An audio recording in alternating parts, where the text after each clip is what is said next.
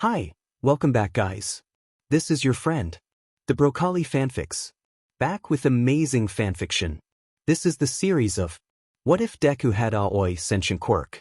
Now before starting, please give this video a like and subscribe to the channel if you want more videos like this. Now let's get into the fanfic. Wisteria flowers are native to China, Korea, Japan, and the eastern United States. They're a genus of flowering plants in the legume family. In Japanese kabuki theater, they symbolize love, sensuality, and support among other things. More commonly, they symbolize immortality and longevity. Izuku Midoriya never thought he had much in common with a flower like that. Plus, he wasn't a flower. He was a 4-year-old with something to prove and a dream to achieve. He wanted to be a hero for as long as he could remember. From the moment that All Might appeared on the news, saving people, he knew exactly what he wanted to do with his life. He knew he could do it too. He had plenty of drive, and being kind to people and saving them was just second nature. Becoming a hero was a given. But he knew it would probably be impossible without a quirk, so he had been eagerly awaiting this day. His 4th birthday. The day he was supposed to manifest a quirk. But instead, that day was the day his dreams were shattered. He was diagnosed as quirkless. From that day forth, he would think of himself as quirkless until 6 years later. And he wouldn't know that he and the wisteria flower had plenty in common. When he was 10 years old, he learned a little thing about death. And that day, he realized that he wasn't powerless. He wasn't useless. He wasn't weak, and he definitely wasn't quirkless. That day he got incinerated by a wayward flaming ball of fire. It had been an accident, Izuku knew that much. Endeavor Enji Todoroki had been aiming for a villain, but somehow the fire came hurtling toward his mother. He shoved her out of the way, his feet moving before he could think. He was immortal. From the flames, he emerged, dead but alive. The odds were against him. But he was among the less than 1% of quirkless kids to manifest a quirk despite the extra joint in his pinky toe. He was an anomaly in this world of impossibilities. And this wouldn't be the last time Izuku Midoriya died. Not by a long shot. Izuku couldn't really remember exactly how he died. But he definitely remembered his skin peeling, popping, and sizzling like meat on a stove. Had it been a fire? Probably. He can vaguely remember the heat and oh how it burned. How the pain laced his skin like poison, clinging to him even in death. His skin felt tight, and his joints ached with every movement as he snapped his eyes open. He was dead. He was definitely dead. There was no room for doubt about that as he scanned his surroundings. His mother was nowhere to be found, and there was nothing but darkness here, covering his surroundings like a thick blanket. And worse than that, it seemed that he was alone. Of course he was alone. The only time he wasn't was when he was with his mother. The world was just cruel to Izuku at every turn. First, his father died mere weeks after his birth. Secondly, at 4 years old, bordering on 5, his pediatrician had told him and his mother that he was quirkless. He possessed an extra joint in his pinky toe, and therefore had a 1% chance of developing a quirk. Third, Kaken Bakugo had stopped being friends with him as soon as he found out that his best friend was quirkless. Fourth, and perhaps the worst thing about his life so far, was that he'd completely given up hope in becoming a hero. The odds weren't in his favor. They've never been. It was only fitting for someone like him to die so young. Someone useless. Someone weak.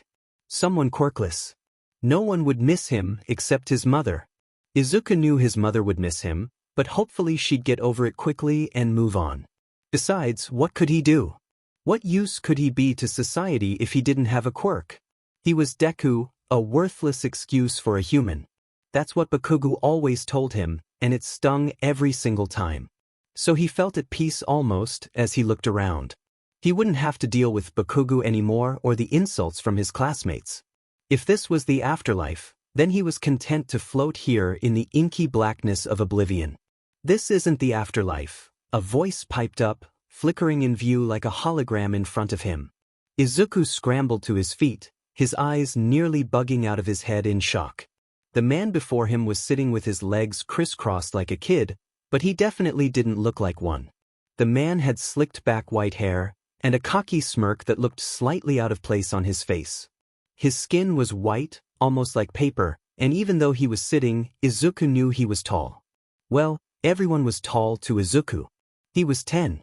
The man had dusted off his pants, finally getting up from his spot, and Izuku found himself looking at the strange man again. He had a square face and sharp eyes that were an unnaturally vibrant blue. In fact, there was even a faint blue glow around his whole body. His nose was slightly pointed, and he had a strong jaw. "Who are you?" was the first thing that came out of Izuku's mouth. He was way past pleasantries at this point. He wanted answers. "Where am I? What's going on? What do you mean this isn't the afterlife? I died, didn't I? I died. I definitely died. What does he mean?" The man kneeled down to be more eye level with Izuku and patted him on the head, ruffling his dark green curls in the process. His smile was warm and genuine. "Like Mom's. I'll start with your first question. I'm part of your quirk. I don't know where we are, and you died but you're not dead." Izuku furrowed his brow in confusion. This had to be a hallucination created by his brain to help him cope with death. That was the only explanation. "This isn't real," Izuku mumbled, tugging at his hair as soon as the man pulled away his hand. "This is a hallucination. I'm dead, and I'm hallucinating. How can I die but not be dead?" "It's your quirk," the man replied, his voice comforting but firm. "I'm your quirk. You can't die." "What?" Izuku asked, and he could feel the telltale signs of tears dripping down his face, but he ignored it. "What do you mean it's my quirk?" The man flashed him an immaculate smile. "You have an invisible quirk, as they call it. A quirk that only manifests with certain activation requirements. Yours just so happened to be death. Your quirk lets you come back from any death, no matter how severe. What if my body is incinerated or vaporized? What then?" Izuku asked, crossing his arms disbelievingly. He wasn't going to trust anything this man said until he was back home with his mom. "Surely my body can't come back from that." "It can," the man chuckled. "In the event that your body does get vaporized or incinerated, you'll be recreated here, in your quirk. By me." Izuku looked around at the black void they were standing in. There was still nothing here, and if what the man said was true, then didn't he get vaporized or incinerated already? Izuku curled his hands into fists, taking a deep breath. "So how did I die?" he asked timidly. He was probably better off not knowing. He was better off clueless. But he wanted to know. He needed to know. The man's smile faltered and fell into a frown. That probably wasn't a good sign. "Well," he began reluctantly, crossing his arms. "You intercepted a fireball accidentally aimed at Inko. Your body was burnt to a crisp on impact." It took a few seconds, or maybe minutes, time didn't seem to really exist here, for his brain to catch up. It took him even longer to turn the words over his and over in his mind as he attempted to make sense of them. It all seemed to sink in at once. He had protected his mother, and as a result he burned to death in an instant. He searched the man's eyes for any lies. He had gotten very good at identifying lies in people's words, ever since he'd been tricked by his classmates over and over again. They always pretended to be his friends, and tricked him into putting his guard down. As soon as he did that, his classmates took the chance to pounce. They laughed at him, belittled him, and beat him up. He wasn't about to just trust whatever this man was saying, but he couldn't find the lie. He couldn't find the trick. Probably because there wasn't one. Tears stung at the back of his eyes, and he didn't even try to wipe them away as they streaked down his face, leaving tracks in their wake. A shuddering sob broke from his lips. It was loud and ugly in the silence. He couldn't bring himself to look at the strange man. "I still don't understand. So I can't die?" "Yeah. No matter what you do or how you die, you'll always come back," the man said, before his voice softened. "But hey, don't cry. This is a good thing. You can go back and see your mom, isn't that great? I probably should have mentioned it earlier. It's only been a few seconds on Earth since you died." I can go back?" Izuku asked, even as his throat closed up, and sobs prevented him from speaking clearly. The man cupped his cheeks and tilted his face up so they were looking each other in the eyes. He gave Izuku a smile that made Izuku's chest swell with warmth. He nodded eagerly. Of course you can. The man replied, hastily wiping away Izuku's messy tears. Wanna go back right now? Izuku smiled shakily, nodding his head eagerly. The empty void around them disappeared, replaced by a world full of angry reds and oranges. Flames, Izuku instantly thought. I got incinerated by flames. But they weren't as hot as he recalled. It was all rushing back in a flood of information. His mother had just gotten home from work and asked him to help her with a few errands. He had been reluctant to agree, but thinking back, he was glad he agreed to go. He had saved his mother from this terrible inferno that singed his skin and clothes. His mother, who was caring and so kind that it hurt to look at her. His mother, who definitely didn't deserve this. He gasped as the flames licked at his jaw, sending sharp pain pulsing across his face and arms. This was going to scar. But it didn't matter. Adrenaline was pouring from his every pore. His heart was pounding like a war drum, between his breastbone and spine. There was a certain thrill and exhilaration pounding through his veins like a drag. He saved someone. Even if it was just his mother. Nonetheless, he was saving someone. He was a hero, just for these few precious moments. He knew instantly that he wanted to do this again. Well, he didn't want to get incinerated, but he wanted to save someone else again. He wanted to do this again and again. Maybe he wouldn't have to give up on his lifelong dream. The flames receded into nothing, and Izuku puffed out a ragged breath. Some of his face and arm were burnt, but otherwise he was fine. With wide, sparkling eyes he whipped around to his mother. But he quickly realized it would probably not be a good idea to look excited after getting burned alive. He willed his expression into one of concern and distress. "Mom!" he exclaimed, finding her a few feet away, where he'd shoved her. "Are you okay?" Mom's mouth was open, her jaw slack with shock. Her eyes were wet with an abundance of tears, falling from her cheeks endlessly. Her eyes flashed with so many emotions at once: worry, horror, shock, relief, worry, worry, worry. Izuku! Izuku rushed to her, ignoring how his skin seemed to sizzle a little. The pain pounded through his head like a shrill alarm, but he needed to touch his mother. He needed to know she was real. He needed to know that he was really alive. "Oh baby," she gasped out as Izuku crashed into her. Her arms came to wrap around him instantly, creating a cocoon of protection around him. "Don't ever do that again." Her tone was near hysterical and shrill. Her grip tightened around him for good measure. "Don't ever do that again, you hear me?" Izuku nodded against her shoulder, and Inko relaxed. She didn't stop holding him though. He was only 10, and he had protected his mother from a fireball. Of course she wasn't going to let him go and do it again. Inko let out a shuddering sigh, and she pulled away only to shake him violently. "What were you thinking, Izuku? You could have gotten yourself killed." He bit down on the urge to tell her that he did die. That wouldn't go over well. He'd probably get grounded. "I'm sorry, Mom. Is your kid okay?" a rough voice asked, and Izuku jumped back in surprise. Izuku looked up, and could feel all the blood in his face drain. Endeavor stood before him, and his mother, vague concern contorting his expression. "I saw that he got caught up in the fight. I'm sorry about that." "She's fine," Inko exclaimed stiffly, and Izuku doesn't miss how Endeavor's eyes flash with uncertainty. He vaguely gestures to the ambulance and group of paramedics that had just arrived. Inko took the hint in stride, and dragged Izuku to the ambulance with haste. Izuku understood her urgency and worry, but only a little bit. He was burned on his jaw and upper neck, and from his shoulder to his elbow, but he was fine. He died and he came back, and it was fine.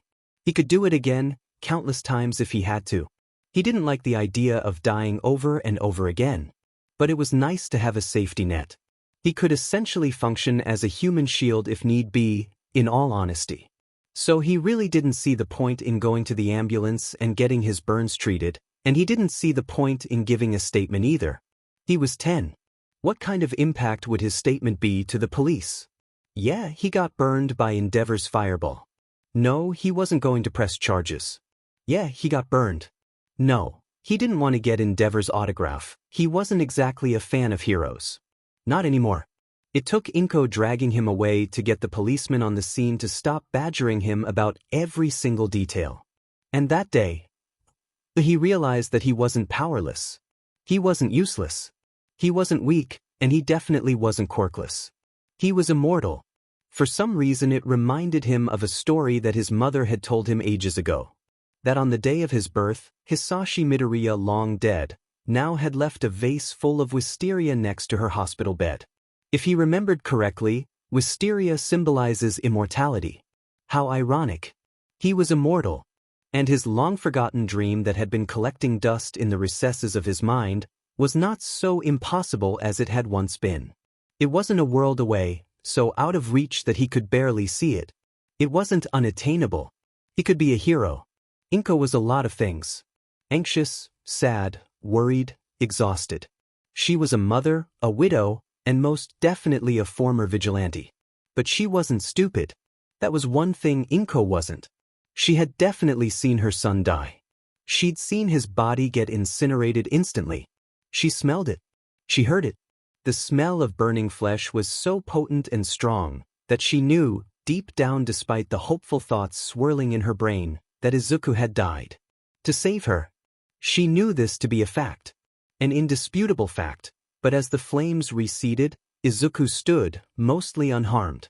She knew she had been gaping like a fish without water. Her heart had felt like it exploded from the stress, and she thought that surely her heart wasn't beating anymore. Her baby had died, and the world was crumbling and shattering like a broken mirror. But then he turned to her, burned on his face and arm, but otherwise fine. He turned to her, worry etched on his face like a permanent mask. But she hadn't missed the glint of excitement and confusion. She didn't miss how his eyes for a split second had been fixed and focused and so bright. Those green eyes, deep green like moss, hadn't been bright since he was 4. Izuku hadn't been excited. Hadn't been happy. He hadn't let himself dream and hadn't let himself live the second the doctor had told him he was quirkless. Quirkless, weak, and useless to society. That's how the world viewed her son, but that's not how Inko viewed her son. Her son wasn't useless or weak. He was more than his quirkless status. It didn't matter that he possessed no special ability to cultivate and use. It shouldn't matter, but it did. As much as Inko wanted to pretend the world would be fair to her son, the truth was, it wasn't going to be. It had already shown him hardship and abuse. It had already shown him how much a pipe dream it was for him to become a hero. It already broke him, before he was even 5. His dreams had been shattered before he had a chance to even dwell on them. But the fact that her son was quirkless was now void. The doctor had been wrong. So wrong. Inko Midoriya was a lot of things, but wrong wasn't one of them. Not this time. Her son had died, and somehow against all laws of nature had come back. And he was sitting on the couch, eyes still so lively and bright in a way Inko hadn't seen in so long. Inko watched from her spot in the kitchen. He had notebook number 1 in his hands, and next to it was a clean, crisp one. She hadn't seen her son touch his notebooks in 6 years. He put the older notebook on the coffee table, before he carefully, neatly, transferred and edited notes into the new one for easier use. He had 10 more notebooks to go through and rewrite. She'd been watching him do this since they got home yesterday. Inko still hadn't gone up to him to ask him the question that had been weighing on her mind for 48 grueling hours. Do you have a quirk? She couldn't bring herself to ask him yet. She returned to the bubbling pot on the stove, her mind in shambles and her stomach in knots. Maybe during dinner? She was making his favorite, katsudon. After what happened yesterday, Izuku deserved it. Needed it. Inko wiped the worried look off her face, before turning to Izuku, who was still writing away in his new notebook. His eyes were still shining.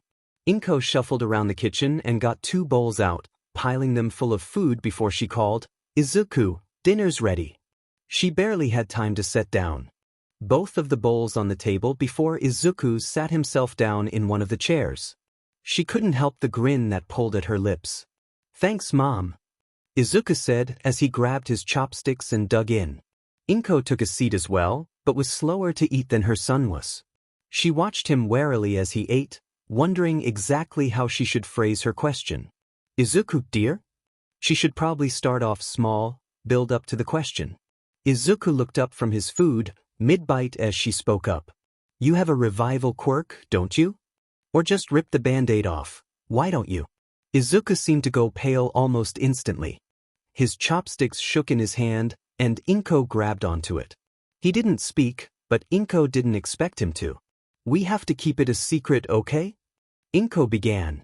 Her voice was uneven and trembling. The possible ramifications of this quirk were terrifying.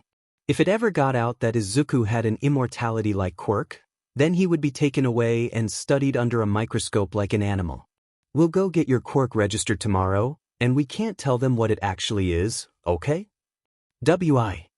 Inko could tell that her son already knew the answer. She could tell by the way his shoulders tensed, and his lips pressed into a thin line that he knew what would happen to him. Because I have to keep you safe, Izuku. And that seemed to be enough of an explanation on its own. He gave her a nod, and Inko smiled. Now tell me all about it. And for the first time in 6 years, Inko saw her son truly smile. Naomasa watched the grainy footage again for the 6th time in 20 minutes. Beside him was Aizawa, looking as tired as Tsukachi felt. They both watched the camera footage again that Aizawa had gotten from a restaurant. The footage depicted not one, but 2 people in almost the same outfit. Well, now that Naomasa had watched it 6 or 7 times, he noticed that they weren't the same outfits.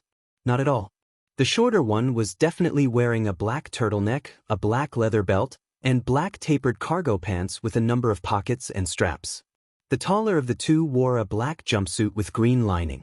From the tightness of the outfit, Naomasa could say with certainty that the taller one was female. The duo darted under the camera, the shorter one giving it a nonchalant wave before they disappeared within the back alleys of Musutafu. But there was one thing that seemed to bother him. Something that seemed to itch at the back of his mind. Why did you bring this to me? Naomasa asked bluntly, leaning back in his chair to relax his back. His joints gave an audible pop that he chose to ignore. Aizawa yawned, before hunching his shoulders. You know how I was hunting that drag ring? Naomasa nodded. They'd been in operation for a while, and the chief of police finally decided they needed a hero on the case. But he didn't see how these 2 fit into the case at all. They both had their hoods drawn up, and their faces covered with a black mask that covered the lower half of their faces. The shorter one really pulled off the ninja look. What do they have to do with your case? Naomasa asked, crossing his arms. That's footage of them an hour before they busted it. When I got to the warehouse, every single one of them was tied up and unconscious. After looking through hours of camera footage, I found this. You think they did that? Naomasa asked, perplexed. Yeah, Aizawa grumbled. Naomasa sighed. They look like vigilantes to me. Vigilantes? Naomasa blinked, before a gasp ripped out of his throat. Holy shit. What? Aizawa asked, eyes widening. What is it? Naomasa watched the footage again, just to be sure. He locked eyes with Aizawa, before tapping the screen where the taller of the 2 vigilantes stood. She's the former vigilante Attraction. That woman was undeniably Attraction, the vigilante who had disappeared off the face of the earth 12 years ago. One night she'd been stopping crime, and the next she had just vanished. Tsukachi heard stories about her circling through the office before. A vigilante that wore a black and green jumpsuit. He stood from his chair hastily. I'm sure we have footage of her in some cold case files, Naomasa murmured. I'm sure we had some footage of her back when she had been active. Izuku slapped a wobbly smile on his face as he hesitantly walked towards his desk. Every year he'd sat at the back of the classroom, but now he actually had a reason to. Despite the con of having to walk past every single desk in order to get to his, he was reassured by the fact that no one could get behind him from his spot. Ever since his mom had taken him out on his first excursion last year, Izuku was hyper-aware of his surroundings. No longer was he unaware when someone stood behind him, or if they stared at him, or if he was being followed. When you learned how to hunt, you seemed to know when you were the prey. So Izuku refused to allow his back to be exposed in any dangerous environment, and since the young age of 4 school had turned into a battlefield. One that he knew the ins and outs of intimately. One of those just happened to be him making it to his desk without making any form of eye contact. Izuku quickly stumbled to his desk, putting on his normal act of weakness. Quietly he sat at his desk, slinging his backpack onto the ground before taking out all of his necessary books. He also pulled out his analysis notebook, now being on his 14th volume. He didn't dare put a title on them anymore, instead just the number 14 glaring back at him. Izuku quickly slipped out a pen that had multiple colors on it, clicking onto the black color he primarily used for schoolwork. Instead of looking up, he kept his gaze glued to his desk.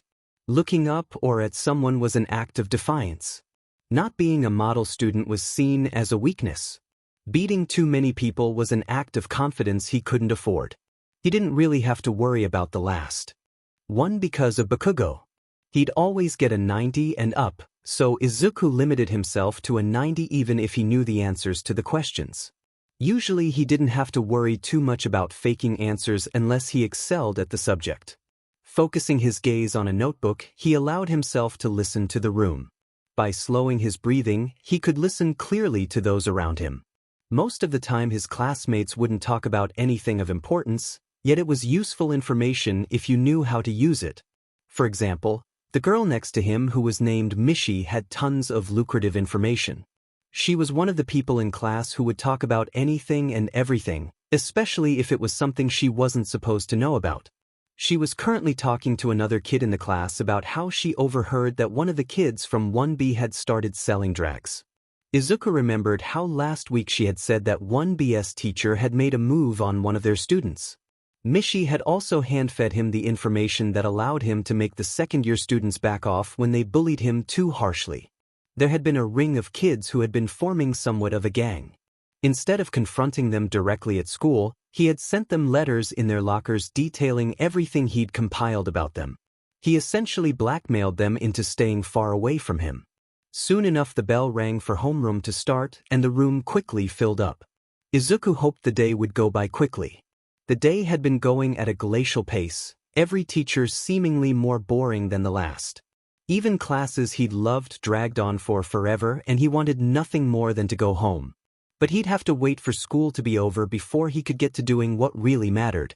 Running his left hand down his face, softly sighing, Izuku looked up at the teacher. The short-haired woman was pointing at something in English, pronouncing it for the rest of the class. His mother was fluent in English, mostly because of Hisahi. So Izuku had quickly picked it up and he was fluent as well.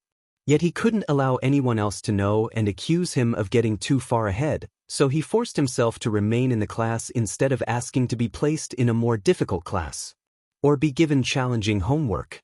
Most of the time he ended up tuning out his teachers, not because he was lazy or uninspired to learn.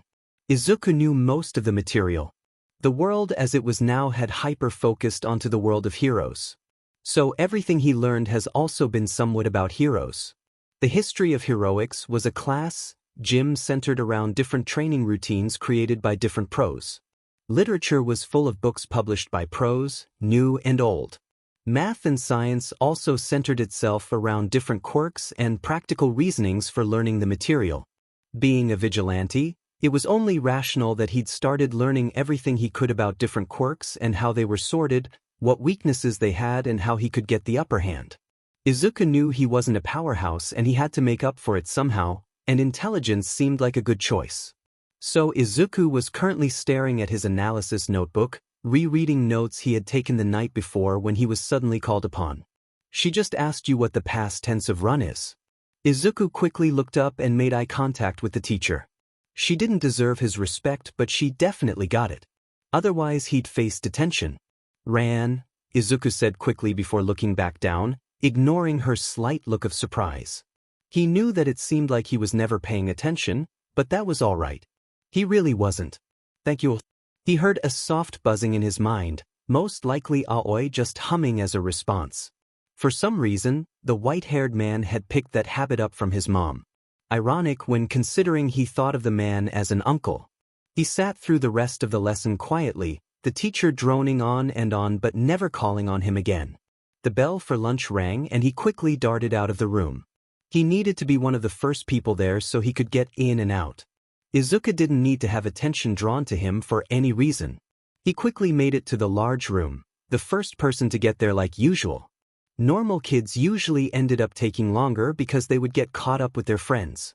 Not Izuku. Quickly grabbing a bowl with plain rice and fish, Izuku left the cafeteria altogether. Slipping into the bathroom quietly, he unwrapped his bowl and hungrily ate the food as fast as possible in one of the stalls. I think someone followed you in here. Izuku swallowed the food in his mouth. He already knew that, but having another voice telling him only confirmed it. Quickly pulling his legs up onto the toilet, Izuku scarfed down his food silently in wait. The second he made a noise, it would be over. Swallowing silently yet again, he clutched the bowl to his chest as he heard people enter the bathroom.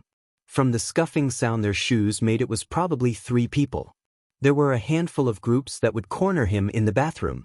Mostly just the second and third years. Bakugo wouldn't be caught dead in the same bathroom as him, despite the fact that almost no one would spread any rumors. But Izuku knew he wouldn't risk his reputation like that. However, he knew people who would. Suddenly someone punched the stall he was in, making him flinch violently. He didn't move as it was punched once more. "We know you're in there," one voice called, and he knew who it was. The group of second years he'd scared the shit out of. Izuku thought that they would have given up, but that didn't seem to be the case if their presence proved anything. They were angry with him. Izuku knew he couldn't fight them. That'd only result in him getting in trouble, as no one would listen to him when he was going against 3 second. According to everyone else, he was too weak to fight back. That was far from the truth, and if they learned that, his life would undoubtedly go downhill. So the only option for him was defense, and this stall was perfect. "Open up, you little beach." The first voice called again, someone else joining in on the knocking. "Yeah, open up, Deku." The other person joined in. He heard another voice laugh, farther away from him than the other two. Izuku closed his eyes, bringing his breathing down to a regular level. "Izuku, you have 5 minutes until the bell rings. They'll probably leave before then." Another hit slammed against the door, rattling its frame. They were really mad then. "If you don't open up right now, we're going to beat the shit out of you." One of them growled from the back. "Shit, we only have a couple minutes until class, guys." This caused the other two to hit the door again, obviously enraged. "Don't you worry, you little shit, we'll get you later and teach you a FING lesson." The first voice called again, kicking the door once, twice before leaving the room with the rest of his trio. Izuku held his breath for another minute before he silently put his foot on the ground. Hearing no reaction, he placed the other one down before opening the stall door. There was a new dent in it. Not a good sign. Throwing his bowl in the trash, Izuku began washing his hands. He glanced in the mirror, taking in his appearance. Izuku looked tired.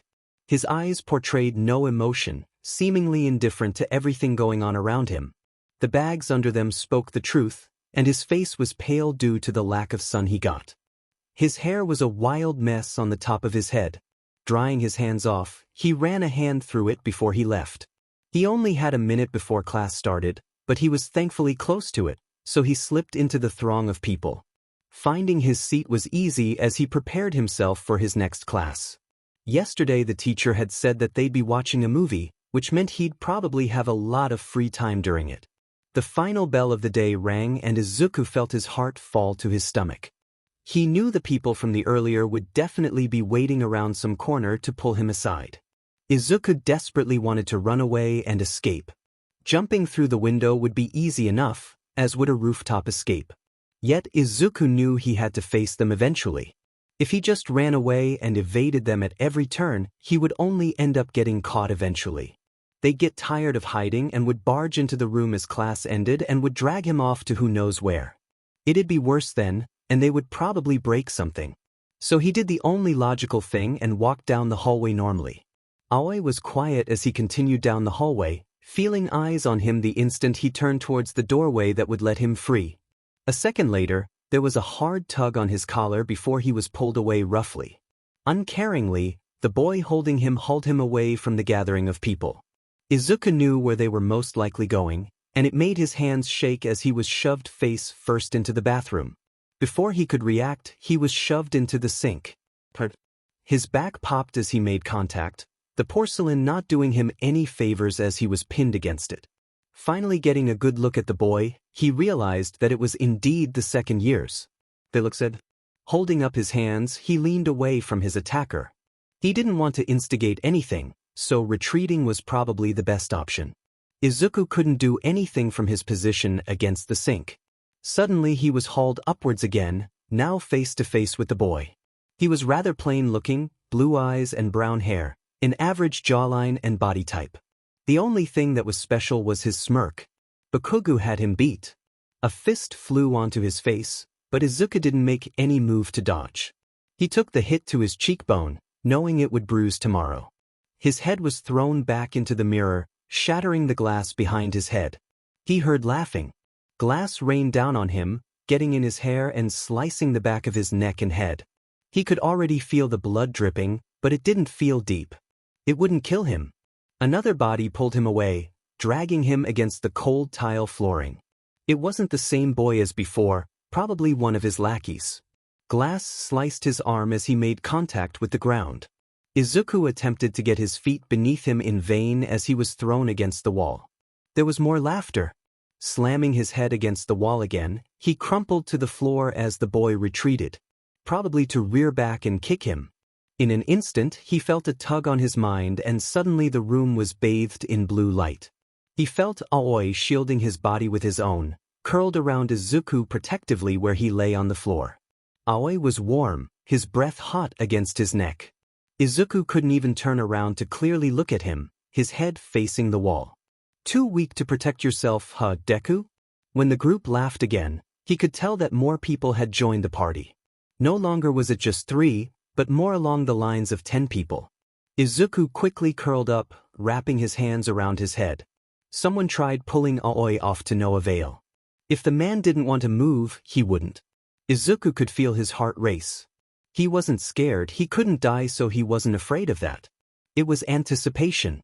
He knew what was coming, yet he couldn't do anything to stop it. Aoi did what he wanted, and Izuku couldn't force him back into his mind.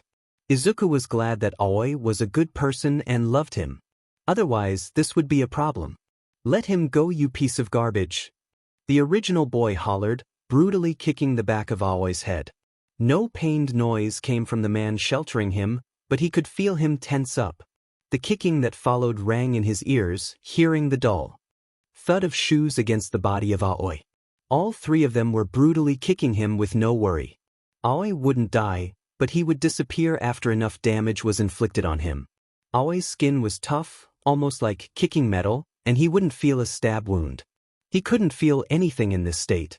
Another round of kicks, and then someone viciously stomped on Aoi's head 3 times. He still didn't disappear. The boys behind him were breathing heavily, the crowd's yelling was almost deafening. Izuku didn't know how the teachers just allowed this to happen. He knew it was a show, a spectacle to everyone else in this school. Yet, he couldn't see any reason that it should be allowed. Tears stung at the back of his eyes. Knowing he didn't feel pain helped, but he couldn't stop himself from feeling useless in this situation. Give that to me. Izuku had no clue what they were talking about and turned his head just a bit. All he saw was a flash before he heard the sound of metal on metal. They were stabbing Aoi, who had finally rolled over under the pressure. Izuku fell to the side before sitting up, only able to stare at the scene before him. The trio had dragged Aoi into the center of the room, stabbing the man in the chest over and over. Cracks were forming from the bloodless wounds, Aoi grunting as he attempted to push the trio away. He couldn't actually fight or Izuku would be arrested. But he could defend. And Aoi did so until the cracks suddenly burst outwards, spanning across his whole form. He quickly turned around, white hair no longer slicked back. He smiled sweetly at Izuku, whispering out a quick, sorry. Aoi exploded with a flash of blue light, finally shattering completely, blue shards flying away from where he had been before dissipating completely. Tears finally rolled down his cheeks. His breathing picked up as he retracted his hand that had reached out to Aoi. You're gonna pay for that little stunt, fucker. The boy with the knife concluded, a deranged sort of grin creeping onto his face. Everyone in the crowd took a step back in horror. Looking around, he could see people fleeing the bathroom. They were scared. but instead of helping him they turned around and ran. The plain-looking boy took a step forward, his eyes suddenly shining a bright blue. Izuku knew his quirk. It had something to do with emotion enhancement, but only to the user. He felt too much, and right now he was undoubtedly consumed by anger. Izuku scrambled backward, trying to find a way out when the boy lunged for him. "It'll be okay, Izuku." His 2 lackeys were the only ones left, and they too were filled with primal fear. Yet they didn't move as the boy moved the blade into Izuku's stomach. It easily sliced through him, blood spurting out of the wound instantly. Another stab to his chest, this time the knife remained there. Izuku couldn't focus on anything other than hastily slamming his hands onto the open wound. Blood pooled between his fingers, quickly coating them in the red substance. It poured out of him onto the floor. "Let's go." Izuku didn't even look up to watch them leave. "It'll be okay." Aoi's words were always kind and soothing in moments like this. Izuku coughed violently, blood dribbling between his lips quickly. The pain suddenly shot through his system, causing him to gasp despite the blood in his lungs. He didn't try to move even as the blood spread out from his spot. He coughed again. Breathing was hard, his lungs rattling with every breath. "It'll be over soon." Aoi sounded sad. Izuku could relate to that. Dying wasn't fun. He'd never get used to it, especially in moments like these. Times when his death shouldn't have happened. He was supposed to be safe, yet here he was, bleeding out on the bathroom floor. And no one seemed to care. Izuku was losing feeling in his hands, his body slowly giving up on itself. He coughed again, sliding down the wall until he was laying on the ground once more. Hot blood poured between his fingers as he attempted to heave air into his lungs. It rattled and he wished it was over already. Death for him took too long. His body fought too hard. Any normal person would have died by now. Yet here Izuku was still breathing. More blood pooled in his mouth and he spat it out onto the ground. Finally releasing the hold on his stomach, he fumbled in his pocket for his phone. He was covered in his own blood. Not for the first time and certainly not the last. He had barely been able to send his mother his location before he coughed for the last time. "It's okay now." Izuku's eyes flew open. Tears were already spilling down his cheeks as he heaved in air. He was instantly blinded by the glowing landscape, so he screwed them shut.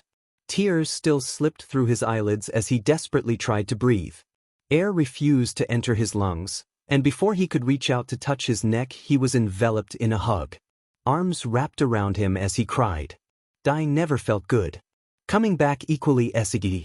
Izuku could feel his lungs repairing themselves, air finally making it to them as they closed.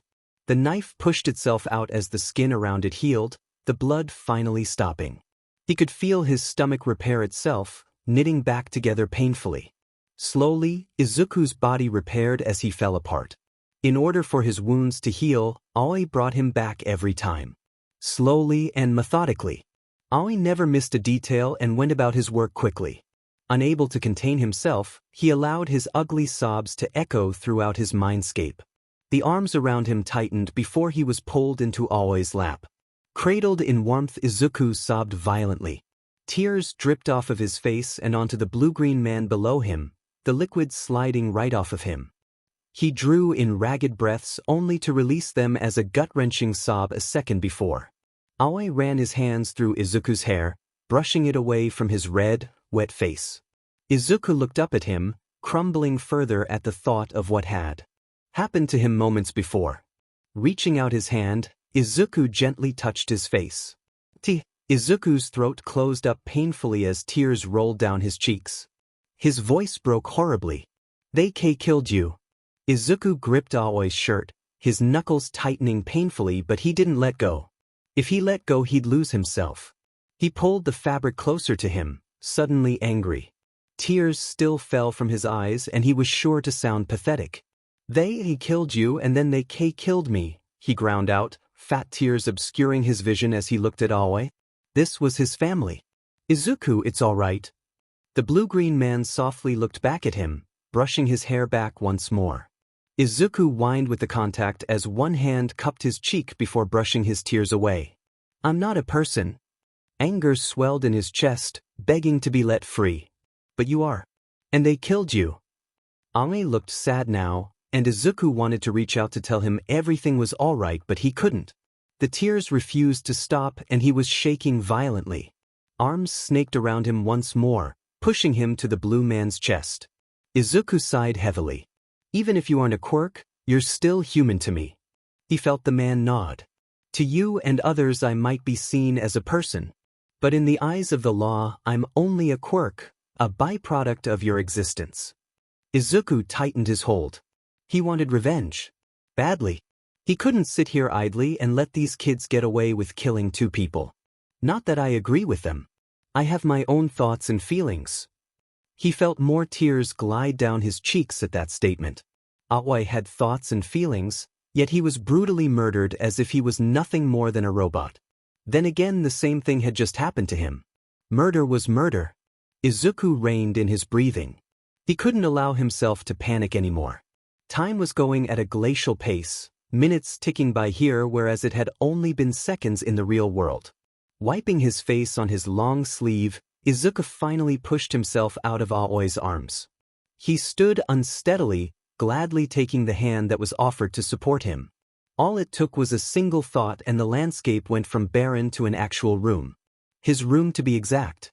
Anything he took from this world followed him into the land of the living, but it was only things that he knew intimately. Like his clothes. His uniform had been torn to shreds, so he picked out a hoodie and sweatpants before he allowed Aoi to drag him to the bathroom. Izuku could also clean himself off in here and return the same way, clean as hell. Izuku couldn't seem to bring things with him into this world unless he was holding it, so theoretically he could bring people in here. Izuku had attempted as much with his mother but hadn't gotten far, the pain too great. Now, he was getting a better handle on it, which meant that he could probably bring people into his mindscape soon enough. For the last 2 years, he'd just been working on manifesting Aoi into the real world. Now they were both experts at entering and leaving at will. As soon as the duo entered the bathroom, he whisked his clothes off with a thought. Having Aoi in his head meant that he already knew what he looked like. Aoi knew everything about Izuku unless he left the mindscape, which they had started to do more often, but the damage had already been done. So being naked around Aoi, who was technically an extension of himself, wasn't awkward. Having the man wash him wasn't an awkward affair either. Izuku watched numbly as the blood ran down the hazy drain, the water running pink as the blood was scrubbed off gently. Izuku had never been murdered before. He's fallen off of a building, gotten incinerated by the hands of a hero, choked and died, accidentally stabbed and shot himself. Drowned. But he'd never been intentionally killed with malicious intent until today. It left him feeling numb, his body didn't feel real. Aoi was humming next to him. The quirk probably knew about his inner turmoil and decided to let him think through it until the shower was done. More tears slipped out as his matted hair was detangled and washed, pieces of glass falling onto the ground. Izuku could probably just wish the blood off of him, but this felt more grounding. Like he wasn't ignoring the fact that he was covered in blood because of 13 years old. As soon as the water was turned off, he willed himself dry and clothed. Slowing time was just a natural part of his quirk, but he could also sync up with time. Or leave if he wanted to. Yet he allowed himself to stay in the mindscape, wrapping himself around Aoi. He reveled in the odd warmth the man gave off and he allowed himself to doze off. "I'll make sure to keep an eye on your body, sleep Izuku." He immediately did as he was told. As soon as Aoi nudged him into wakefulness, he let himself rubber band back into his body. Either some stranger had happened upon his body or his mother had finally made it. The first option was not ideal but fixable to some extent. Especially if the person was a teacher. There was no ignoring the puddle of blood surrounding him, nor the knife that lay a few feet away from him. Covered in blood. Izuku woke up with a painful gasp, tears stinging his eyes as his body revived itself. Suddenly everything was loud, the blood rushing to his brain and overwhelming him. It's a teacher. They're screaming. So that's what the ringing noise was. Izuku tore his gaze up from the ground. There was indeed a teacher standing across the room, hand covering his mouth in horror at the scene in front of him. It undoubtedly looked horrible. A student laying on the ground, blood all over the floor. Izuku was glad that his clothes didn't change in front of the teacher. Instead, he laid in the dried blood in a hoodie and sweatpants. The screaming didn't stop even though he'd made eye contact. He stood up, instantly slipping in the blood and splashing it all over himself once more. Sheet finally came to their senses and stopped screaming, but looked almost as if they were going into shock. Not entirely unexpected. Izuku should have died back there. Attempting to stand once more, he supported himself on the wall. It felt like his whole body had fallen asleep, and now he was attempting to stand on pins and needles. Usually this didn't happen because he'd go straight back to his body. But he'd let it sleep for too long and now it wasn't cooperating entirely. He did just force it into wakefulness so he wasn't surprised. Nothing was really surprising anymore. Picking up his bloody phone, he followed up his text with the word, bathroom, before he put it in his front pocket. Izuku looked back up at the teacher. Whose blood is that? He asked shakily, pointing at all of the blood that had splashed onto him. Izuku went with a half-truth, half-lie. It's technically mine. Or well, my Quirks. One of the second years dragged me into the bathroom. He paused before gesturing to the knife. And well, he tried to stab me but my quirk went out of control and protected me but Aoi still bleeds. The teacher nodded numbly. Izuku decided to pull his phone back out and take pictures of the scene. He snapped one of the sink and the mirror. Then the floor and wall that was covered in blood. Then the knife. He also took one of the teachers before one of himself, covered in blood. Evidence. His mother said she had entered the building. Oh. The teacher responded, late. He sounded horrified. He also sounded worried. Izuku didn't know what was up with him being worried, as no one had cared what happened to the Quirkless kid beforehand. Even though he wasn't Quirkless and his records proved that. Moving on. Izuku turned to the teacher. So, I'm assuming we're going to be calling the police? He asked, keeping his facade of nonchalance up. He was probably in shock too. The teacher nodded. At least they were in the same boat. Tsukachi was not having a good day. The man never really did have good days, but today just seemed to get worse and worse.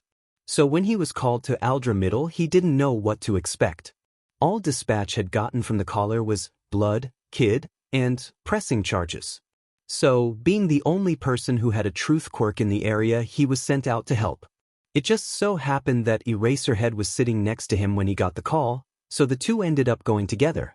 They needed to continue their work, but a break from their vigilante duo case would be helpful. Hopefully. What he didn't expect was to arrive at the school and immediately led to one of the bathrooms. He couldn't help but look on in shock. The room was absolutely covered in blood. It looked like someone had been murdered and had their blood drained onto the floor before they rolled around in it, slapping it everywhere. There was also glass littering the floor, blood on the mirror and sink. A bloodied knife laid on the floor in a pile of blood. The detective took pictures of everything for evidence before he called a cleanup crew. If it had been any other scene with a body, he would have left it. But this was a school. He bagged the knife and some pieces of glass. He also told the cleanup crew to take blood for sampling. Swallowing the lump in his throat, he turned to the principal who looked justifiably nervous. So, what happened here? Tsukachi asked the same time Eraserhead asked, "Where's the body?" Both were perfectly reasonable questions. They didn't get answers for either. Follow me. The principal said, wringing his hands. A male teacher stood at the entrance of the bathroom, waiting for them to exit. Now that he was looking, there were bloody footprints leaving the bathroom. They followed them to offices, where a pair of shoes sat at the door, just before it turned into carpet. The shoes were bathed in dry blood. The duo made eye contact before following the teachers. There definitely should be a body. There was no way with that amount of blood. So they were on their way to interrogate a child killer. Allowing his face to fall into a small frown, he followed the two people in front of him to the office. He could smell the scent of blood from the hallway and it only worsened as they walked closer to the door. Crying could be heard from the other side. It sounded like a woman. Steeling himself, he stood beside the principal as the door was opened and he followed him inside. As he expected, there was a kid and his mother in the room. One good look at the kid had him questioning everything. The green-haired boy had blood absolutely everywhere. He was in a green hoodie and dark gray sweatpants, and neither article of clothing hid the bloodstains. Blood covered his back as well as the back of his pants. His hands were also covered in blood, fingerprints staining his hoodie's front. There was blood in his hair, and some had splashed onto his face. He had eye bags and he couldn't tell if the kid had freckles or if that was just blood. The worst part of it was his almost dead stare. Probably in shock. Best to do this as soon as possible. So, there was an incident in the boys' bathroom today. The principal began as he took a seat at the desk. The boy nodded from his standing position. There were a few more chairs in the room, but he didn't look too eager to sit down. Either it was the guilt or he felt like being nice and sparing the seats from getting covered in blood flakes. So this is the kid who did it. Where's the body? Tsukachi asked, already pulling out a pad and pencil.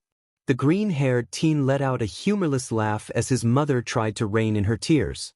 Nothing about this situation seemed funny to him, and he let it show. Technically, there isn't a body. The boy stated, burying his hands in the front pocket of his hoodie. There were smears of blood there. His statement rang as true in his mind. I'm also not the one who did it. Another truth. He didn't get it. Chance to ask anything as Eraserhead jumped into the fray. So what happened then? The boy didn't respond for a moment, so Tsukachi took out his tape recorder and asked, would you consent to being recorded for this conversation? Sure. Slipped out of the boy's mouth. Tsukachi pressed record and he started with his usual spiel. I'm going to inform you that I do have a lie detection quirk and will be using it during this interview. Is that all right? The boy nodded. My name is Tsukachi Naomesa and I'll be carrying this out with Eraserhead, the first pro hero on the scene. He adjusted his seat so he could directly look at the boy. The man next to him did the same. Is it okay if I ask you some questions? Another nod. What is your name? The detective inquired, pencil ready to move. Izuku Midoriya, sir. He scribbled that down. How old are you, Izuku Midoriya? He asked, writing down the word age next to the name. I'm 12, almost 13. Not quite a teen like he had thought. So, another truth, so he wrote it down. Okay, with that out of the way, can you please recount the events of today? He quickly asked, looking the boy in the eyes. The first flicker of emotion crossed his face, anger. Even more perplexing. Well, I guess it started at lunch? I don't eat with everyone else unless I want to get into a fight. So I usually get there first and get something before I run to the bathroom. No one can get to me there. I ate my lunch when my quirk, guardian told me someone had followed me. There was a pause, but everything was truthful so far. Quickly interrupting him, he asked a question. What is guardian? He asked, watching the boy's face for any reaction. He looked sad. Oh, he's part of my quirk. His name is Aoi. Pretty much he's an extension of me. And I can manifest him in the real world. He looks human. He's probably around your age. Another truth.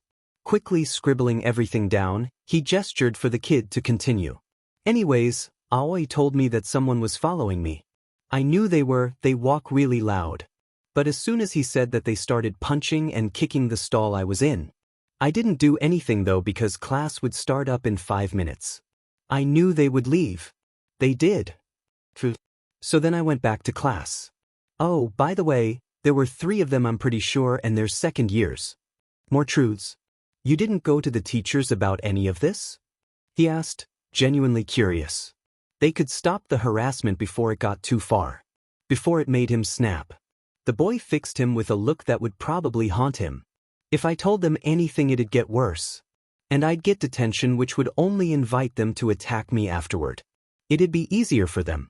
So no, I did nothing because otherwise, everything would have gotten worse. The detective didn't really know how things could have gotten even worse from here, but he didn't speak up. It was the truth. So then after school, I knew they would corner me, but I didn't try to escape or find an alternative exit. If I did, they would just find me tomorrow. Or the day after that, and the longer they're made to wait, the worse they get. The 3 kids grabbed me and dragged me to the bathroom where they pinned me against a sink, punched me, and slammed my head against the mirror. Glass went everywhere before they threw me on the ground and pulled me across the floor.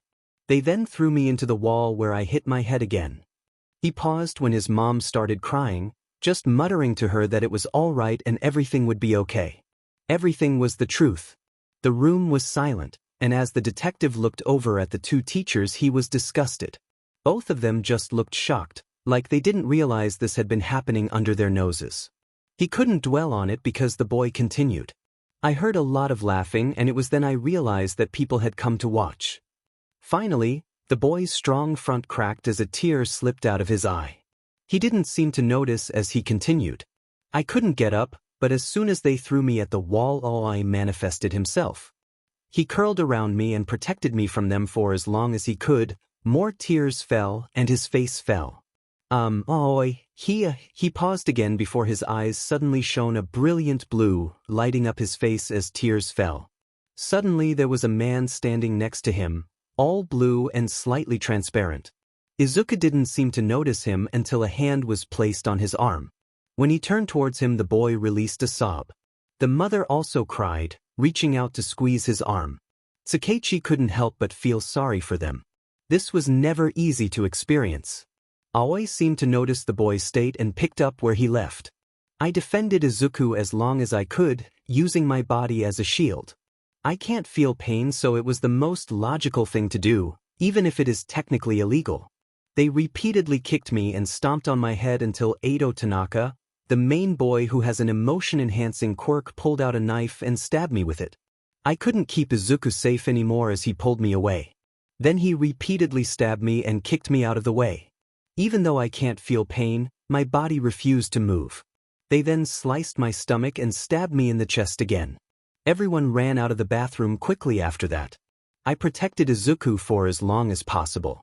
Eventually they ran away. After that I dissipated. Izuku passed out in my blood. Aoi sounded detached as he ran his hand through Izuku's hair. With companion quirks, the detective couldn't tell if they were telling the truth or not. But so far it added up.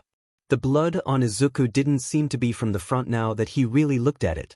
It almost seemed as if he'd been laying in blood rather than spilling it. Before he could ask Izuku to confirm or deny the statement, he spoke up. Then I woke up to the teacher screaming. Probably thought I was dead. Anyway, IT took pictures of everything and texted my mom and told the principal. And now we're here. It registered as the truth, so he assumed that the quirk's recollection was correct. Scribbling down all of the information, he turned back to the student. He heard a commotion outside the door and saw one of the cleanup crew stick their head in. All clear, heading out. The detective nodded in response before turning towards the young boy. So we're going to need your clothes as evidence as well as your shoes. Is there anything you can change into? Suddenly the mother stood up, grabbing at a bag next to her. Izuku's also sat next to it, unbelievably clean. So they wouldn't have to take that. Actually Izuku, I brought a pair with me when you sent me your location. I thought maybe you had torn something and needed to change. It registered as the truth, and he allowed the boy to leave the room to change. Aoi followed him out. As soon as the boy left the room, the mother went feral. Well, I can't pull Izuku out of the school. But I expect action to be taken, no. The room's temperature dropped, and the detective was glad it wasn't him under that glare. Surprisingly enough, Eraserhead nodded in agreement before speaking up. I'm expecting this school to expel all of the students involved, even those who ran away. And we will make our round questioning them, and ultimately putting the kid who did this in a mental hospital for their own good. This attack was obviously premeditated if the knife is any indication. He said coldly, looking at the principal who was nodding uncertainly. I also want Izuku to be able to have Aoi guard him while he's at school. He wants to protect him in any way possible, and I don't want a repeat of today, okay? She requested, folding her hands in her lap. Also not unreasonable. The school was technically private ground, so if they allowed the student to utilize their quirk on these grounds, it should be a problem. In fact, they had slips that they could give out for situations just like this. And if I ever find out anything like this has happened again, I will personally hunt you down and make you regret living. Am I clear?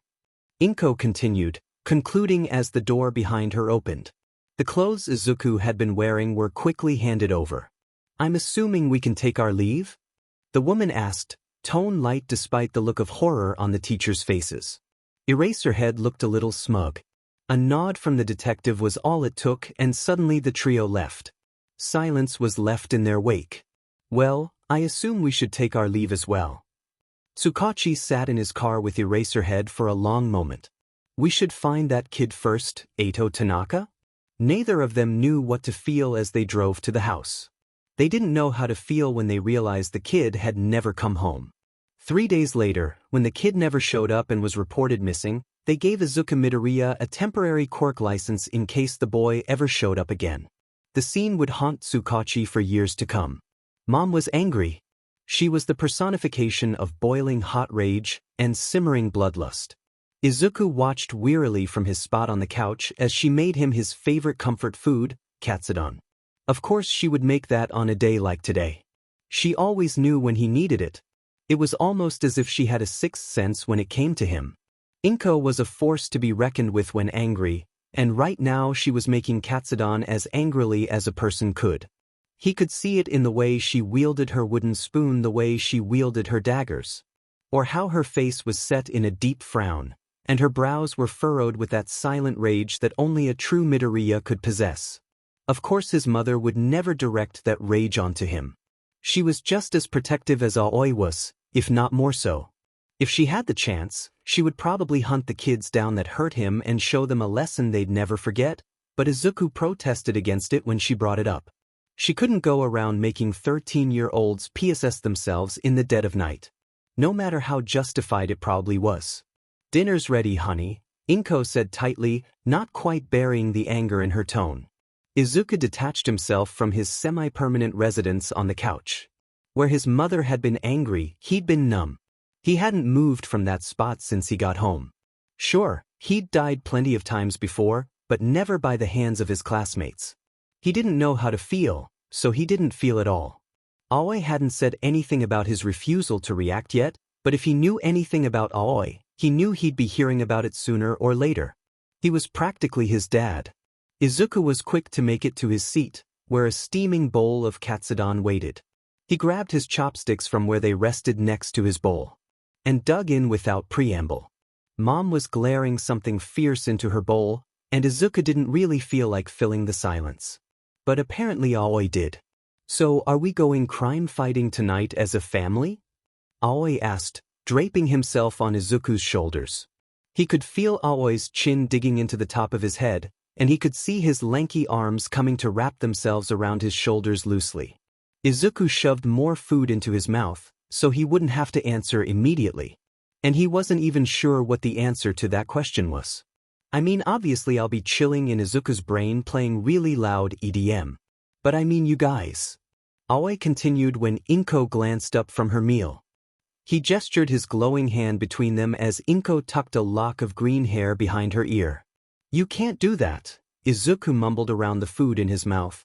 Yeah, it was gross to talk while he was eating, but no one pointed it out.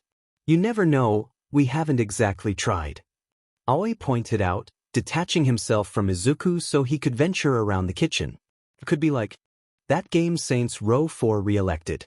We could fight aliens and I could play EDM in your brain." "I'm going to kill myself," Izuku groaned, putting his head in his hands dramatically. "But you can't die," Aoi pointed out with a slight smirk. "And I won't let you kill yourself on purpose." "If you keep talking like that, young man, we won't be going anywhere at all," Inko said, as Aoi shot him the most smug look he'd ever given Izuku in his 2-year existence.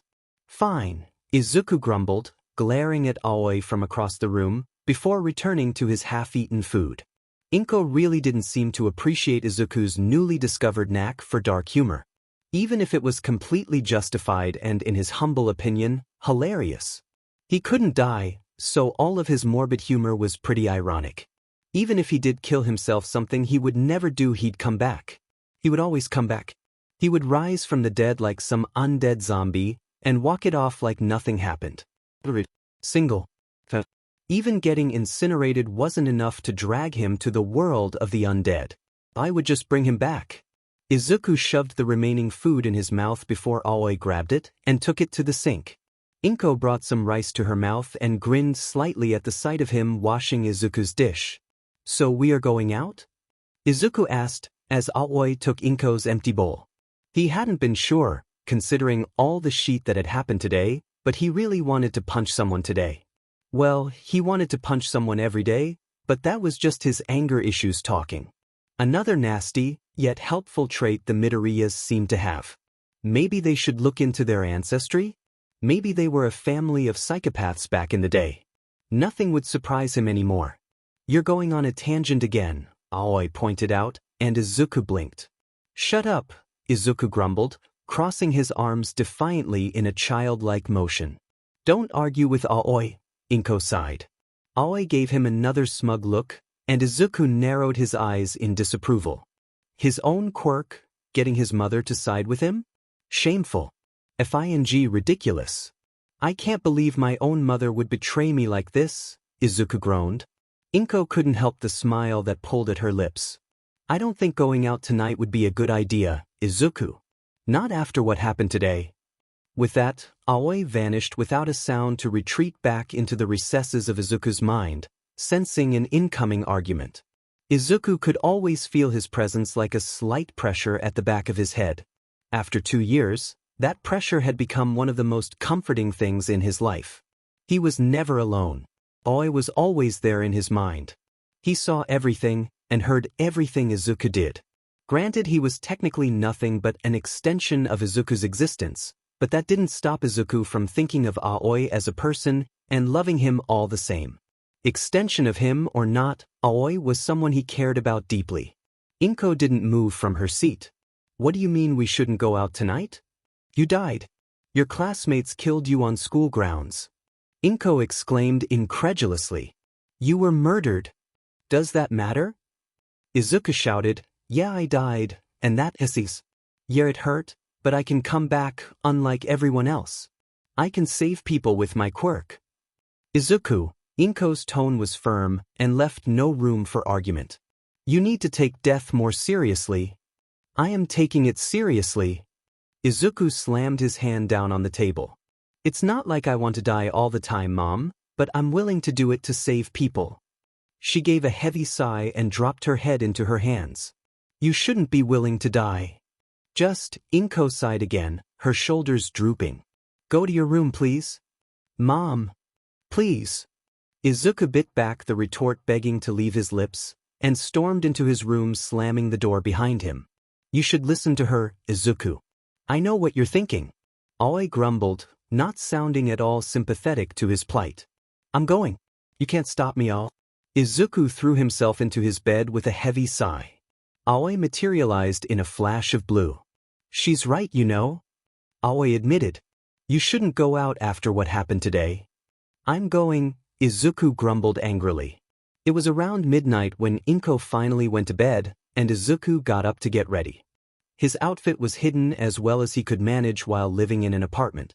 He crawled under his bed to the loose floorboard where he hid his clothes without making a sound. His outfit wasn't anything spectacular by any means.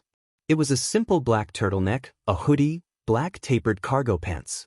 It hid his features well enough, and kept him from getting recognized by the police as his civilian identity. He adorned his assortment of weapons, which included a tranquilizer gun and a number of daggers. Once he was armed to the teeth, he opened his window and climbed out of it.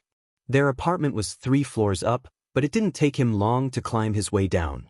Once he was safely on the ground, he brushed off the dust on his shirt and pants, and pulled his mask to cover up half of his face.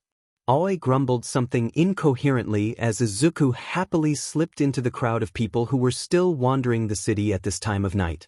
He cut his way across the street and entered the 24-hour convenience store that was next to an auto shop. The door chimed as he pushed it open, and blinked away the harshness of the fluorescent lights. Izuku made his way to the back of the store near the coffee machines. Next to the old, rickety coffee machines were just as equally iffy-looking slushy machines. He grabbed a cup and stood at the 3 different machines with the same flavors in each one.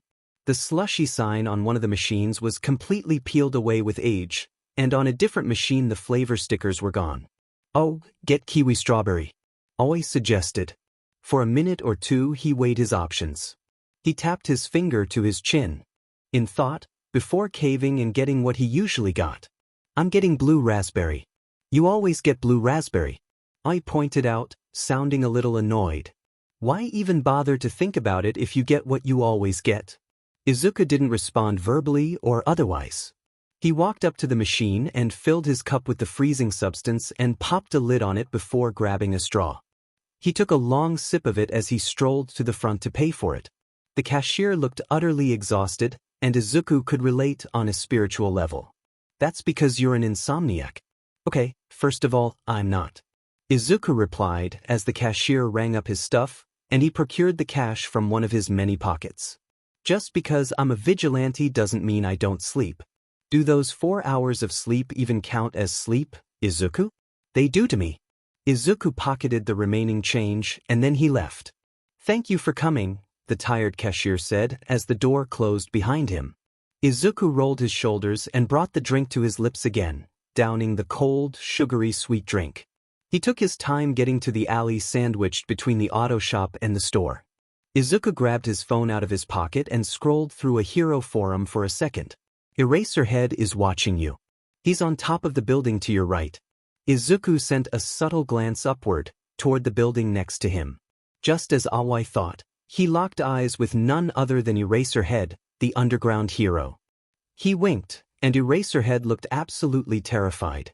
Without preamble, Izuku waltzed into the seedy underbelly of Musutafu.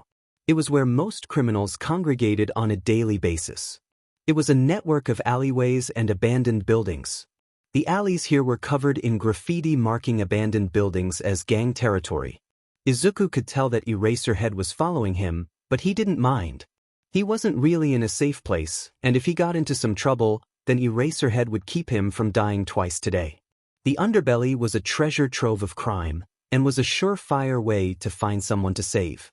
He twirled his daggers in his hands as he strolled. Eraserhead jumped rooftop to rooftop, and Izuku smiled slightly. It was 2 weeks later that Shoyuta noticed he was falling into a pattern. Instead of waiting for the vigilante duo to find him, he hunted them down. And for the past 2 weeks he'd been gleaning information from them. He just found it much easier to follow the duo rather than just wait for them to appear on some camera footage. The vigilante duo wasn't even too hard to find either because their patrol route was almost always the same. Or at least the starting point was. The two seemed to meet at the same spot each night. A back alley that was sandwiched between an auto shop and a small 24-hour convenience store. The shorter and therefore younger of the two always seemed to be drinking something when Shoyuta got there. But today Shoyuta noticed that the pattern had changed. Today, it was just the shorter one of the duo. He was definitely alone and that was concerning. The lone vigilante pulled out his phone and seemed to scroll through a forum before looking straight at where he was perched. Fear shot through him like acid, making his chest tighten with worry. He felt frozen as sweat accumulated on his brow. He could feel his entire body breaking out into a cold sweat as the boy watched him for a moment, unblinking. Fear coiled in his gut and tightened around his heart. Shoyuta had been in full stealth mode, and never before in his entire career had someone spotted him. He didn't dare take his eyes off the vigilante for a second. The boy blinked, his eyes carefully empty as he seemed to evaluate him. After a tense few seconds, he gave Shoyuta a wink before he went back to his phone. He turned it off without a word and led the way toward a rather unsavory part of town. Had he been waiting for him? Had the duo been waiting for him every night that he stalked them? That actually made sense now that he thought about it. Being a vigilante was dangerous, deadly work. It was an illegal profession even more dangerous than being a villain. Or being a hero. At least as a villain you could find a group of people with similar ideals and missions. It was actually kind of common, and as a hero you most likely had a sidekick, or a member of the police ready for dispatch at any moment if anything went wrong. As a vigilante you were alone to fend for yourself. As a vigilante you had to find your own contacts to get gear, or create your own. As a vigilante, help wasn't readily available. So waiting for Shoyuta to arrive at the scene to stalk them was actually ingenious. It had its benefits for both sides. While it gave Shoyuta time to gather information on them without worrying about getting attacked by them, it also gave the duo a sort of safety net while working. It was a win-win situation all around. Especially if his theory was correct, that the shorter of the two was a child. This gave him an opportunity to keep watch and make sure this kid didn't die. Shoyuta hung back as the kid stopped assault before it happened, by knocking the two assaulters and tying them up. They continued like that for another 2 hours, calling the police department each time a perpetrator was taken down. The kid even waited for the police to arrive before slipping away unnoticed. Shoyuta watched the boy for a little while longer. As the night drew to a close, Shoyuta was approached by the boy. The vigilante had scaled the side of the building like it was a rock wall at a park.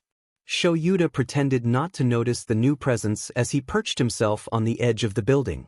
The night was still dark and black, but now it was quieter than before.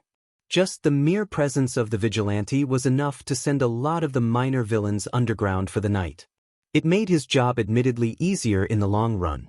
He put his elbows on his knees and watched cars go past, blaring music.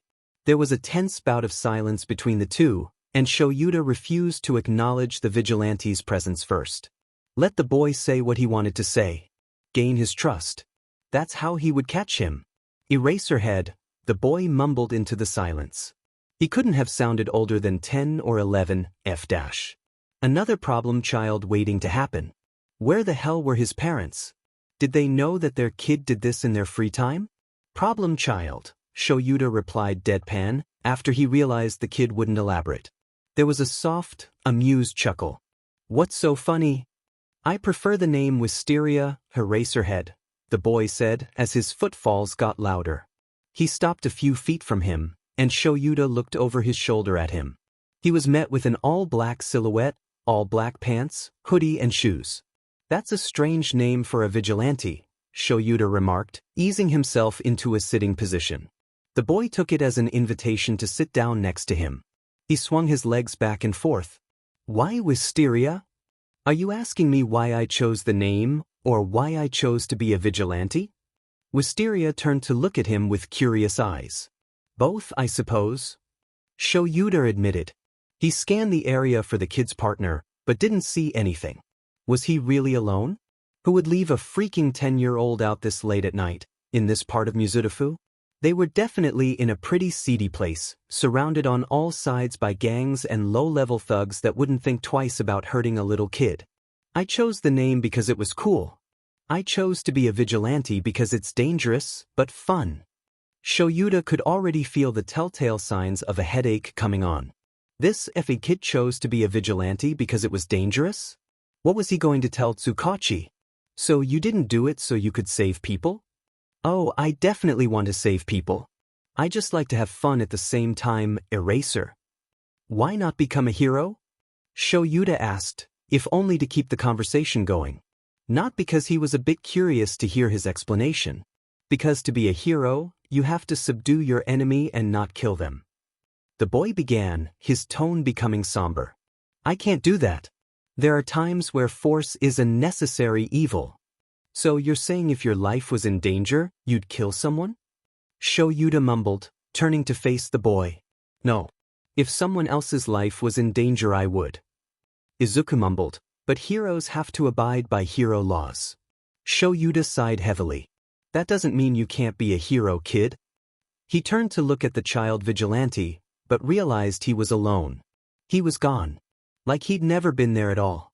Shoyuta heaved a heavy sigh, before using his capture weapon to drop down into an alleyway. The thick scent of rotting trash was potent, but he ignored it in favor of his phone. Ever since he had brought in footage of the two vigilantes, he and Tsukachi had been working the case for it. With permission from Tsukachi's boss, they'd been able to open up the cold case file of the vigilante attraction and add information to it. It was now considered an active case. And now they had a name for attraction's newly acquired partner. Eraserhead, it's 2M. Why are you calling me? Well, Shoyuta began, choosing his words carefully. I had a talk with attraction's partner. Watching the footage again, the stranger popped their gum loudly in the silence. It was grainy footage the stranger had gotten access to by hacking into the Musutafu Police Department information database. The stranger watched it again and grinned. Their waving at the camera was exactly who they were searching for. The vigilante Wisteria, or otherwise known as Izuku Midoriya. The death-defying boy. The stranger pulled away from the massive computer screen, their rolling chair going back a few inches as they committed the vigilante outfit to memory. Izuku Midoriya, Eve whispered into the silent warehouse, like they were sharing a secret. "I've found you at last." Her laugh crackled through the abandoned warehouse, cold like ice. Izuku didn't know what he was expecting when he went to school the next day. Maybe in the back of his mind, he'd thought that everything would proceed like it usually did. Backhanded insults, maybe some upfront insults. He expected the same battlefield he'd been coming back to for years now. But suddenly it felt like foreign territory, and it was much more quieter than it had been before. The first change had been instant. As soon as he'd entered the building, the principal had asked to see him and handed him his temporary quirk license so he could use Guardian at school. He folded the form up and stuck it in his pocket for safekeeping as he ducked his head low and trudged to class. Anxiety bloomed in his lungs, constricting his every breath. Could he just go home? Did he really need to come back after something like that? God, he didn't want to be here anymore. He hadn't even been in the building for 10 minutes, and he could already feel his hands shaking and his breath hitch. "Calm down, Izuku. You know I'll protect you no matter what." Aoi whispered comfortingly from his spot in Izuku's head. Izuku scratched the back of his neck and swerved between upperclassmen. Was he sweating? God, he probably was. He wiped his sweaty palms on his gakurin uselessly. More sweat seemed to bead on his forehead. "I'm going to die. They're going to stab me. I don't want to die again. God, I really don't want to die again." He walked down the hallways in a daze, quickening his pace so he could get to his homeroom faster. The less time he spent a hallway, the better. No one would outwardly try to hurt him in class after what happened yesterday, or at least he hoped no one would. Bakugo would probably try to start something. He always did. Izuku darted into the classroom, swallowing past the growing lump in his throat. He wiped his hands on his gakurin to no avail. More shaking. Take deep breaths. But Aoi's advice fell on deaf ears. Izuku plopped down at his desk instantly, all the way in the back where no one could jump him. He really didn't think he could deal with anyone sneaking up on him today. It might send him spiraling into a sea of panic, and he would drown. Well, even if that didn't happen, he was probably going to have a panic attack. What did panic attacks even feel like? Shit, why was he thinking about that when the whole world was crumbling beneath his feet?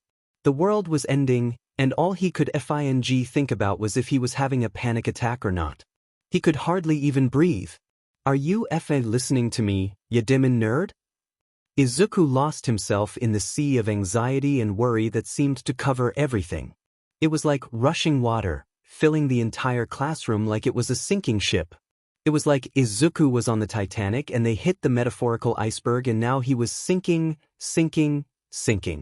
And water seemed to be rushing in from every crack, every window, and he was going to drown. He seriously couldn't deal with Bakugo right now. He couldn't even deal with being here. He couldn't even bring himself to respond to Bakugo's usual taunts and jibes. "Izuku, you're not breathing. I need you to breathe." But how was he supposed to breathe when there wasn't any air? How was he supposed to respond to Bakugo if there was water in his lungs? Put. The water was getting higher, nearly past his knees, waiting for him. He was going to drown. "You need to calm down. Oi, nerd." Bakugo's voice cut through his hysterical haze like a hot knife cutting through butter. Fear replaced panic, and the pressure in his chest seemed to hurt more and more. Fear was much more deadly than panic, and it made Izuku snap back to reality like he'd been shot. "Biba Kugu," Izuku replied stiffly, not sure where this conversation was headed. He didn't dare look up at Bakugo at all. That was just begging for trouble.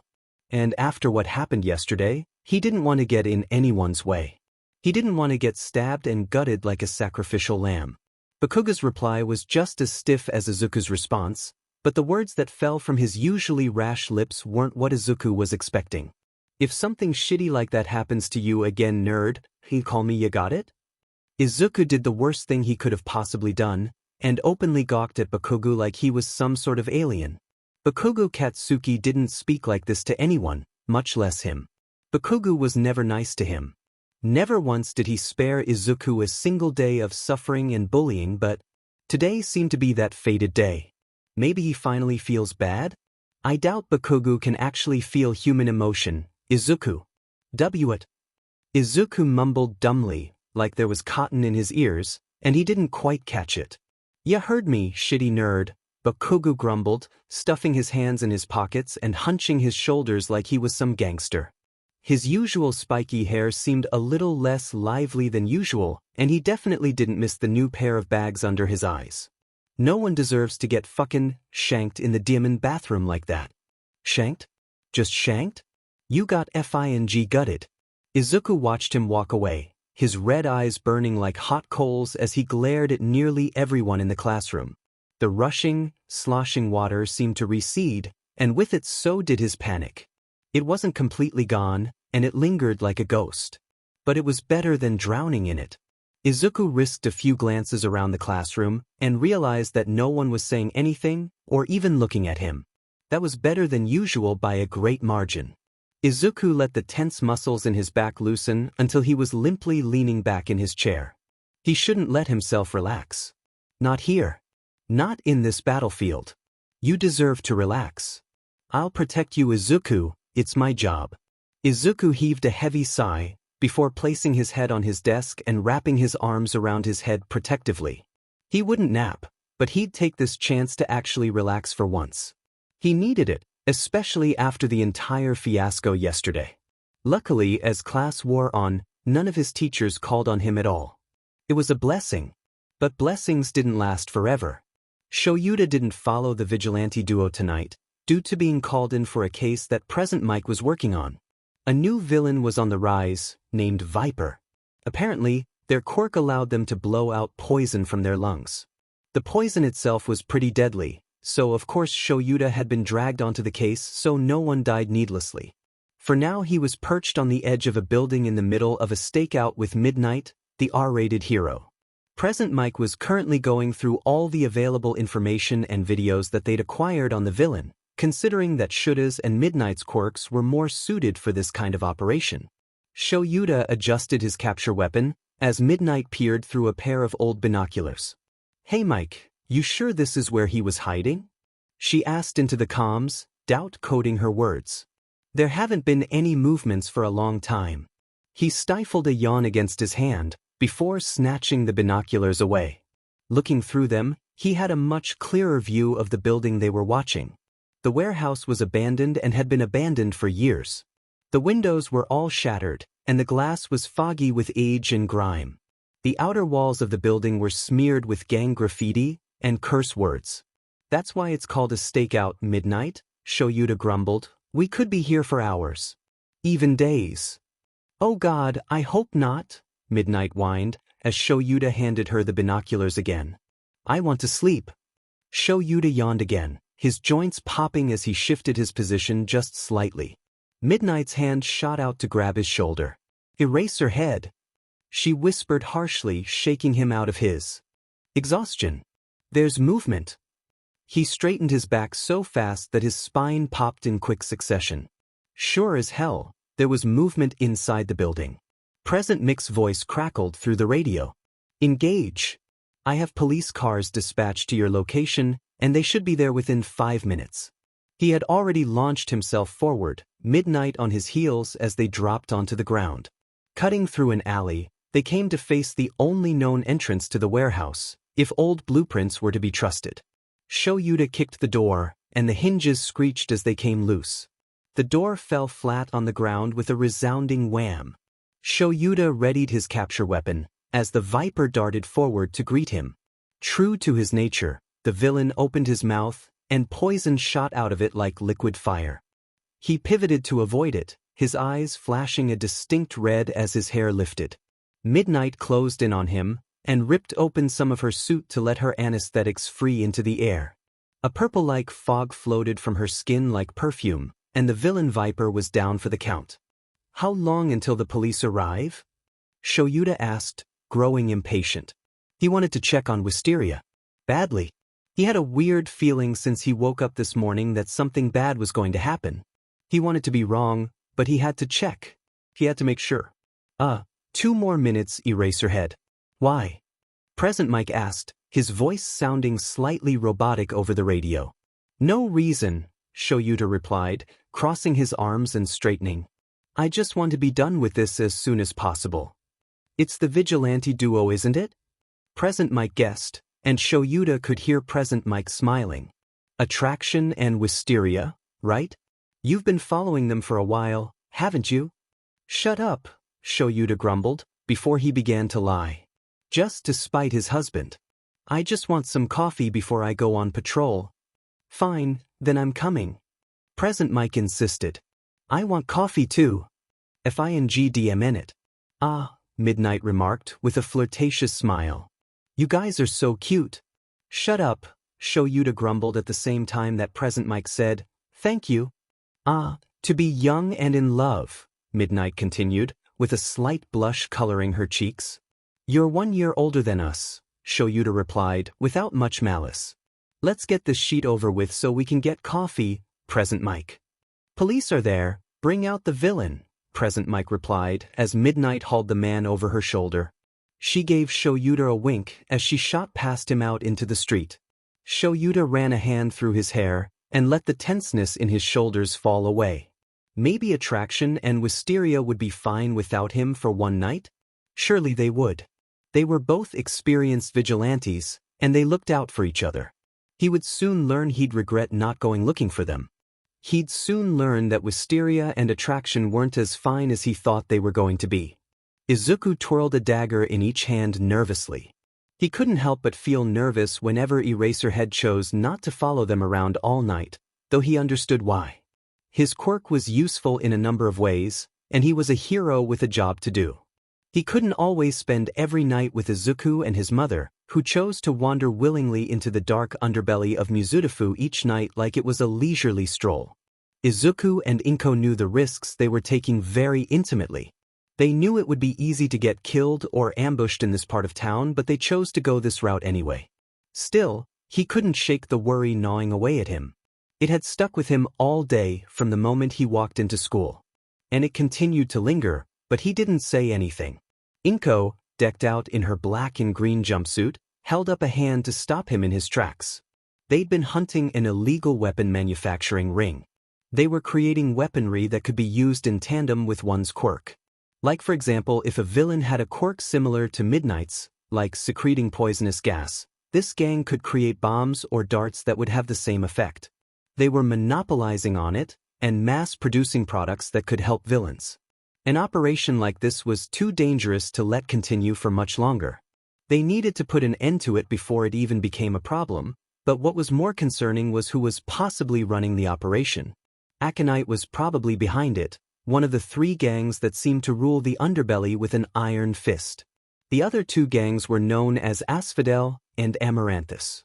All named after flowers, weirdly enough. All with negative meanings. It didn't sit well with him that they were about to raid their operation, but they couldn't afford to have villains buy weaponry from them. Inko and Izuku wouldn't be able to keep up, not if they started selling them. So tonight was as good as any to end the operation here and now. Inko scaled the building easily and edged her way inside through a window. Izuku, ever silent, followed her lead. They were planning on just placing bombs and destroying the facility entirely with a detonator. Izuku could have done this on his own, without having to risk Inko's life, but she refused to let him go alone. Because who knows what they would do if they killed him, and they realized he couldn't die. They might experiment on him. And Izuku really didn't like how those words made his blood go cold and the hairs on his neck rise. He really didn't want to be subject to a number of gruesome and brutal experiments. He landed silently on both feet on the 2nd floor of the empty warehouse and looked around. The place certainly didn't look like a large-scale operation just yet, but Izuku was glad. If it had been, they might have been more screwed than Izuku originally thought. There was a pile of junk parts in the corner on the 1st floor of the warehouse. The 2nd floor consisted of walkways made of steel that led down to the 1st floor. Inko placed the first set of bombs on the 2nd level. Izuku was careful to watch their surroundings. There was another pile on the other side of the warehouse on the 1st floor.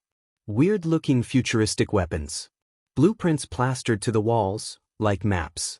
They really needed to destroy this place and move on to the next warehouse.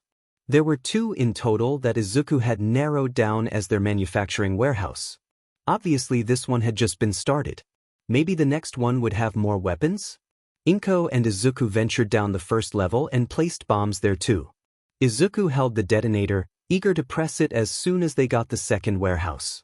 This first warehouse would serve as a distraction, so they could buy some time to be able to destroy the main one.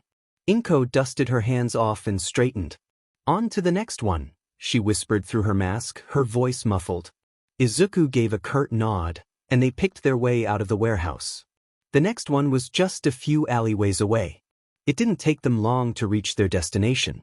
The second warehouse wasn't as decrepit and run down as the first one had been. In fact, this warehouse seemed to be more intact than any other warehouses in the area. The lights were on, and almost all the windows were intact. It even had a sturdy-looking door. Now, Izuku asked, holding up the first of 2 detonators. Inko nodded, and Izuku pressed the button. The reaction was instantaneous. The ground shook, and a very loud explosion pulsed through the air. Izuku found himself losing his footing as the ground beneath them trembled with the sheer force of the blast. The sky seemed to turn orange and red before smoke billowed out. Izuku raised his eyebrows in surprise. "DMN," he remarked. "That's effing powerful, Mom." "Shoo," she commanded, dragging him into a nearby alley as the second warehouse seemed to come alive. Presumably half of the people occupying the building rushed out to see what the hell had just happened. They were all carrying guns of some sort, and they rushed off to the warehouse. Inko inched her out of the alley they'd hid themselves in, and beckoned Izuku to follow. "Be cautious," I warned. "I know. I'll try." They repeated the same routine for the first warehouse, climbing the building to sneak inside unnoticed. Izuku and Inko landed silently into the warehouse, and Izuku looked around. Shock rooted him to his spot. Fear froze him right down to his bones. Izuku had expected at least half of the people guarding the warehouse to go inspect the other warehouse. But that hadn't been the case. Not at all. On the first floor below them was about 20 people armed with weapons. Inko had covered his mouth before he could make a sound, and they leaned into the dark shadows. Luckily there wasn't anyone on the second floor. But in her haste to hide in the shadows, Inko failed to notice that one of Izuku's daggers had somehow managed to get jostled out of his holster. Clang. It was like hearing a pin drop in complete silence. 20 or more pairs of eyes found them, and Izuku could already hear himself firing off a string of unsavory words. There was a long moment of tense staring and silence before either party moved. Izuku pulled all of the bombs out of Inko's jumpsuit hastily and threw them down to the first level. He whipped around, sweat already making his hands slick, as he all but pushed his mother out of the window. Inko hastily climbed down the building, and Izuku jumped. The army of 20 seemed to realize that what Izuku had thrown were bombs, and they too began to run. All hell seemed to break loose, and Izuku fumbled uselessly with the detonator. His hands were shaking too much from the pure adrenaline. "Sheet!" he panted, pushing his mother along as the gangsters ran after them. His chest heaved with horror. Fdesh, fdesh, fdesh, fdesh, fdesh. He slammed his palm on the detonation button, and the warehouse behind them imploded, casting the alleyways in a brilliant, angry gold and red. After them, Izuku pulled Inko desperately into another alley. The army of 20 followed, and gunshots rang out like an alarm.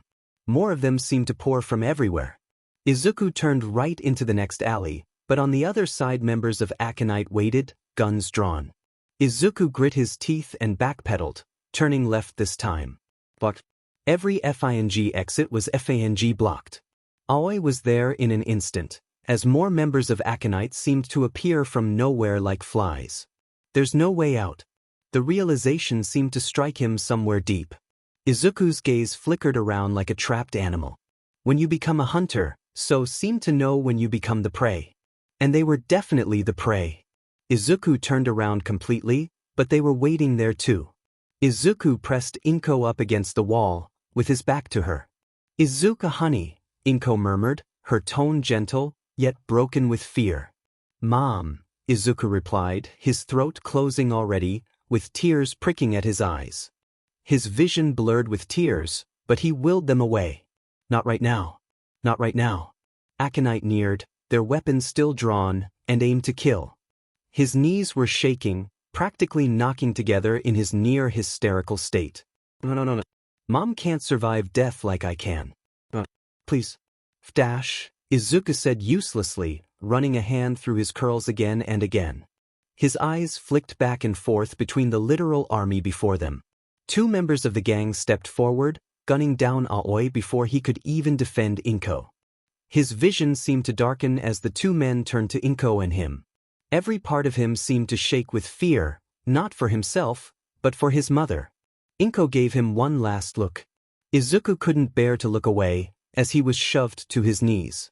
The asphalt dug into his joints, and he started hyperventilating. His body seemed to be screaming in every possible way. His chest seemed to burn, and his lungs stuttered with each uneven, ragged breath. A gaping pit opened where his heart should have been as a cold blade positioned itself over Inko's throat. A matching one was pressed to his own throat, but he didn't care. He didn't care because he would survive, but his mother would not. He would live while she would die. She would die, but he would live. Inko would die, body rotting in the ground. Izuku would live even if his heart end ripped out of his chest, still beating. His mother was going to die. And he was going to watch. He didn't even have time to scream. Inko didn't look away from him for an instant, as the dagger slit her throat open ear to ear. Blood squirted in a long, thin arc, before dribbling down the wound like a waterfall. It took him a moment to realize his own throat had been slit too. But she died first. Her eyes had gone cold and dead before he took his last shuddering breath. Izuku's eyes looked up from where he and his mother lay and landed on the man responsible for this. The head of Aconite. "This is what happens when you threaten us," the man grumbled, leaning down to watch Izuku bleed. Izuku memorized every inch of his face. His cutting jaw and blue, cropped hair. The ragged scar running from his temple to his lip. The purple flower tattoo that peeked out from his collar. "You brought this upon yourself." Choking on his own blood, he managed to smile up at the man before he took his last breath. He thought he saw something akin to fear flicker across the man's face. Izuku didn't enter his mindscape this time after death. As soon as his eyes flew open, he shoved himself back into his body, to amend the consequences. He didn't care if the gang was gone yet or not. Izuku always took a moment or two to actually enter his mindscape after death. There was a grace PRD, and without entering the mindscape this time he went straight into his body without waiting.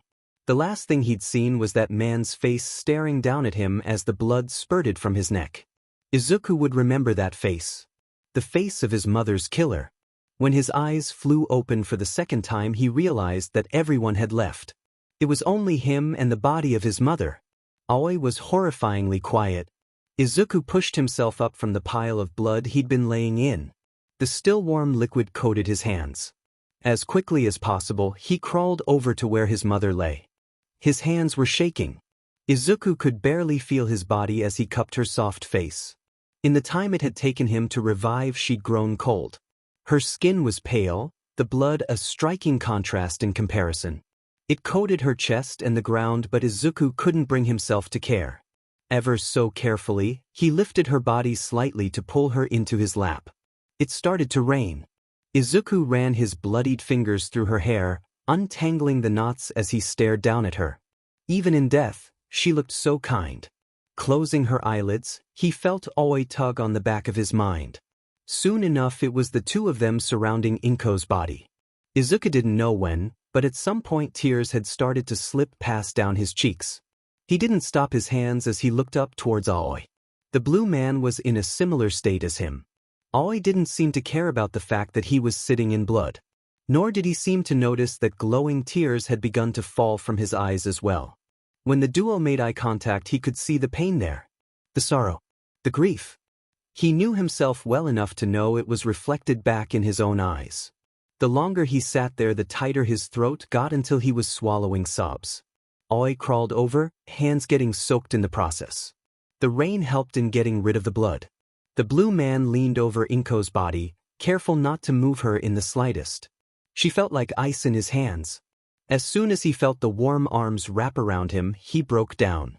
He couldn't hold it in anymore as the first miserable cry flew past his lips. Soon the small, secluded alleyway was filled with gut-wrenching cries. Tears obscured his vision as he tried to breathe past the lump in his throat, only succeeding in fueling his almost inhuman cries.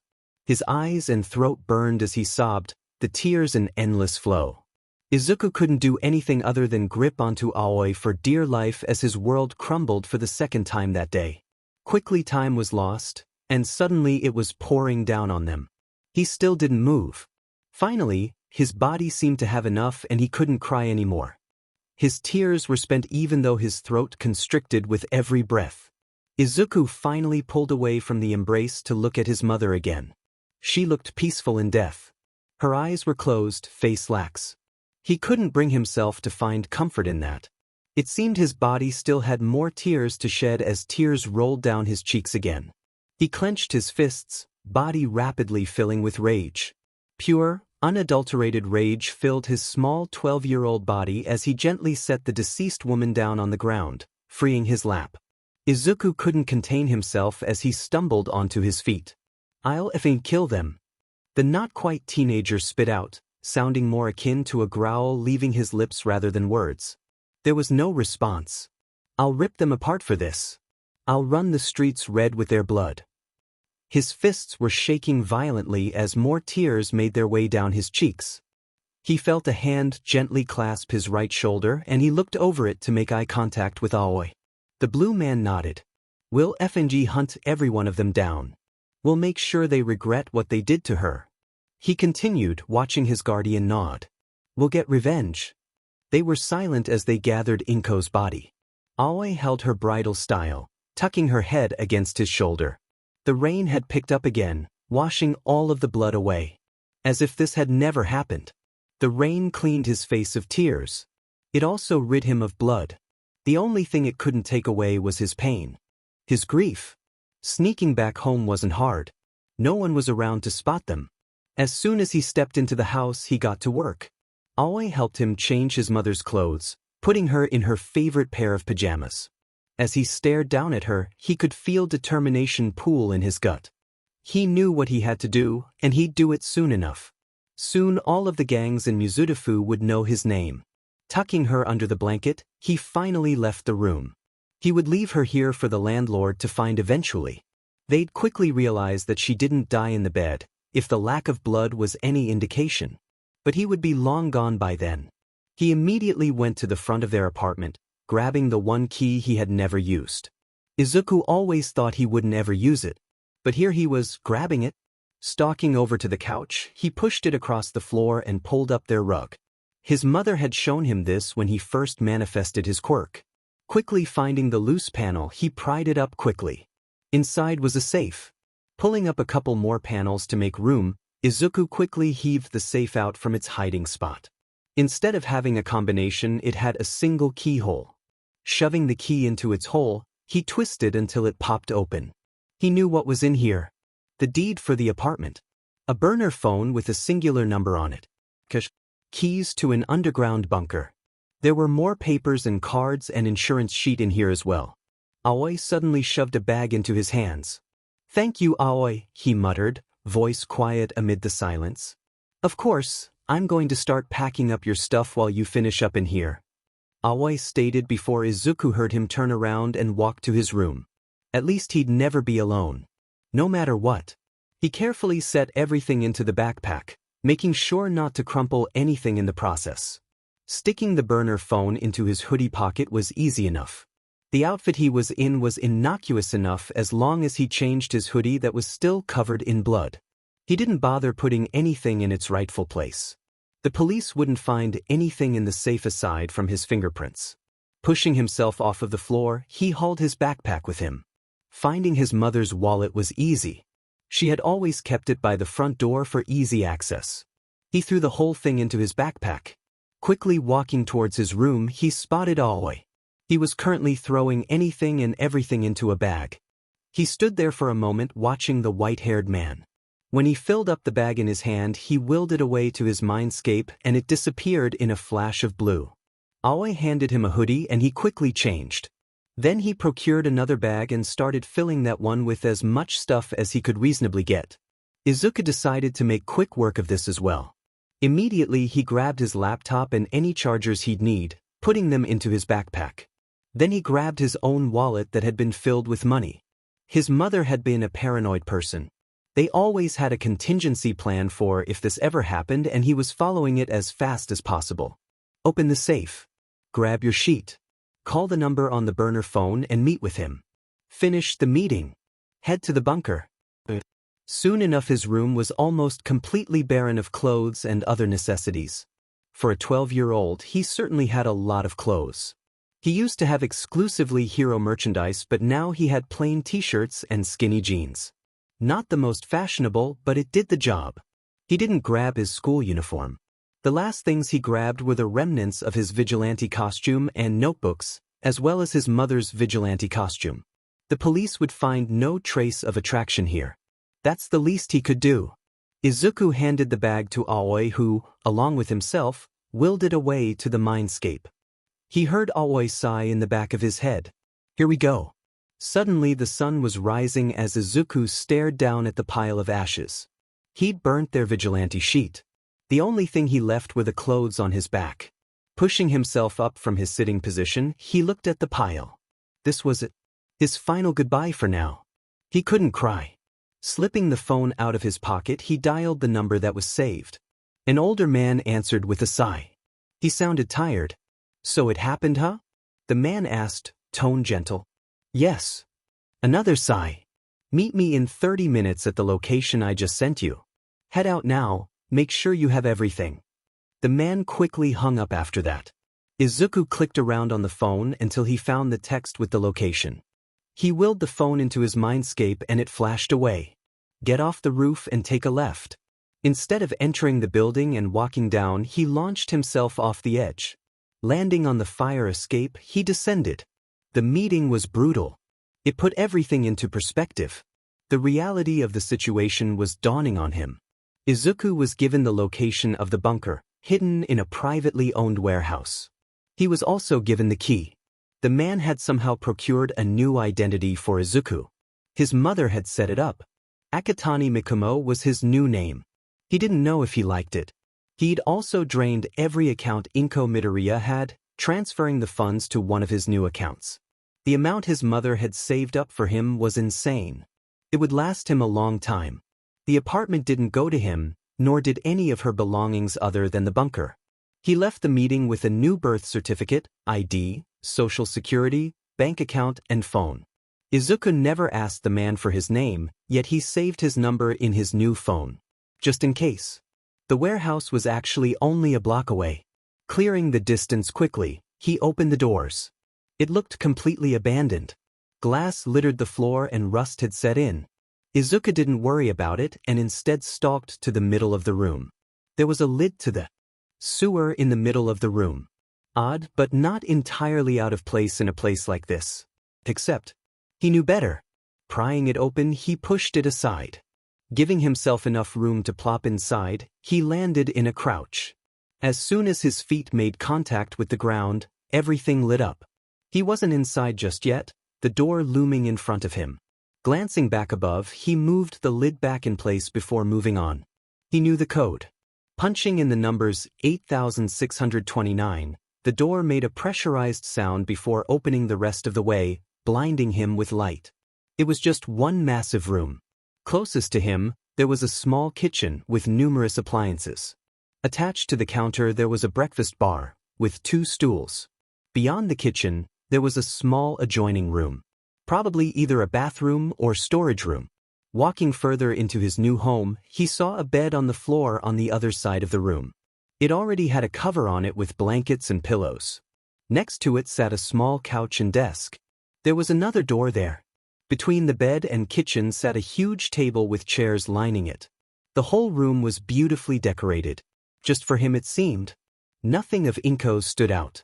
Aoi suddenly pulled out of his mind, beginning to walk around the room and inspect everything. After setting his bag down, Izuku did the same. The first door he'd seen did lead to a storage closet. It was filled with non-perishable food. Smart. The kitchen also had food, but it seemed to be a new purchase. At least in the last week or so. His mother had been visiting this place a lot then. There wasn't any dust anywhere either. Checking the food again, he realized it'd last him a while. Which was reassuring. Before he could move on, he saw Aoi walking back over to him. The other room is a bathroom. It already had a bunch of soap and towels, as well as toilet paper, a toothbrush, toothpaste, deodorant and body spray. The desk has some notebooks and pencils. Izuku nodded in thanks. We should probably unpack everything first. As soon as the words left his mouth, 3 bags appeared out of nowhere in a blue flash. Soon everything was packed away. Izuku placed his laptop on the desk along with all of his chargers. Opening the drawer, he pulled out a notebook and 2 pencils. One for him and one for Aoi. He found his way to the table and slammed the notebook down onto it. So, I have a plan, he said into the silence. Aoi smiled in response. Let's get to work then. The man states, wandering over to the table and taking a seat next to Izuku. Since we've both committed the man to memory, we should leave him for last, I think. It'd make him paranoid and afraid. Izuku nodded. Exactly. We want him to stew in his emotions. It'll make him reckless. I'm also pretty sure I scared the shit out of him there at the end. Ami nodded, scribbling something down along with Izuku. We'll also need to find out the names of each gang head and how they operate. I think we should do the smallest one first and work our way up. That's exactly what Izuku had been thinking. We'll also need more weapons to make up for what we lack. Izuku flipped to a different page and labeled it, Weapons and Outfit. I also plan on finishing school online as fast as possible before we go back out. I think it'd be useful later on when I need to get a job. Aoi scribbled down the word, job, on another page, listing a few options. There were a handful of places he could get a regular job when he got old enough. He also could sell information on the side. Or steal from the people he beat up. Either one. Making a new costume is probably the highest on our list of priorities though. I know you already have a prototype in the making, but I think we should stay in until it's finished. Izuku did have a prototype. Him and his mother had been working on it for a year now, knowing Izuku could bring things out of his mindscape. So they had been trying to upgrade his costume with his quirk. He'd already made his tranquilizer gun with it as practice, so they knew it could be done. Learning what everything was made of was the hard part. Everything else came along with it quickly. The duo spent the next couple hours at the table, outlining their basic plan. They also ended up putting more thought into his weapons. A long-ranged weapon would do him good, as well as new daggers. His initial vigilante identity would probably end up being tied to Inko if Eraserhead was smart. But he had never used his quirk as Wisteria. But the second he used it this time, he'd be found out. Izuku didn't care. He didn't have to worry about being found out anymore. They were off the grid, and he was no longer bound to any previous responsibilities. Izuku Midoriya was free for now. Izuku quickly filled up the notebook with designs for his costume and weapons. He also remembered to label his new notebook, Revenge, Number 1. The only thing that interrupted their work was Izuku's stomach growling for food. He'd almost forgotten what time it was. Soon the duo made food, some simple rice and fish. It was enough for 2, one for him and one for Aoi. The man didn't necessarily need food, but he could eat it. Izuku was comforted in the fact that he wasn't alone. Aoi would probably be out of his mind for a majority of the time now. Izuku didn't feel like reeling him in anymore. The silence would probably drive him insane. Izuku ate the food at a rapid pace, even though it tasted like ash in his mouth. He hadn't eaten since dinner, even though he had stayed up all night. Now it was about 10 a.m., time for his breakfast, which he'd be making without his mother from now on. Aoi also seemed to inhale it. Maybe eating would strengthen him? As soon as he finished, he brought his bowl to the sink, washing it out quickly before leaving it to dry. Aoi came up to do the same. The two stood in silence afterwards, staring at one another. He could already feel the tears stinging the back of his. Let's go to bed, Izu. Naomasa was certainly not expecting to go straight to a crime scene this early in the morning. He had barely gotten his first cup of coffee for today when his boss burst from his office, eyes wide. He barely even got to bring the steaming mug to his lips before his boss was across the room, shaking him out of his exhaustion. "Tsukachi," he said gravely, as the detective tried his best to keep his coffee from spilling. "You're needed at a crime scene as soon as possible to question." "What?" Naomasa asked incredulously as he took a big swig of his drink. He needed more sugar if this was how his day was going to play out. Honestly, no, he needed 3 more cups of coffee if he hoped to get through the day, if his boss' frantic expression was any indicator. "Now? What happened?" "We just got a report that a dead body has been found at the Midoriya residence," he explained, and Naomasa blinked. The air was suddenly much heavier than it had been mere seconds ago, thick with the implication of his boss' statement. It had only been 3 days since the Aldra incident. He stared wide-eyed at his boss. "Please don't be the kid." "Who is it?" Naomasa asked frantically, tightening his grip on his mug until his knuckles were white. "Who died?" "Inko Midoriya." Naomasa had never left the precinct so fast in his entire career. As soon as he started up his car and got going, he called Eraserhead. "What is it, Tsukachi?" Aizawa grumbled, sounding even more tired than usual. "Got any new information on Attraction and Wisteria?" Naomasa took a moment to calm his erratic heartbeat. "No," he began, voice surprisingly even, given the current situation. "I have bad news." Or maybe his voice wasn't as even as he'd thought. Aizawa sounded wide awake when he spoke, and Naomasa could have sworn that he heard him yell at Present Mike to stop laying on him. There was loud shuffling on the other line, and he opened his mouth to elaborate when Aizawa spoke first. "What happened?" Naomasa could hear his thinly veiled worry. "You remember the Aldra incident from 3 days ago, and how we interviewed Inko and Izuku Midoriya?" "It was only 3 days ago, Tsukachi," Aizawa told him. "What about it?" "Inko Midoriya is dead," he replied, and he could feel worry coiling in his gut like a snake. "I'm on my way," Aizawa mumbled. "Have they said anything about her kid?" "They haven't," he said before hanging up. "I'll meet you there." He couldn't shake the feeling of wrongness as he sped down the street, and finally came to a stop at the Midoriya's residence. There was yellow police tape already blocking off the area, and other policemen walking in and out of the apartment by the time Naomasa got out of his car. He made his way to the closest officer. "Who found the body?" was the first thing that came out of his mouth, unbidden. He had meant to ask about Inko's kid. The police officer blinked, before pointing at a blonde lady with spiky hair. She was sitting in the back of the ambulance with a blanket wrapped around her. "She's right there," the man said, stroking his beard as he spoke. She seemed pretty shaken. Naomasa nodded and made his way over to her, slowly in case she startled. "Hello there," he began as she looked up from her phone at him. "I heard you're the one that found the body?" The woman gave a curt nod, not seeming to notice the tears exiting down her face. She pulled the blanket tighter around her. Her eyes were wet with tears.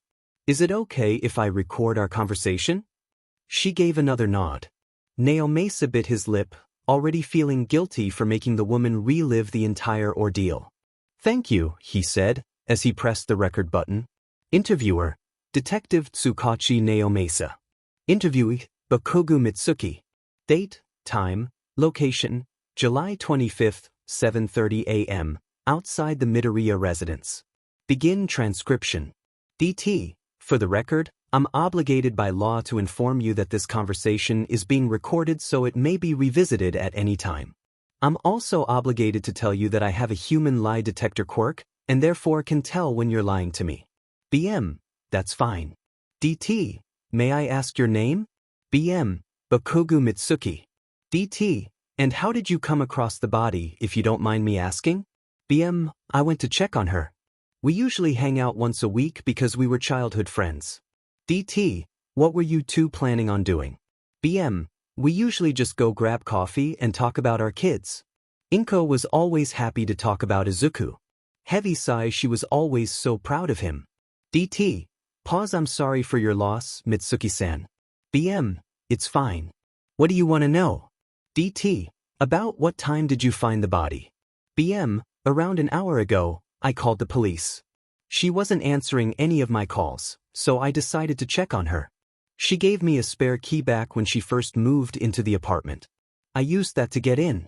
DT, did you notice any signs of forced entry, from what you could tell? Did anything look out of place to you? BM, the place was fing destroyed. I've never seen Inko's apartment that messy. She was always pretty obsessed with keeping everything super clean, all the time. There were papers everywhere, even her shoes were thrown around the apartment. Izuku's room was probably the most trashed, and the couch was pushed aside. The rug was thrown around too, and a few panels of the floor were missing. There was a safe in the living room, but it was empty. DT, did it look like a break-in to you? Did someone break in to steal from the safe? BM, incoherent grumbling. That's the weird part. The door was locked, and so were all of the windows, so it had to be someone with a key who got inside. The only other person to have a spare key to Inko's apartment is her son, Izuku. Someone must have stolen it from him. As I said, Izuku's room was trashed. But there was a lot of sheet missing from his closet, and his notebooks were gone. DT, notebooks? BIM, yeah, kid had about 14 of them, full of analysis on heroes and villains alike. PNG smart, that squirt was. Could easily be a hero just with his brain. Anyway, I think he ran. Izuku Midoriya? BM, a nod. DT, you think he killed his mom? BM, hell no. Kid couldn't hurt a DMN fly even if he tried to. I think he ran away from whoever killed Inko. She always told me she had prepared for the worst. She had really bad irrational anxiety, so coming from her it kinda made sense that she had a plan for Izuku in case she died. Though, I can't fathom why she would need to have that kind of plan. That's why the safe was open, and everything was missing. He even ran like a bat out of hell and didn't bother to clean the house up. DT, so for the record, you think Izuku Midoriya knows who killed his mother and he ran away? Bingo. DT, can you tell me more about the body? DT, please try your best, Mitsuki-san. I know it's hard. I just want to help. BM, sheet. After looking in Izuku's room, I went into Inko's room.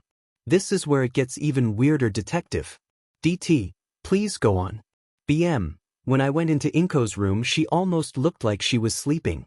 It wasn't until I looked at her throat that I realized it had been slit. DT, you didn't notice the blood? Normally from a fatal wound like that there would be blood, Mitsuki-san. BM, there wasn't any blood. None? BM, you can go in there yourself, detective, but there isn't any blood in that entire apartment. It was as if someone killed her somewhere else and placed her body there. D, and there was no sign of her son? At all? BM, besides the huge mess he left in the apartment, there ain't nothing. His hero merch and sheet is still there. Everything except his clothes and notebooks. I haven't seen him at all. I'm worried. Why would Inko have a plan just in case she died? Why was she murdered? Can you find Izuku? I'm sure he'd know what's going on. IFING swear he didn't kill his own mom. DT, I'll take your word for it, Mitsuki-san. Thank you for your cooperation. I'll try my best to find her son and get some answers for you. I'm sorry again. BM, thank you. End transcription. Naomasa left Bakuga Mitsuki to her own devices as he ended their conversation. Not once did his quirk go off, which is a good and bad sign. Either it could safely reassure him that Izuku Midoriya, in fact, didn't murder his mother, or it could open up an entirely different route. A route he doesn't really want to think about. That Izuku Midoriya did kill his mom, and Mitsuki-san was in denial. Naomasa chewed absently on his thumb, thinking. It doesn't seem plausible. Izuku Midoriya didn't emanate almost any hostility or instability during their interview 3 days ago. Sure, he'd looked shaken, his hands clenched and white-knuckled. He looked like a victim of a traumatic event. And he had been. Naomasa returned to his car, grabbing his to-go cup of coffee. The drink was still steaming hot as he downed half of it, not flinching as the scalding drink went down. He decided he needed to see the scene for himself if he was going to trust Mitsuki-san's words. Detective Tsukachi, Aizawa grumbled, rubbing at his tired eyes. Naomasa jumped nearly a foot in the air in surprise. How long had Eraserhead been standing there? Have you been inside the apartment yet? He turned to face Aizawa and shook his head. I just got done talking to the witness who found the body. Did you record the conversation? Aizawa asked, with both of his eyebrows raised. Naomasa nodded and procured his phone out of his pocket and replayed it. Aizawa listened to it intently, before handing it back once the playback was done. Let's go inside. He led the way, pulling up the yellow police tape so Aizawa and him could venture further inside. Mitsuki-san had been correct, Naomasa noted as he stopped in the living room. There were indeed shoes thrown around the apartment like someone had nearly tripped on them by accident. There were some papers on the ground leading to what he assumed to be Izuku's room. There was some hero merch sitting on his dresser. An All Might figurine, notably the only piece of All Might merch in the entire room, and an Edge Shot poster. Even really obscure Eraserhead merch that wasn't even official. Granted, it was just a poster that had a sketch of Eraserhead on it. Naomasa doubted Eraserhead even had official merch to begin with. He was an underground hero, and therefore not as popular as other heroes. How'd he even get Eraserhead merch? He found himself wondering aloud. Hell if I know, Aizawa grumbled. Most civilians shouldn't even know I exist. That's kind of depressing, Eraser, Naomasa remarked, venturing deeper into the room. Just as Mitsuki had said, the closet was nearly barren, much like the rest of his room. He leaned down to look at the empty bookshelf. There was a thin film of dust on the entire thing, save for where books used to be. Mitsuki-san said that Izuku had around 14 notebooks. Maybe this is where he kept them. What the hell were in his notebooks again? Aizawa asked as they left the room for good. They then picked their way around the entire apartment. Apparently they were full of analysis. Heroes, villains, probably just quirks in general. Maybe even hero costume designs if he was an aspiring hero. Naomasa glanced back at Aizawa worriedly before they finally entered Inko's bedroom. The door had been left wide open, so he and Aizawa got a pretty good look at the state of Inko's room. It was probably the only part of the entire apartment that was spotless and virtually untouched. Naomasa dared to get closer to the body. A forensic scientist was still snapping pictures. What do you think happened to her? He asked, and the scientist took a step back, lowering the camera. She obviously didn't die here, that's for sure. The man said with a heavy sigh. From what I can tell right off the bat, she died around maybe an hour before. She was brought here? She died from the laceration on her neck almost instantly. There isn't any blood anywhere in the entire apartment, so it checks out that she died somewhere else. But where? Aizawa pressed. Is there anything that could tell us that? I did find signs of water tracks in the house, suggesting that it probably took place outside somewhere when it was raining. I suggest you guys get camera footage from every camera in this immediate area. I'd suggest, based on when the lady died, to look at the footage at around 1 in the morning. He whipped out his legal pad and wrote it down quickly. All right, we'll look into it. Thanks. No problem, detective, the man said, raising his camera to snap more pictures. Glad to be of help. The two of them stopped at the empty safe before they left. According to Mitsuki-san, Inko had a plan should something like this happen to her. But why would she even need to have a plan like that in place? Why would Izuku Midoriya need to run? Naomasa eyed the safe for a moment. After inspecting everything he could, it was time to go back to the precinct. He left the scene, somehow recruiting Aizawa for the day. So, more camera footage? The tired man said, sipping on Naomasa's coffee without a care in the world. He furrowed his brow suddenly, in thought as the two of them sat at a red light. Camera footage? Why the hell would Inko Midoriya be outside at 1 in the morning? And why would she have a plan for him just in case she died? Unless. If it was under my FANG nose this entire time. Inko Midoriya had a telekinetic quirk that allowed her to pull objects toward her. Holy shit, Aizawa! Naomasa exclaimed, easing on the gas as the light finally turned green. I think Inko Midoriya was attraction. 2 years ago. Inko wasn't stupid. As soon as Izuku manifested his quirk, she knew that becoming a vigilante was something she would have to teach him. With a quirk like that, Izuku would spend the rest of his life hiding it from the world, or running from people who would try to experiment on him. Inko couldn't possibly in her right mind let her son be vulnerable. He needed to know how to defend himself and kill if the situation required it. With his quirk, kidnapping and imprisonment was a much more severe situation than it would be for anyone else. He could die, but he'd always come back. And if someone found that out, who knows what they'd do to her precious little boy. So that's why Inko wanted her son to be prepared. That's why she purchased a private bunker and outfitted it with basic necessities. That's why she created the plan in the event that she died one day. He needed a safe place to stay, away from everyone else. Away from anyone who would try to take advantage of his quirk.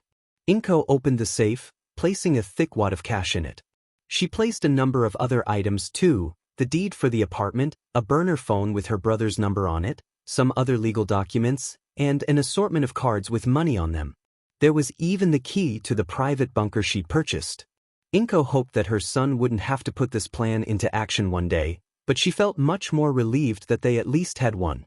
The world of being a vigilante was a cruel and unforgiving one. And she didn't want her son to suffer in it alone, after her death. She wanted to give her son another chance at life, with a plethora of knowledge at his disposal. "Izuku, honey?" she called, her voice echoing through the otherwise quiet apartment.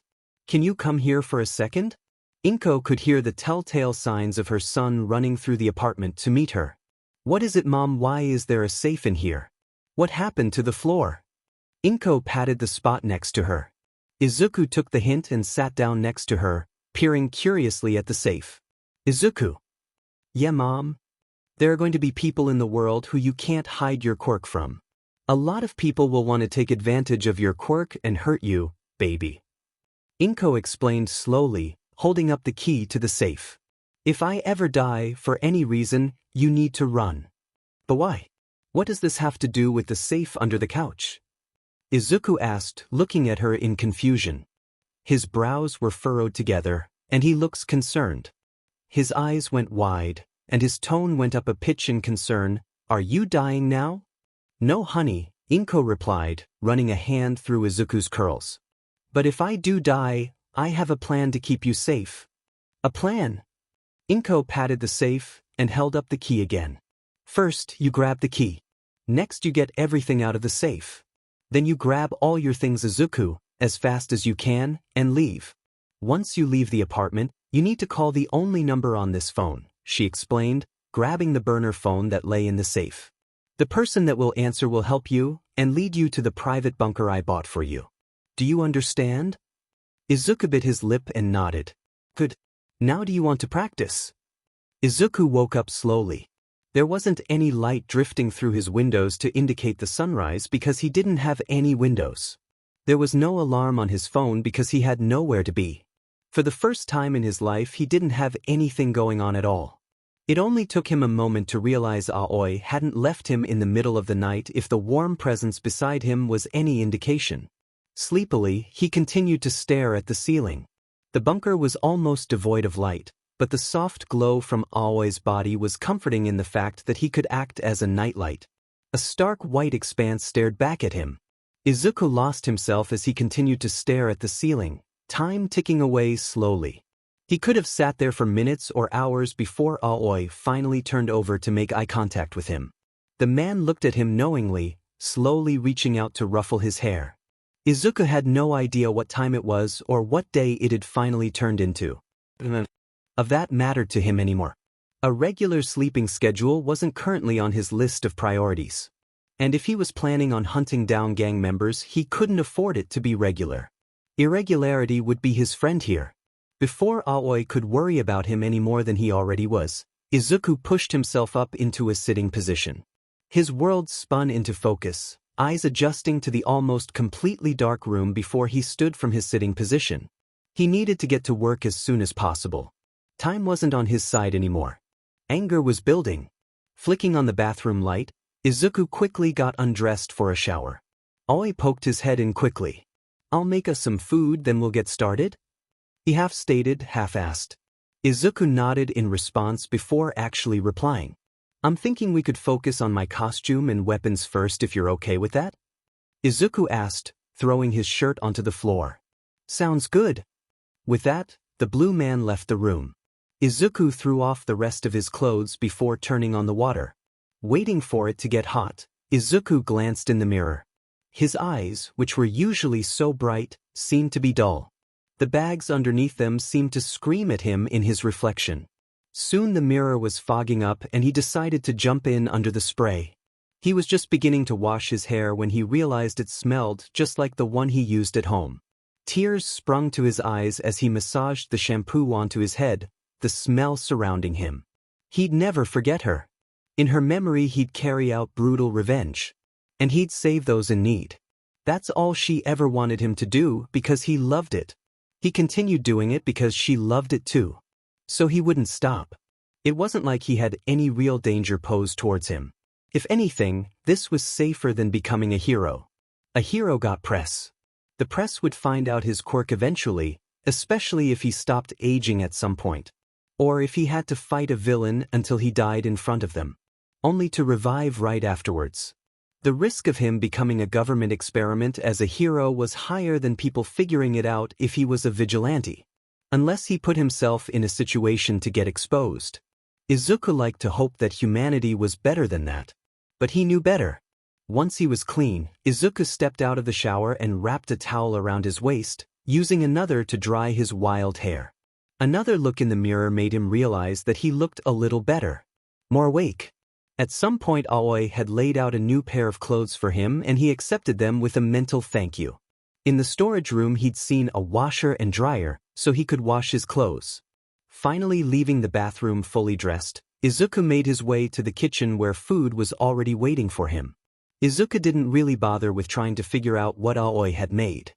He trusted him and just began to shove whatever was in the bowl into his mouth. He wasn't hungry, but he knew he had to eat. Even if he felt like laying back down and wasting away on his mattress. Maybe eventually he'd starve and actually die. Maybe his body would die and reset to a healthy level, forcing him to sit through days of growing hunger until he died again. Or maybe he'd die over and over again because of his insane hunger. Whatever. Finishing his food, he gave his thanks to Aoi before washing his dish and placing it in the same place as before. Moving over to his desk, he opened his laptop. "Hey Aoi," he asked, looking over his shoulder to watch him wash out his own dish. The blue man turned around. "Yeah." Izuku turned back to his screen.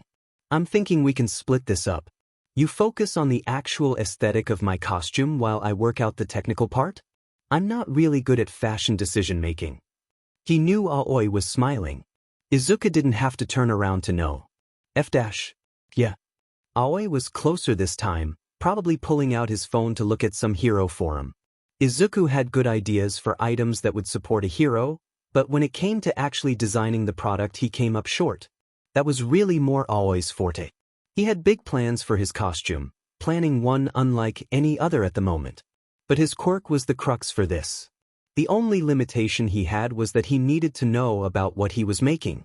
The fabric, length, feeling, as much as he could get his hands on. The more he knew, the better it looked. When making his tranquilizer gun, he had watched multiple movies where guns like it had been utilized. After deciding he wanted to make his own, he looked up basic blueprints and figured out how they functioned. It didn't take long for him to materialize the gun and use it to its full potential. Leaning back in his seat, he quickly set to work. This part would be time-consuming. Clicking onto the movie of choice, Tron from the 2000s. It had been his first gateway into what he really wanted as a costume. The glowing lights and high-speed battles. The futuristic setting and motorcycles were just a plus. Izuku was sketching out designs in his notebook as the movie went on, trying to figure out how to make the glowing parts as well as how to incorporate their suit into it. The next movie was Ready Player One. He stole plenty of ideas from this one, most noticeably their HUDs in game. Watching Blade Runner and Ghost in the Shell were no-brainers. Combined with Aoi's ideas, the costume quickly started coming together. Shoyuta ran a hand over his face. This isn't what he'd wanted to see. He had hoped that the kid had just run away after seeing her body, even if that was unrealistic to think. Going through hours and hours of footage just to find this was gut-wrenching. He slid the bar backward until it showed the vigilante duo running away from a group of people. "Tsukachi!" The tired detective turned towards him. "Find anything?" The man asked, bringing his coffee to his lips. Instead of replying, he turned the screen towards him. Before hitting the play button, it spurred into action.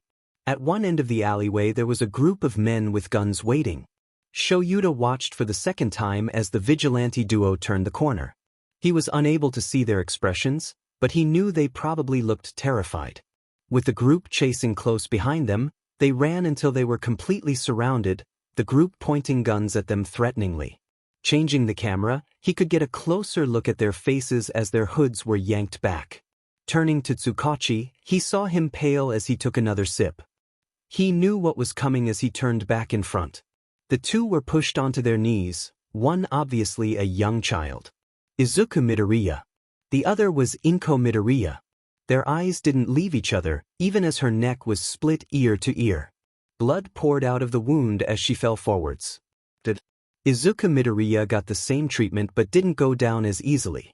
Impossibly, more blood than possible leaked out of his wound as he turned away from her body. He didn't die instantly like she had. He fought it. The boy looked up at the person who had killed his mother and he smiled. The criminal took a step backwards as he finally fell to the ground, dead. The gang quickly fled the scene afterwards. Shoyuta would have ended the video there if he wasn't curious. He wanted to know how her body was moved back to the house. This part would haunt him. Tsukachi looked confused at the scene, seconds dragging out with no movement. Suddenly the boy sprang back to life, heaving air into his lungs, but he seemed to ignore it in favor of crawling over to his mother's dead body. As soon as he'd started moving, the alleyway lit up with blue light. Aoi was suddenly sitting there too. Blood coated them as it began to rain. Shoyuta was glad there wasn't any audio. He watched the two break down on screen for several minutes. It was unbearable to watch it the first time. Watching it again felt like a blow to his stomach. Guilt was eating him up. If only he had actually gone out and checked on the duo. They may have lived if he found them in time. The poor boy wouldn't have died and cradled his dead mom. On screen the rain picked up as Izuku stood. He was screaming something, Ami nodding in response. Anger was obvious. So was the grief. Aoi picked the body up and they quickly left. After that, it wasn't hard to track his way home. Some cameras picked up his full face and it filled him with despair. His vibrant eyes were dull yet again. Blood was splattered all over his face, slowly washing off with the rain. He clenched daggers in his hands. Aoi would stare at Izuku before staring back at the body he was carrying. Every once and while a glowing tear could be seen falling to the ground. The detective and hero watched as they made their way home. Then they left the apartment together. They lost them when they went into a busy train station. Soon they had nothing to go on anymore. Shoyuta felt angry. He didn't know why, but he had felt some sort of responsibility towards the kid now. Guilt found its home right next to it. If only he'd known something like this would have happened. He would have been there any other night. Shoyuta could have jumped in at a moment's notice and swept them out of the bad situation. Literally any other night. But now, Inko Midoriya's body sat in a cold room getting an autopsy done in order to confirm that this was the cause of death. Even though they already knew the answer. Now, Izuku Midoriya was on the run, probably planning revenge. Shoyuta knew that's what he'd be doing if he were in his shoes. It wasn't fair. But then again, nothing was fair.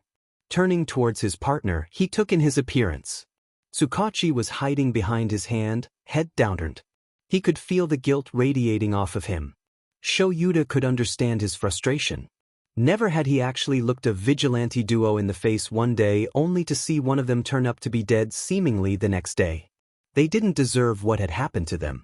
Vigilante work wasn't for the weak-hearted, and it made him wonder why they ended up getting into it in the first place.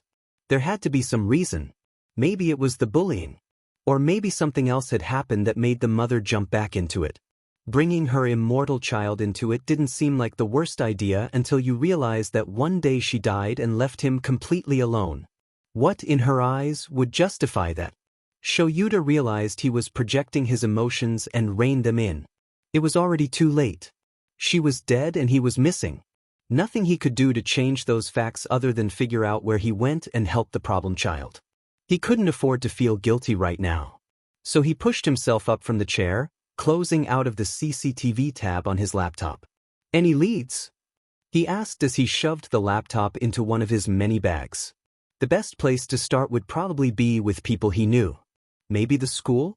It didn't seem to be the best environment, but it was all they had. Maybe they'd find nothing. It'd be all right. If everything else failed, he could have Nedzu run his facial recognition program from his office and eventually track down the vigilante. Tsukachi seemed to break himself out of his inner turmoil and turn towards him. Mitsuki Bakugo had mentioned something about how her kid would probably be devastated at the news, unofficially after the first meeting. I was thinking we could go there first before going to the school. Maybe they've seen him at some point. The man also pushed himself up from his chair, brushing off the non-existent dirt on his shirt. Shoyuta nodded. The sooner the better. Let's head out then.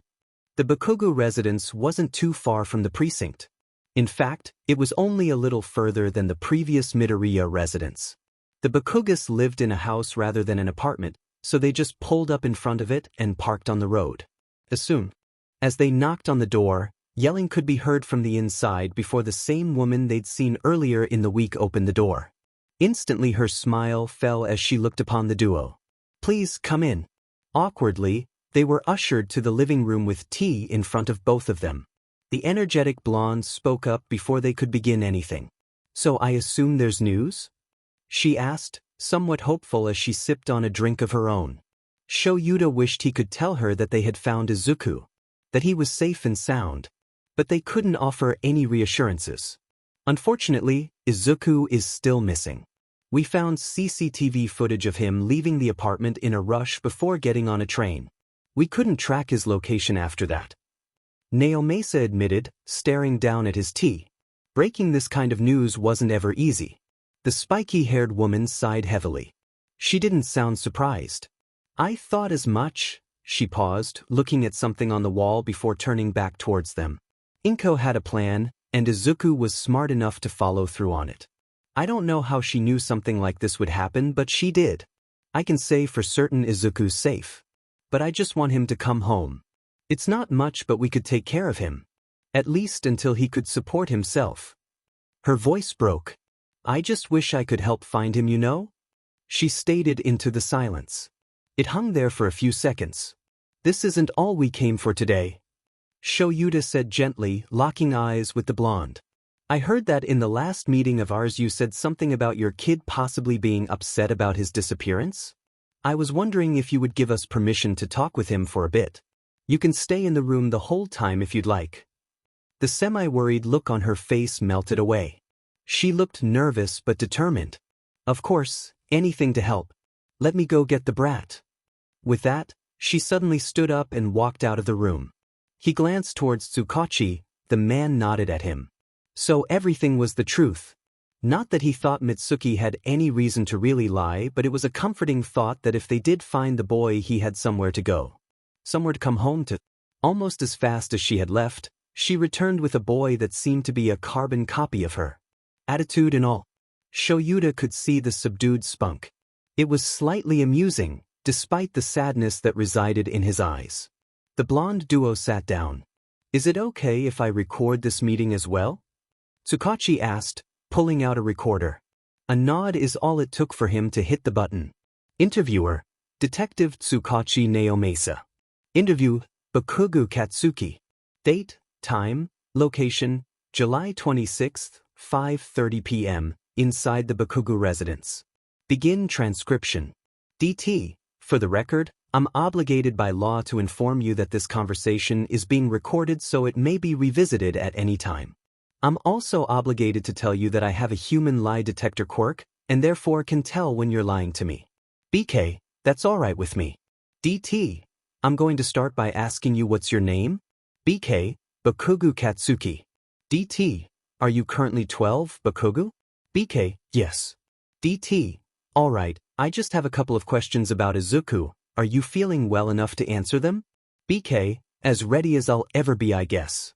DT, were you close with Izuku? BK, sort of. When the nerd was younger, he'd follow me around like a lost puppy. That stopped after we got our quirks, though. We just drifted apart, I guess. DT, I see. Are there any places you think he may have run off to? Any family members or close friends that he could have called? BK, not that I know of. BM, the only person in this city that Inko knew was her brother. He isn't the best kind of person, but he isn't a monster. That's the only place I think he would have gone. Inko and him loved each other a lot. They didn't have a lot of time to hang out anymore with their kids and stuff, but yeah. I'd check with him. DT, thank you for your time and cooperation. BM, no problem, detective. End transcription. Izuku missed being outside. Now that he was finally standing in the cool air of the night, he remembered what was so freeing about it. Less people, so less eyes on him. Freedom to slink around in the dark and escape the world as he knew it. It also served as a reminder that he wasn't the same kid anymore. The thrill he'd been seeking had finally faded. Now all that sat in his heart was revenge. Anger. He was no longer surrounded by the childlike wonder that he'd been cushioned in. There wasn't a buffer between him and the real world. It had died days ago. Izuku pushed his hood back into place, successfully covering his curls and face. By now he could only assume that Eraserhead and the police knew who Wisteria was. He could only rely on the fact that they had no idea where he'd gone. The city was beautiful at night. Lights lit up the street and noises flowed from the streets below him. Standing on a secluded rooftop, he gazed outward. The people walking down the street had smiles on their faces. It was almost as if they felt secure despite being in the bad part of town. Like they weren't afraid of anything because surely they would be safe from harm because of heroes. That was far from the truth. A harsh reality he'd been forced to realize days prior. One he almost wished he could forget. Pushing himself up from his crouching position, he cracked his neck in preparation. He had things to do. Otherwise, he wouldn't even be on the streets just yet. But he needed more hands-on research. And he couldn't get that from online schematics and movies. He needed to see something real and in action before he could get to the making of anything for his costume just yet. Just reading about how machines worked didn't do it for him. He had the knowledge but no application, so now he was out getting exactly that. In the name of Musutafu's research and support facility. It wasn't the best facility, but definitely one he could sneak into with relative ease. Just as he was about to descend the building, he heard a shriek from the alleyway below him. This wasn't part of the plan. Then again, nothing ever went according to plan, so what was he expecting? Steeling himself, he looked over the ledge. It was the group from before that he'd been watching. Now one of them was splayed on the ground, supposedly unconscious.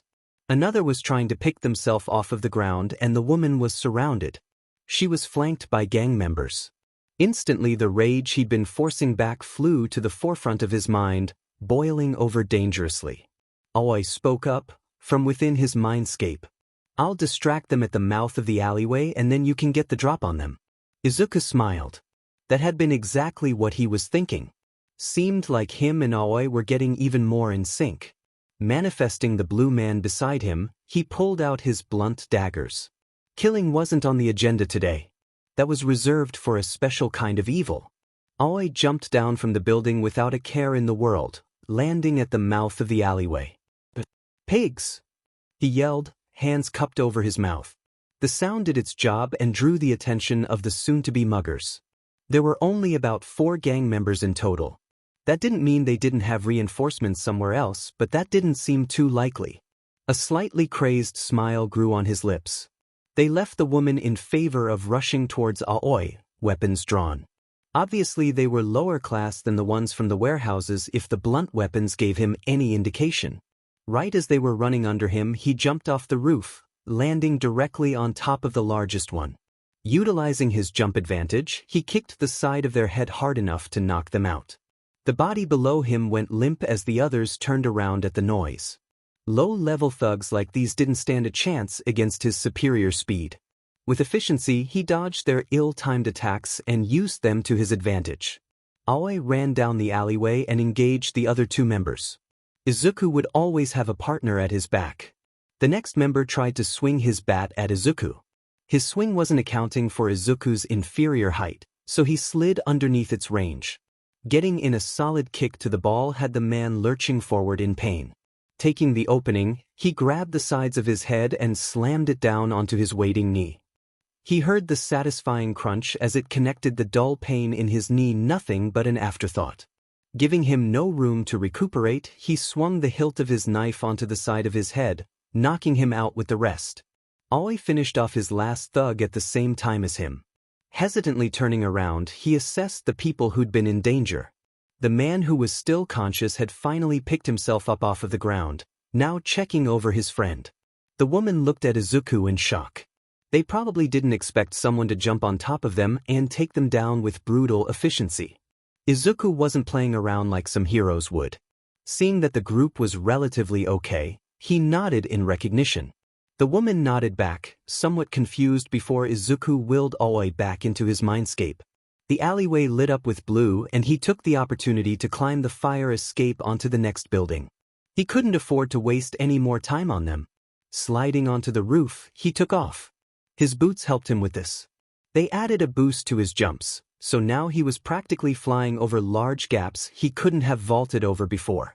Izuku made quick work of closing the distance between him and the building he'd been needing to get to. He wasn't too far to begin with, and before he knew it he was standing in front of the building. This part of the expedition would have to be done very carefully. The facility wasn't entirely private.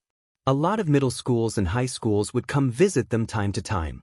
He'd learned this in the days he spent watching the building. The main entrance was for the regular folk who wanted a tour.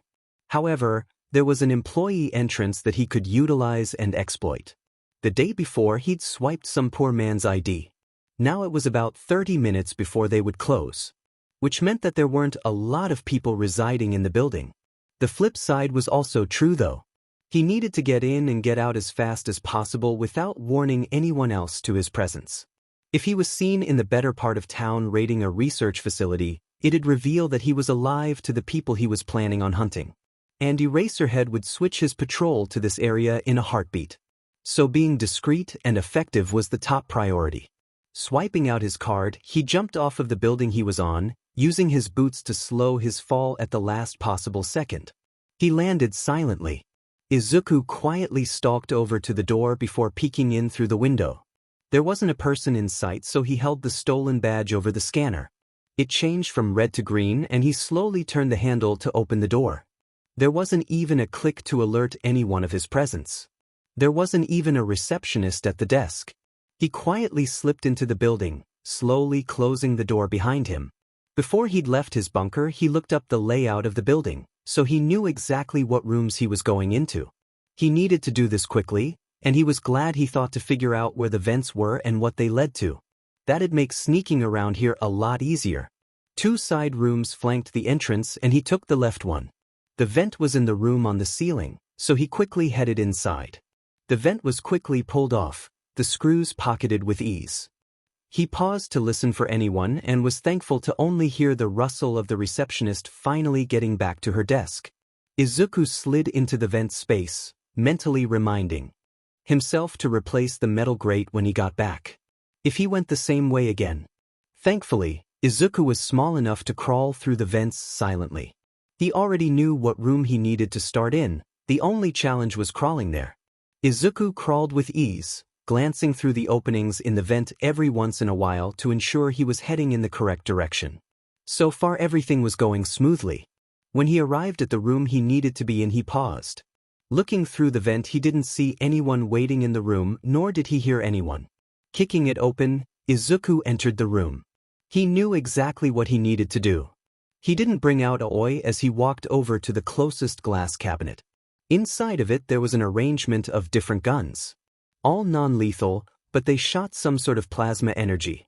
Some would tranquilize, whereas others merely stunned. Swiping the badge, it clicked open quietly.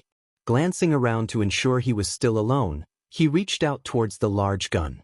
As soon as he made contact, he willed it away and it disappeared in a flash of blue. In his mindscape, Aoi would duplicate all of them. Opening every cabinet, he pulled out small handguns, grenades, knives, and extendable swords. All of them were in the experimental phases, but they would do. After he cleared out the room, he felt Aoi leave the mindscape. He'd hover his hand over the spot they had been residing in before summoning the original back into its place. Together, they made quick work of the rest of the room. Izuku locked all of the cabinets. While he was locking the final glass container, he heard footsteps coming down the hall. Aoi disappeared and Izuku tucked himself behind the door just as a man rounded the corner. Holding his breath, he watched the man stalk into the room with a clipboard.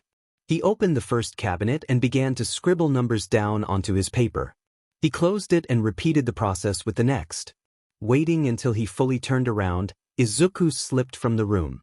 He had one more room he needed to go into. It was their costume room, which held a lot of experimental tech he had gotten interested in. The man had seemingly come from this room, so it was also thankfully empty. This room was quicker than the last.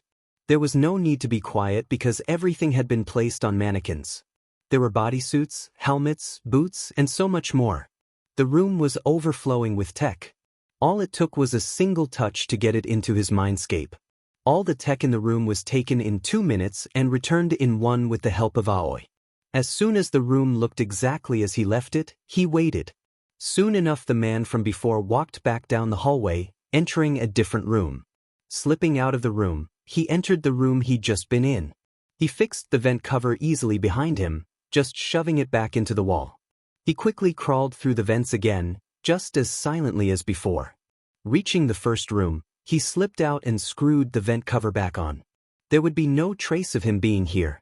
Glancing at the receptionist, who was turned away, he slipped out of the building unseen. Izuku sat in his mindscape, surrounded by a comforting blue light. Him and Aoi had designed the room he currently sat in to be a workshop of sorts. His real body was currently sleeping in bed. He'd just returned from his previous outing and his body had been exhausted. Now, he held one of the larger guns in his hands. He made another copy of it before attempting to completely dismantle it. If he F'd up, he could just use the copy he'd made and try again. He'd try dismantling it and repairing it over and over again until he could figure out how it worked. This gun was one of the plasma bursts that stunned the enemy. All of the guns shot out red beams. Aoi was doing the same next to him, looking at the smaller guns and grenades. Izuku had taken the large ones and the blades. They interested him the most. He'd already dismantled the first large weapon. It had taken him hours upon hours to figure out, taking it apart piece by piece. Now that he knew how one worked, the rest fell in line relatively smoothly. They were all made with the same idea, just different shapes and sizes, which affected the beam's range and strength. Potentially, from the information he was gathering, he could make a lethal one. But he wasn't going to do that. He'd leave the lethality to the knives. Thank you very much. Experimentally, Izuku held up the gun and shot it. It shot out a continuous beam, crashing into the wall. When he stopped, he could see a scorch mark. He frowned. Realistically, a gun like this wouldn't be effective in the field. It had too long of a cooldown, and it took too long to power up. The beam also wasn't too effective. Pushing the gun aside, he added onto his sketch. If he was being honest with himself, he needed an extremely long-range weapon as well as a medium-ranged one. Ideally, he could build them in one weapon. Ideas swirled around in his head. In tons of movies, he'd seen guns that would morph between forms. They would go from a mid-range weapon, open up and shift into a sniper in a matter of seconds. With the flip of a switch. Maybe if he figured out what the difference was between a sniper and an assault rifle. How the bullets are different, their chambers. The scopes. If he figured out the differences between the two, he'd know the similarities. He'd know what needed to be changed and modified to fit his plans. He also needed to figure out how to change the bullet size. From his glances at the other guns, he'd noticed that they didn't really house actual bullets. Instead, it had a small generator that filled the chamber with the plasma. When the trigger was pressed, it would ignite and form the plasma before shooting it off. If that was the case, then it would only be the switching of the barrel he'd need to deal with primarily, as well as the overall shape and scope. Moving. Which would be a challenge in its own right, combined with the fact that he'd have to change how the generation of bullets actually worked. Setting the guns aside, he huffed. That meant he'd need to actually look into bullet-centered guns instead. After he figured out how they functioned, he could probably combine them for his needs. Instead of continuing to work on the guns, he grabbed the bodysuit. It was almost exactly what he wanted in his. The black hardened surface was ideal for his body type. It'd allow him to move quickly without restricting his movement at all while also allowing him to move silently. It was also slightly fortified so he wouldn't take as much damage. He wouldn't feel the light love taps thugs seem to enjoy handing out. All he had to do was copy the general idea of this one and change it just enough to where it wasn't noticeable. Maybe he'd add some lines running across his body that glowed. Him and Aoi had figured that out the day before. If they filled in the gaps of things with their mindscape, it'd glow blue when they brought it into the real world.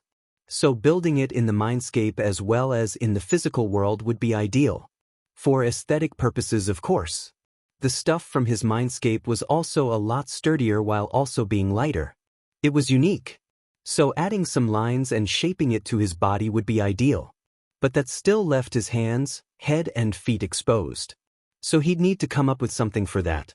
He'd also need holsters for his guns, grenades and knives. Among other things like first aid for civilians. He was also inspired by midnight and wanted grenades that would put people to sleep. So he'd also need a gas mask function in it. Izuku had a lot of ideas and a short PRD of time to execute all of them. At the very least he was on his way. Looking up at Aoi, he smiled. The man was working away on the other side of the room. In his hand was a blue grenade that had been completely dismantled. Earlier, the blue man had accidentally tripped something on his first attempt and blew it up right in his face. Luckily his mindscape didn't take any damage from it. They had been left laughing at the remnants of it, simultaneously relieved and amused by this new discovery. The mindscape couldn't take any damage. That would probably be a handy skill for if they ever got into a bombing situation, though. He could just bring Aoi out and have him dismantle it easily. Or bring it to his mindscape and get rid of it. Either one. Standing up from his chair, he stalked over to Aoi, watching him work with a smile on his face. He liked to think of himself as a methodical person when it came to the careful art of war. He wasn't going to rush headfirst into the stronghold, nor was he going to go into battle without anything equipped. Izuku wasn't a madman, so he spent the last 2 weeks perfecting his vigilante outfit and stalking his first target. He even went as far as to test them, seeing exactly how much damage resistance his outfit had. Anyway, after those 2 weeks of planning, experimenting, and stalking, Izuku was ready for action. But the full-scale revenge had to wait. As he said, he couldn't go rushing into the boss's room without first defeating the minions surrounding it. Aoi looked up from his spot at Izuku's desk, probably sensing that Izuku was about to go. The whole bunker had quickly become a mess as soon as he had started crafting his gear. There were piles of discarded weapons, half put together and long forgotten. Pinned all over the walls was a huge collage of faces. A literal murder board. Daggers were used to pin each leaf of paper to the wall, and his red marker was waiting to put an X on their face. Izuku conjured a duffel bag from his mindscape, taking a deep, calming breath. He had 2 locations in mind, both of which belonged to the gang Amaranthus, who had complete control over the drags in the underground. Rumor had it that Overhaul, the young head of the Yakuza, had funded quite a bit of cash into their little drag ring. He made quick work of suiting up, feeling a warm sense of satisfaction wash over him as he took one step closer to sweet, sweet revenge. The bunker filled with the soft glow emanating from his costume, and Izuku took a moment to stretch. His costume had been created entirely using his mindscape, meaning it was lighter and more durable than any material in the real world. It was a black jumpsuit with strips of glow-in-the-dark material that glowed blue.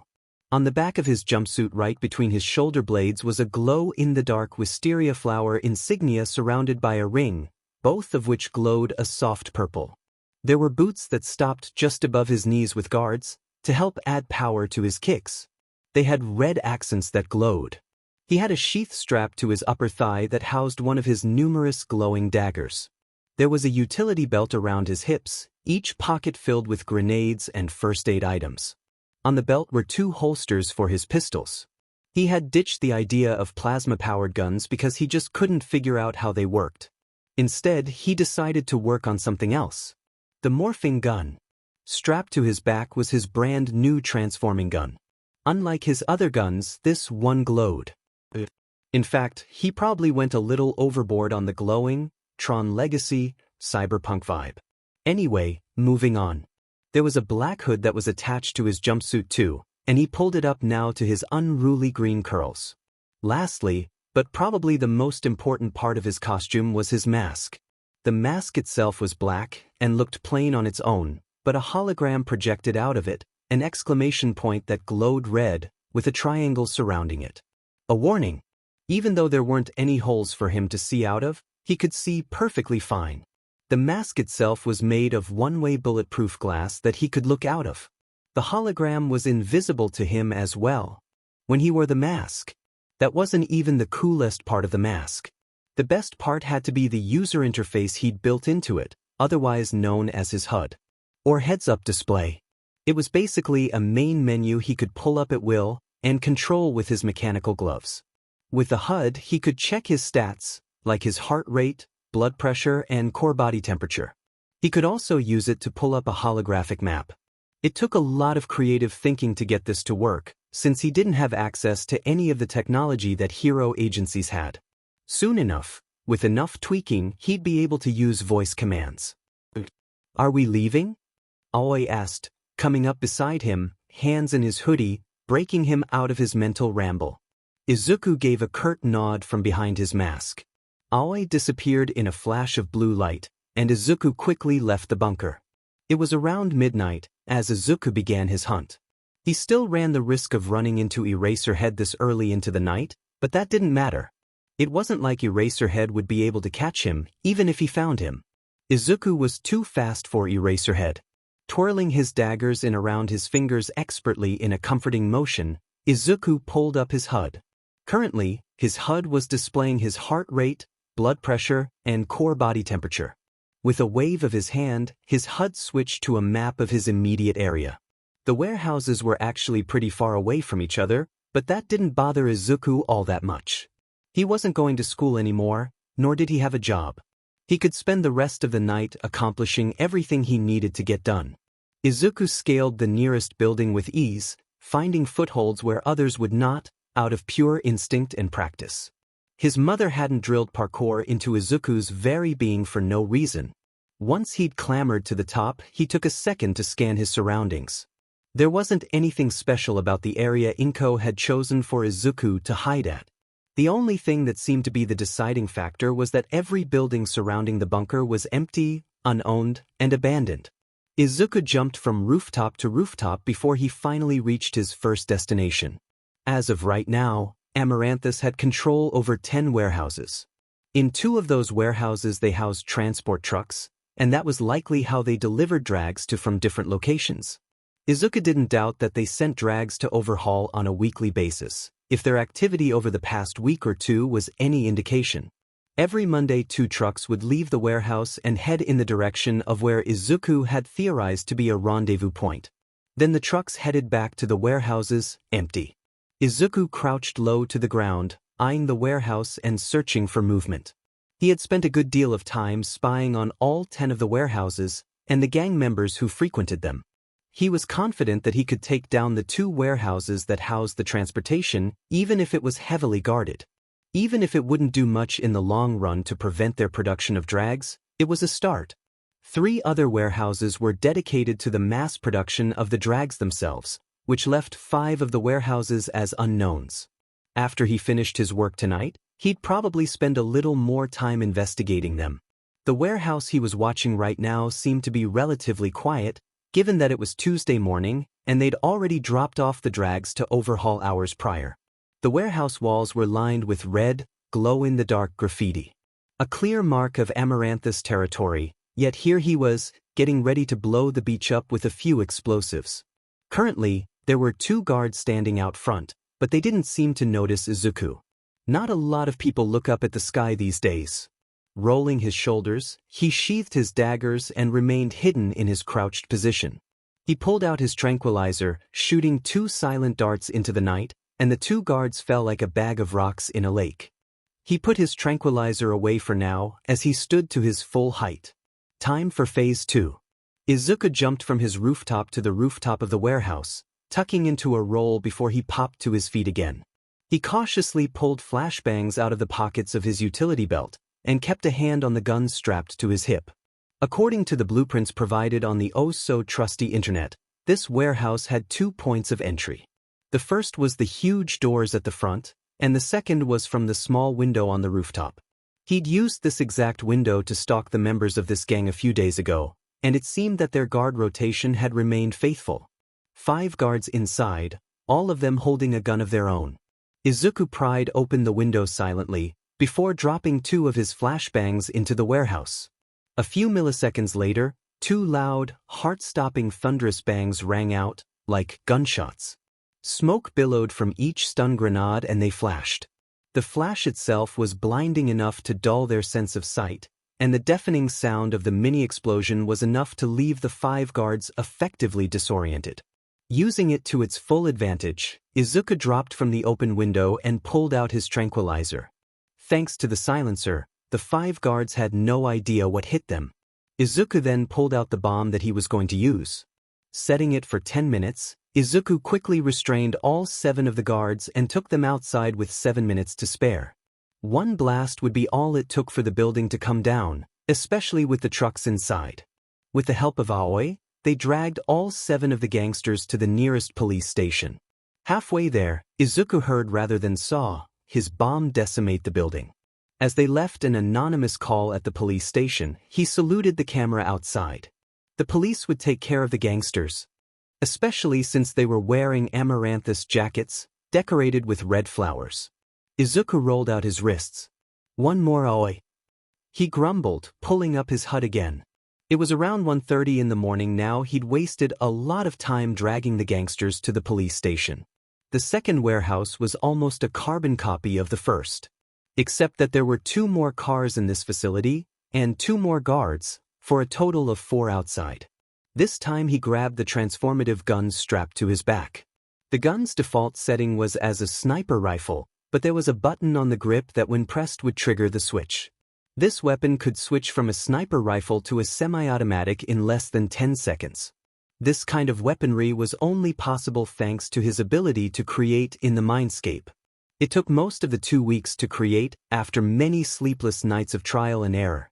A lot of the early models had exploded once he tried to switch them, which is why Aoi demanded that he be the one to test them out. Izuku didn't press the button to activate the transformation. He got down on one knee, pressing the butt of the weapon against his shoulder as he set his chin down. Peering down the sight he aimed, finding the first of his targets easily. Luckily, this particular weapon was meant to work as a stun gun in the shape of an actual gun, unlike regular stun guns that looked more like a taser. Depending on which form it took, it was either long-ranged or short-ranged. Hopefully, without much work, these guys would be stopped long enough for Aoi to go down there and tie them up. There was a sharp ping as he fired the first shot. 2 little metal prods flew through the night air and attached themselves to the jacket of the first man. Shifting his aim, he shot again, and the second guard dropped. 2 more shots rang out, and all 4 of the guards positioned outside were down for the count. Izuku returned its weapon to its original spot at his back, and Aoi materialized down below, beginning to drag the unconscious gang members away. Izuku repeated the same method as the first warehouse, dropping to the rooftop of the warehouse. He pried the window open, dropping more flashbangs, before dropping down. He drew both of his pistols at once, and a sharp electrical smell filled the air as the metal prods attached to the clothing of his targets. The first guard went down without a fight, but the same couldn't have been said about the other 4. They regained their composure quicker than the guards from the previous warehouse. Izuku was swift in this dance of bullets and agility. The 4 men, all of them buff and way more muscular than Izuku could hope to be, raised their weapons. Izuku summoned Aoi, and the man acted as a shield as soon as the men pulled the trigger. Shots rang out like claps of thunder and Izuku threw his pistols away, as Aoi covered for him. He hated using Aoi as a shield, but he really didn't want to die right now. His sniper rifle was back in his hands, but he pressed the button on the grip, and the weapon transformed in a flash of blue. Aoi dematerialized, and Izuku let stun charges fly out, and hopefully this time a second shock would render them immobile. The recoil pushed on his wrists, but Izuku didn't care. He couldn't hear or feel anything over the din of gunshots sent his way as he ducked behind cover. Smiling, Izuku returned his weapon to its default form and put his weapon away when he realized that all of his opponents were either knocked out or were laying on the floor groaning. Izuku used some capture tape to restrain them and dragged them out of the building. He set up another bomb, working fast just in case more gang members were on their way. He set this one for 5 minutes as he grabbed his pistols. Izuku dragged the gangsters with the help of Aoi, who could take them to the mindscape far away enough from the warehouse that their allies wouldn't find them. He grabbed his radio, directly on Eraserhead's channel as he checked their restraints. 9 members of Amaranthus restrained and unconscious 2 blocks from Musutafu police station, Eraserhead. Come and get him, Izuku said into the static. He wasn't expecting a reply at all, but he knew Eraserhead's patrols lasted long into the early hours of the morning. He knew Eraserhead would grab the gangsters, but he really hadn't expected a response. I'm on my way, problem child. Don't move. Can't sorry, I've got a revenge to plan, Eraser.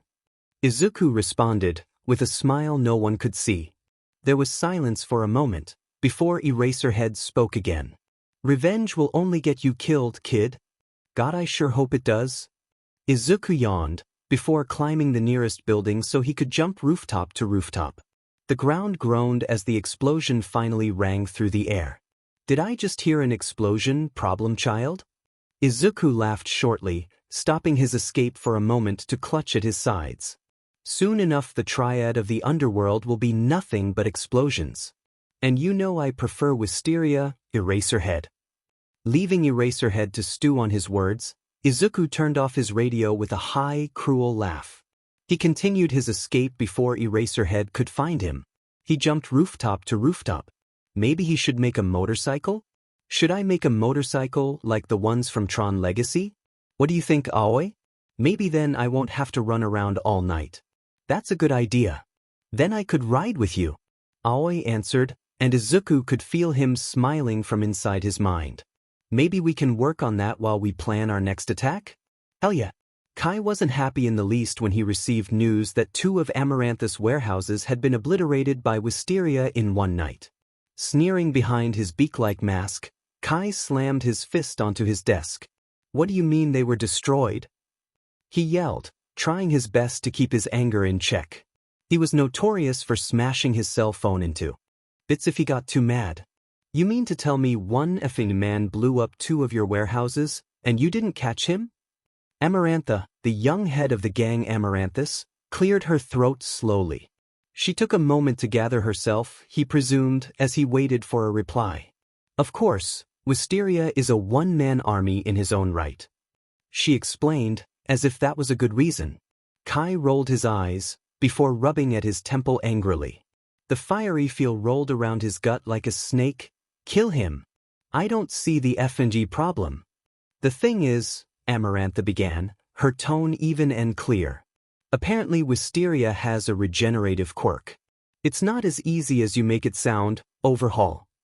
Kai stopped short, his anger evaporating like it had never been there in the first place. He could feel his eyes getting impossibly wide in astonishment. Wisteria had a regenerative quirk? Wisteria incapable of dying? Kai couldn't help but smile with sick glee. He could only imagine the implications. What kind of power would he have if he had a weapon like that? But first he'd have to teach Wisteria a very painful lesson about who not to mess with in the underworld. And then of course, he'd have to overhaul the vigilante and make him switch gears. By God, Wisteria would be his human atomic bomb that would help him achieve a quirkless world. Tell me everything you know about Wisteria. It had been a while since Kai Chisaki overhaul went on a hunt worthwhile. Izuku decided to take a break between warehouses after taking down 4 more in the span of this entire week. He still had to devise a solid plan against the young head of Amaranthus. But that could wait. Amaranthus wasn't going to disappear in the span of a few nights. He had plenty of time to relax and plan before he finally took down the gangs. Tonight was a perfect example of his version of relaxation. He sat on his bed, sketching another design for his motorcycle. Aesthetically, he was going to take plenty of pointers from Tron Legacy, as he had for his entire costume. He had a theme going and he wasn't about to ruin it by not making his bike match. Except his bike wasn't going to glow blue or red like the rest of his outfit, it was going to match the purple on his back. And it was going to have loud, bass-boosting speakers. He liked to play his music loud. He couldn't wait to get his baby up and running, loud music and all. He couldn't wait to practice wheelies on it too, in the dead of night where he didn't run the risk of accidentally hurting anyone. Or maybe he'd leave the wheelies for the mindscape, like his driving lessons. He'd been spending a lot of time learning how to drive a motorcycle safely after Aoi researched everything he could about it on the internet. Aoi wasn't even going to let him build the DMN thing until he learned how to drive it safely, which he had. Now all that was left was to design and actually create it. Right now, in fact, he was piecing it together part by part in his notebook. He even stole a bike a few days ago so he could study it and replicate the pieces in the mindscape, one by one. Now, he could theoretically build his bike, but he still had to design. Hence the rewatching of Tron Legacy, Ghost in the Shell, and The Matrix. He wanted to stick heavily to his cyberpunk vibe that he'd been creating. Drawing out the basic design of an actual bike, he decided that it would follow the design of a crotch rocket bike. He added a few futuristic touches here and there, like glowing strips of metal on the body and on the wheels so they glowed too. He even added speakers to the drawing, so he wouldn't forget. He even sketched out a drawing for a helmet. Izuku studied his sketch critically before popping into his mindscape. Aoi blinked in surprise from his spot in the middle of the black nothingness. Aoi had been laying down staring at nothing, and when Izuku arrived he popped up into a sitting position. Instantly Izuku changed the landscape, and they seemed to be in a parking garage that was empty. Dim lights lit the endless area, and Aoi made his way over to him. Izuku conjured the strange material that he could only create in the mindscape. It started as a scrap of the otherworldly metal, but beneath his practiced hands, he shaped it into exactly what he needed. It was like really advanced origami, folding and creating until the bike began to take shape. He took out more materials and created the engine, the wheels, the handles. He added the speakers that would make the ground pulse, like a siren. The city would know when Wisteria was on the hunt. He created a number of tools to piece the bike together and added the glowing panels and strips. A bright purple glow issued from the bike. Newly assembled and ready to go. He tweaked his suit to turn purple when he got on his bike. He slipped on his costume and hopped on the bike. He smiled when he realized his costume did in fact turn purple. Aoi grinned approvingly, and Izuku looked back at him. "Hop on, Aoi, let's make sure it works before we got out." Aoi's grin broke out into a full smile as he climbed on, wrapping his arms around Izuku's stomach. Izuku smiled and revved the engine, and the landscape melted away to reveal an empty city. The music was deafening. The cyberpunk playlist ripped through the mindscape and Izuku leaned closer to his bike, pressing himself against it as they shot forward. The city whipped past them at an alarming rate, but Izuku had been practicing driving at these speeds for a reason. He wanted to be prepared if he ever got caught up in a police chase. They shot through the city, nothing more than a purple streak of light, and Aoi conjured up other cars to block him. Weaving through traffic shouldn't be one of his many talents, but it was. Aoi even made sure he could drive backwards. Aoi was too overprotective most of the time, but even Izuku had to admit that this training was necessary. Now Aoi conjured up police vehicles chasing. Izuku dodged those expertly too, even taking a sharp, mildly terrifying turn onto a highway. The back tire fishtailed beneath them slightly, but Izuku kept steady. Izuku weaved his way through more fake cars before trying a wheelie. He understood the concept of it, of course, but he'd only tried it a couple of times when he had first been learning to ride. The pounding cyberpunk music blared through his ears like a war drum. The first wheel lifted off the asphalt, and Aoi tightened his arms around him before shouting, "I know this is just the mindscape, but we shouldn't be doing wheelies on the highway." Izuku just grinned like a madman, letting his weight keep the wheel up in the air.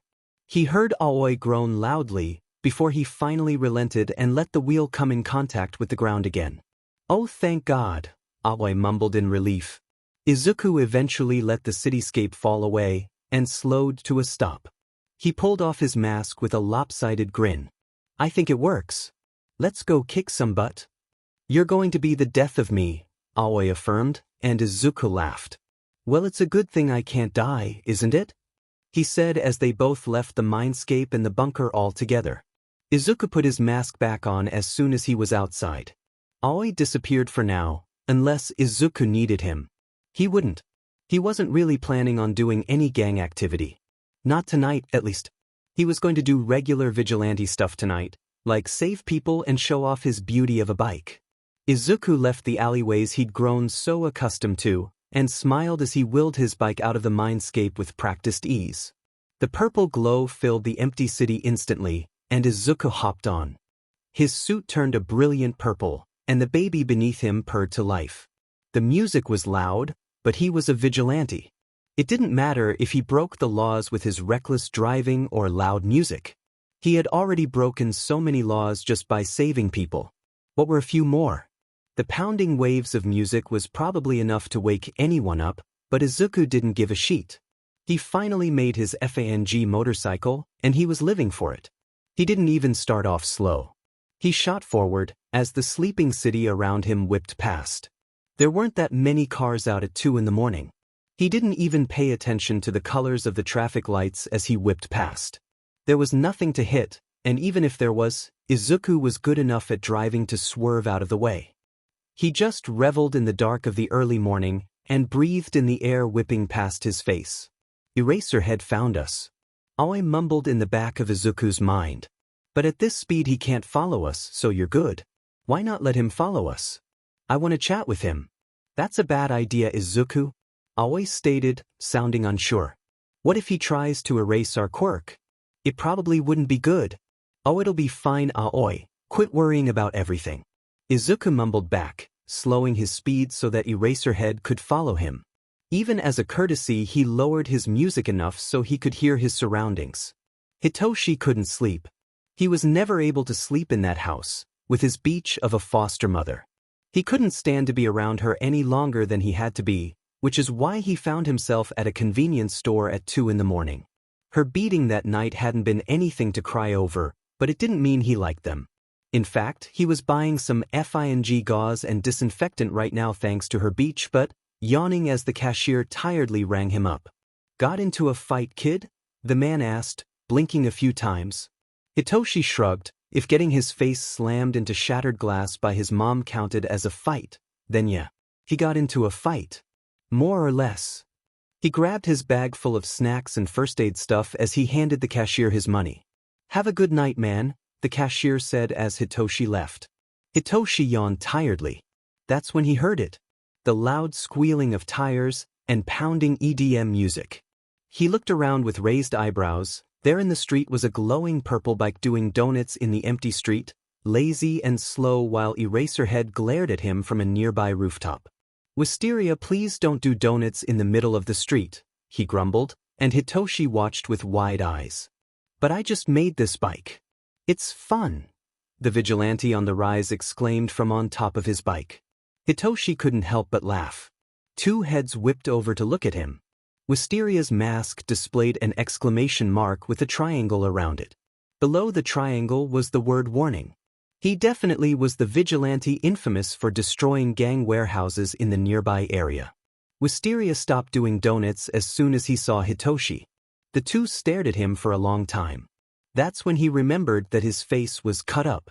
Eraserhead's brow furrowed with worry, and Hitsuhai scratched the back of his head. Shit. I'll be going now. He turned around, a red blush making his face hot with embarrassment. He really shouldn't have laughed. He should have ignored it and went home. But that was Eraserhead, sounding like a tired dad at 2 in the morning, asking a vigilante to politely stop doing donuts in the empty street. "W-t," a voice called out, higher pitched than Eraserhead's could have been. It was Wisteria. "Don't capture me, Eraser, let me do this." Footsteps closed in behind Hitoshi, and he stopped in his tracks to look over his shoulder at the vigilante. His chest tightened with worry, the voice in the back of his head whispering to him that he was a villain, that he shouldn't be talking to this vigilante because he had a villainous quirk.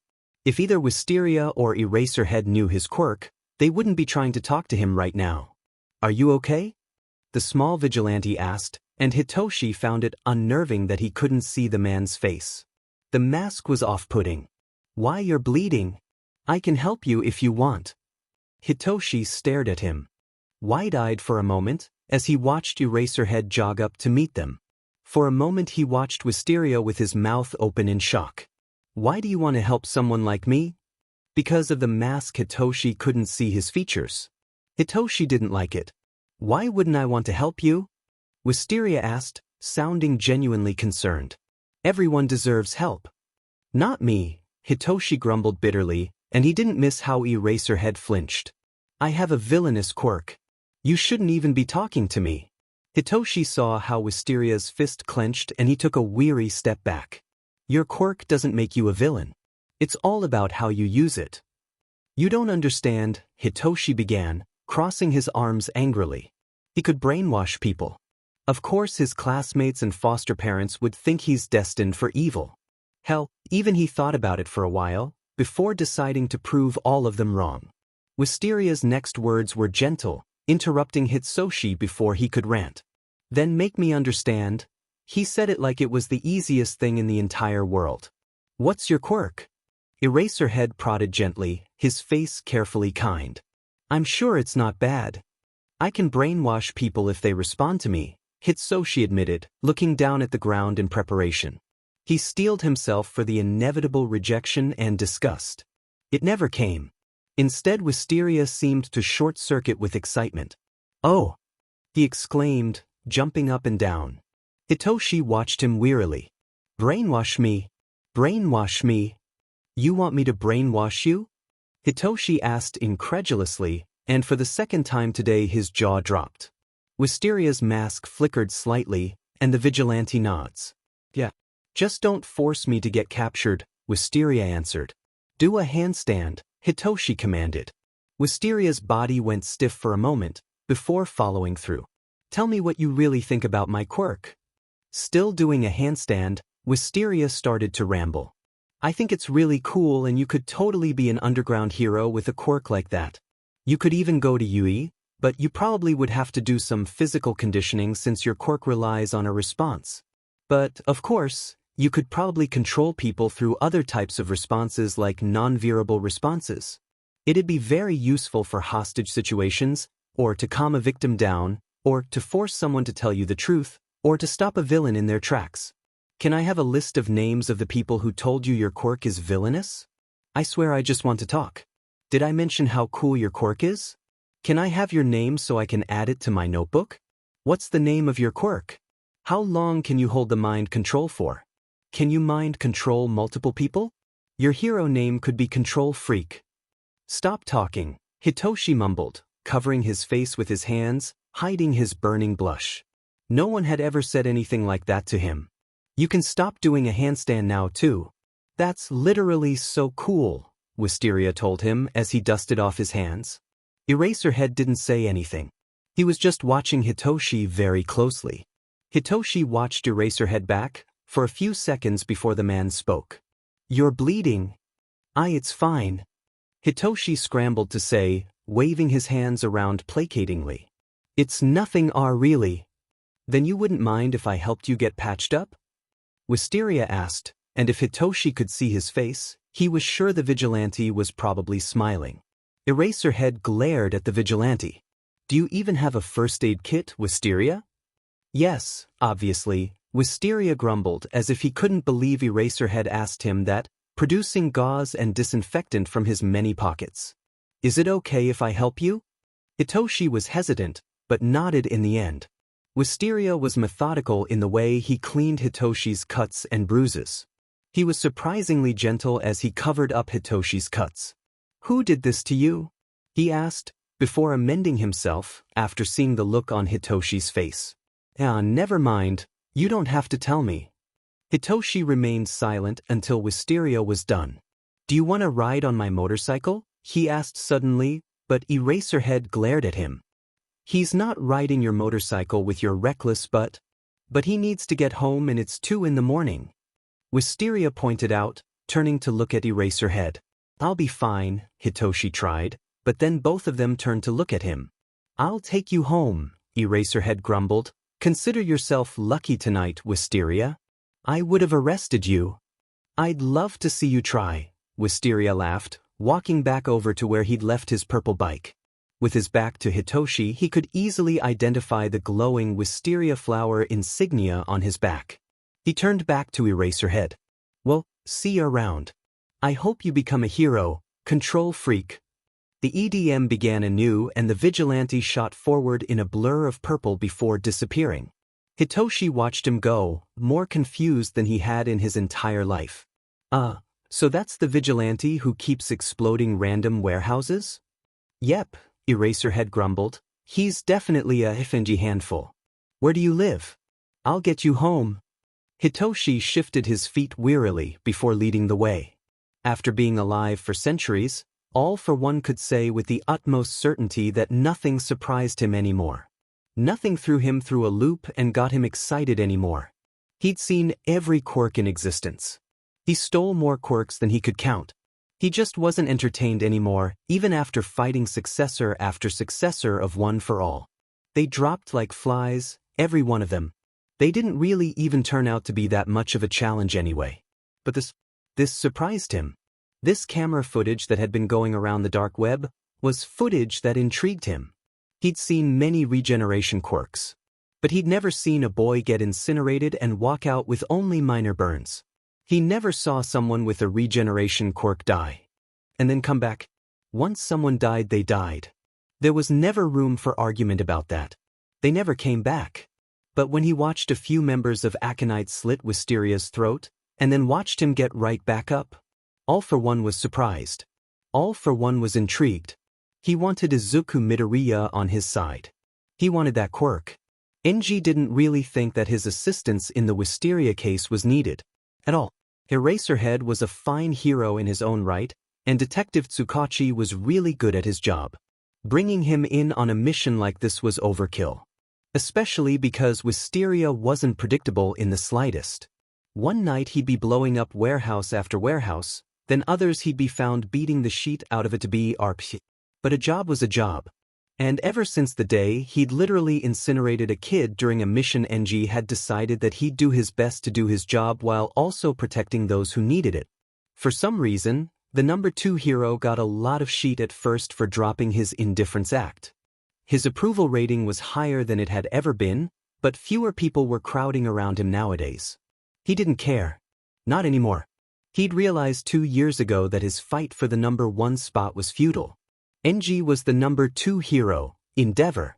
Being second place didn't give him the right to be an a-hole, or to force Shudo to do what he wanted. Now he'd changed. He realized that as Endeavor and as a father he needed to do and be better. To set an example.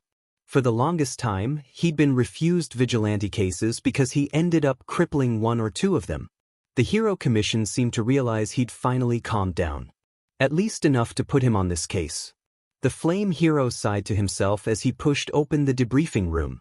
Immediately, he was greeted by Eraserhead as well as Detective Tsukachi. In a rare display of politeness, he nodded to both people in the room before taking a seat across from them. Papers were strewn across the table. A paused video was projected on the wall. It seemed like they'd be jumping right into it then. Enji sat quickly before waiting for someone to start the meeting. Alright, so we're gonna catch you up to speed on everything before we actually go out and see if he's out tonight. First off, the detective moved some papers around before turning it so he could read. There was a picture with a boy. Green hair and eyes with freckled cheeks. He looked young. The name Izuku Midoriya were written under it along with his age. 12 years old. A literal child was running around on these streets unsupervised and dangerous, blowing apart buildings in his free time. This kid was the same age as Shudo. He couldn't imagine Shudo being capable of anything like this, even as well-trained as he was, and didn't that hurt to think about? Training his child so young that it almost drove his wife crazy. Enji glanced at the picture again. Something about the boy looked familiar. Alarms were ringing in the back of his head, yet he didn't know why. Maybe he'd seen him before? A fanboy perhaps? Wisteria is Midoriya Izuku. About 2 years ago he appeared along with this vigilante. Another paper was placed in front of him, this time provided by Eraserhead. Her name is Attraction. The paper had a picture of a woman with green hair and eyes that matched. Flipping between the pages, he quickly realized they were related. It was a punch to the gut when he read the words, deceased, under her age. In her picture, she was smiling. Reading further down, he also had the sinking realization that she had no family to speak of other than her brother who'd been MIA for years. He'd left around the time she went out the first time as a vigilante, before she disappeared for 10 years. NG flipped back to the first paper. Izuku's birthday was in July. Midoriya had stopped her vigilante work around 8 months before that. Uncharacteristically, he bit his lip in frustration. Why had she gone back just to die? And leave her kid alone? Before he could think it over, another paper slipped in front of him. She died about a month ago. Found in her apartment with her throat slit, no blood anywhere though. The whole apartment was destroyed. Izuku Midoriya was nowhere to be found. Tsukachi finally finished, folding his hands on the table in front of him. While this was certainly room for suspicion, this wasn't really definite proof. Izuku could quite literally be anywhere. The vigilante duo could have been two strangers meeting up. The feeling in his gut didn't agree with him all too much. NG looked up at the two men, expecting the conversation to be over and for them to start planning their outing. When he made eye contact with them, he knew there was something else. Something much more incriminating than any of his educated guesses. This time it was Eraserhead who spoke, surprisingly. What we are about to show you does not leave this room in any capacity. I don't care who asks you about this. Not your kids, certainly not the commission. We only brought you because we need more firepower to get Wisteria safe. So they weren't just looking to capture and detain Wisteria. They wanted to keep him safe from something, which probably related to what they were about to talk about. He gruffly nodded. NG has hit his fair share of shit from the commission, so this certainly was not his first rodeo. Eraserhead and Tsukachi looked at each other again. They seemed to come to a final verdict and pressed play. Prepare yourself. Ominous. The video started playing, opening up to a dark and narrow alleyway. There were about 15 gang members surrounding two figures. Based off of the general location and the flowers on the back of their jackets, he could tell they were from some local gang. He'd only known that because that had been Wisteria's MO, destroying gangs' bases of operations. NG got the creeping feeling that he'd figure out why he hated them so. The camera suddenly switched angles before zooming in just as the duo's hoods were yanked off. Despite the bad quality and poor lighting, it was obvious who the two were. Midoriya sat off to one side, and the other showed the terrified face of Izuku Midoriya. The cameras didn't have audio. The head said something, and from what he could tell, a smile appeared on his face. NG hated thugs like these. Villains he could deal with. A lot of the time he understood why they did what they did. They had motives, inspirations, and could actually think logically. Gangs, however, were a different story. First of all, it was iffy on whether or not they were intelligent enough to actually run themselves. Another reason was the fact that they seemed to just be absolutely endless. Take down a quirk trafficking ring and two more would pop up in its place. Think you just got rid of a drag on the street? Now there's word of a much more powerful version sweeping across the country. They were powerful in a different way. It just made them that much more annoying. NG knew he was about to leave this meeting with more reasons. His throat was dry as he swallowed. The leader said something else on screen, waving a knife around. The other members around him had their guns aimed at the duo. There wasn't any escape. Just how did Wisteria make it out alive? And why did he feel so damn familiar? There was a flurry of movement on screen. Blood flowed out of a new wound on Attraction's neck, staining the front of her outfit in seconds. A desperate smile had been on her face as she died, her body falling onto the ground as they released her from their grip. The same had been done to Wisteria, the blood following the same path it had of his mother's. He didn't fall instantly like she had. Instead, the blood kept flowing. Kept spurting from the wound impossibly. The camera angle changed once more, now clearly focused on the faces of the two interacting individuals. Wisteria turned to the head of the gang.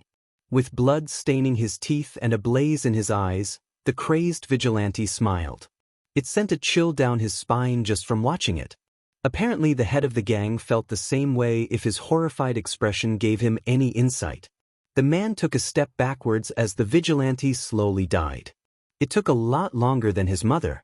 The video was suddenly sped up as the gang left. If the boy had died, then Wisteria had to be a copycat vigilante, which would make all of this information he'd gotten very misleading. He was just about to say so when the video went to a normal speed. Suddenly the boy shot up from where he was laying in a pool of his own blood. With a gasp, the boy crawled over to his mother's body.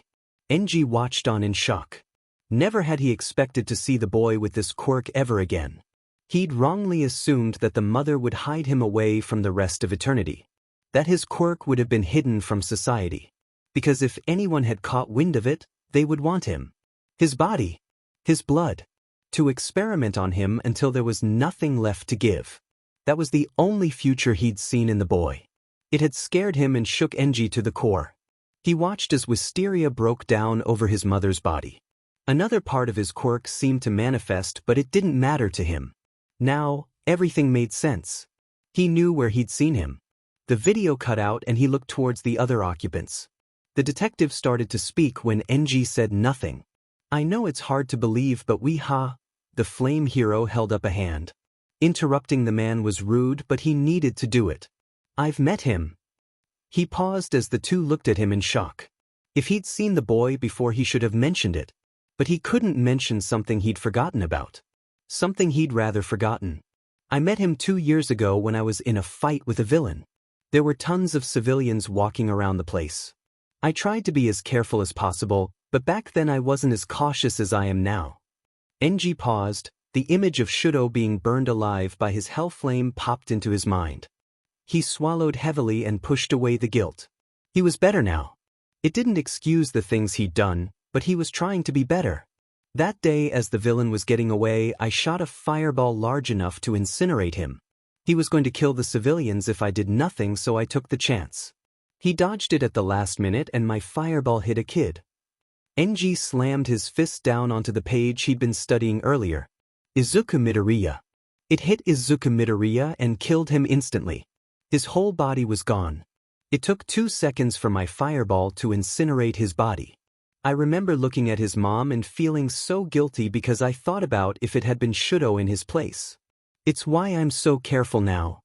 But that doesn't matter because a few seconds later he popped back into existence with nothing more than a burn on his face. The flame hero didn't really know what to do with his information. Technically, he already knew what was happening. With this information, he knew his job had switched from capture and punish to protect and save. The way the duo stared at him only confirmed it. This was a child that had the possibility of getting kidnapped and tortured or experimented on just because of his quirk. His whole view on the mission had changed with a 5-minute video. It made him wonder if the case was the same for some villains. Were they just people who needed to be saved like this vigilante? Were there people out there who had killed in the name of survival and only needed a push to turn it all around? Enji huffed quietly before looking up at the two once more. They didn't seem too surprised by his admission. It explained a lot actually. Why Inko Midoriya became a vigilante again and why she had dragged her kid into it. He couldn't die, and they probably had an aversion to regular heroes now. Because of him. All it took was a moment for him to change their mind about staying on the sidelines to people who were in the thick of it. It made the flame hero uneasy. So he knew what he had to do now. Right his wrongs. I'm assuming this case isn't a simple capture and detaining of a criminal? It's changed, hasn't it? He asked, making eye contact with Eraserhead. They had told him not to tell the commission, which probably meant that Nedzu would be eventually brought into this. That rat always seemed to find a way to get what he wanted despite the commission. A simple nod. All right, so how are we going to do this? Izuku pulled the bike out of his mindscape. It wasn't as hard as it seemed, but all it took was a wave of his hand and there it was. Sitting in the middle of the road, glowing its beautiful purple. He didn't bother bringing Aoi out. The man would only get mad at him for doing reckless shit with him attached. It did take him about 5 minutes to be able to manifest him again, so he understood. Not having a body was an odd experience. Izuku stalked over to his motorcycle before mounting it. The familiar pull of the magnets on his inner thighs and the sides of the bike was comforting. He'd added that after he tried to do a wheelie about a week ago. falling off and dying wouldn't be entirely too pleasant. Everything on his suit turned purple as he finally settled in. He wasn't anywhere near his warehouse, so he didn't have to worry about his music. Pulling up his HUD, he selected a different playlist. This one fit his theme, but had more of a synthwave vibe instead. He wouldn't be caught dead playing the same playlist over and over. The music blasted out of his speakers instantly, and a smile lit up his face.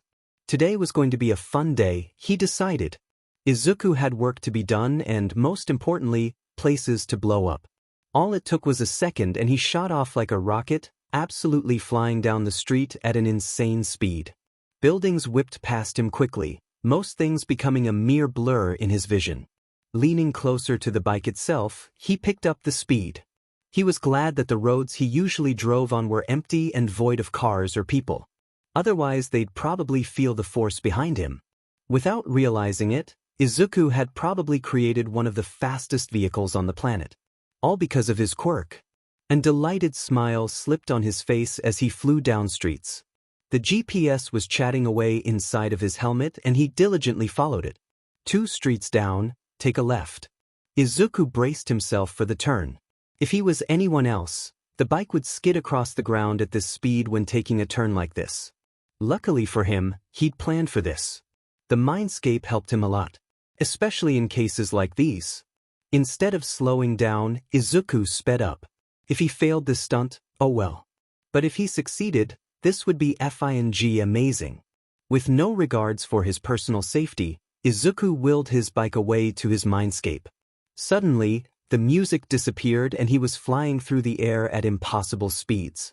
Now that there was no noise, he could hear Aoi practically screeching in his mind. It didn't matter how many times they practiced the sheet, the man still would die a little bit on the inside. He had an upgrade to his costume. As he flew down the road, slowing down a bit, he used his boots' double jump feature. It flung him higher into the air before he used it again. Now higher in the air, just above the rooftops, Izuku could control his direction easily. Everything around him was a blur of motion. This is the street. Turning his body onto it, he allowed himself to fall towards the road at impossible speeds. If he actually hit it, he'd probably be reduced to nothing more than a splatter. Before it was too late, he materialized his motorcycle back into existence, riding it just like before. He was glad they decided to add the shock absorption to the wheels as he made contact with the ground, music suddenly blaring again. Japan was absolutely filled with slight turns and straights. It wouldn't be common that he'd need to drive fast enough to even use this move, but God was it satisfying. The whole bike bounced dangerously as he laughed maniacally. The speed picked right back up, not losing a single second of time as he shot down the highway.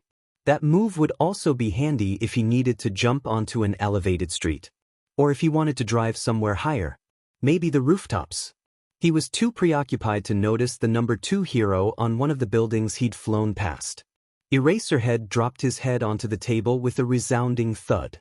He watched again as the boy jumped off of his FNG motorcycle going at deadly speeds before flying through the air like some impossible Spider-Man. Landing roughly onto another road, picking up the speed again. Tsukachi watched it for the 3rd time in awe. Watching a purple blur fly over 4 buildings at record-level speeds before landing onto a motorcycle that hadn't existed a few minutes prior was insane. The vigilante hadn't even given his suit enough time to change colors. He'd flown past in a matter of seconds. Endeavor sat silently, his hair and uniform a wild, wind-blown mess. Chapter text. Wisteria spotted in Musutafu. Control Wisteria motorcycle.jpg. I know I already posted about Wisteria in the last 24 hours on this forum, but I went out for a walk and found him. Sorry, the picture is pretty blurry, and I didn't get a chance to take a video. We didn't get a chance to talk like last time, but I did notice that there were more reports of warehouses exploding on the news. Wisteria's at it again. 1.9k upvotes, 6 hours ago. Gravity Girl 456. Dude. Wisteria's whole aesthetic is literally the best. 900 upvotes, 4 hours ago. Flextipicax that's that. I've been hearing a lot about Wisteria, but I have no FING clue who that is. My boyfriend won't tell me. Enlighten me, people of Reddit, please. 2 upvotes, 20 minutes. Reverie understands. Basically, he's a vigilante. He's really popular because he's trying to take down the underground gangs that the police haven't been able to convict. So far he's been going after Amaranthus as far as officials can tell, but everyone thinks he won't stop with just one. He blew up a couple of warehouses a few weeks before he started hunting Amaranthus.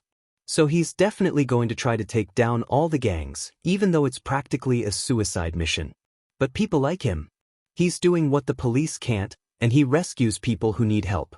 Earlier at Control_Quirk posted about Wisteria helping him after bickering with Eraserhead. He's probably non-violent towards heroes, which helps with his popularity exponentially. And he's flashy. Most vigilantes aren't flashy because they want to avoid getting arrested. Wisteria is different. He wants the attention. He wants people to see him. I think it's because he wants people to know that he's there. To show people that there aren't just heroes protecting them. I respect him. He's cool, and I really want that bike. 20 upvotes, 10 minutes ago. Flex Tipikax that. Shidafar? He's doing all that? 5 upvotes, 5 minutes ago. Half and half _Sobanoodles. Yeah. Apparently, they brought Endeavor to help out with the case to get him captured.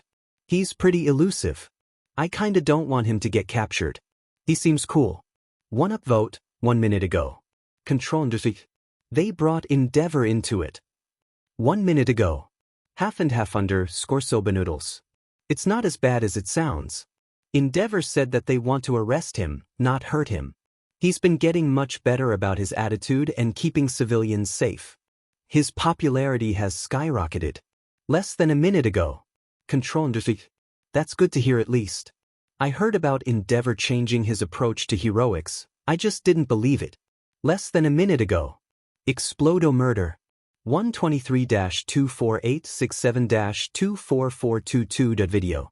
I got a video of his bike. Control_. Here you go, you fucking nerd. Less than a minute ago. Control_. I can always count on you, Explodo boy. Less than a minute ago. Explodo Murder. This is my first time on this forum.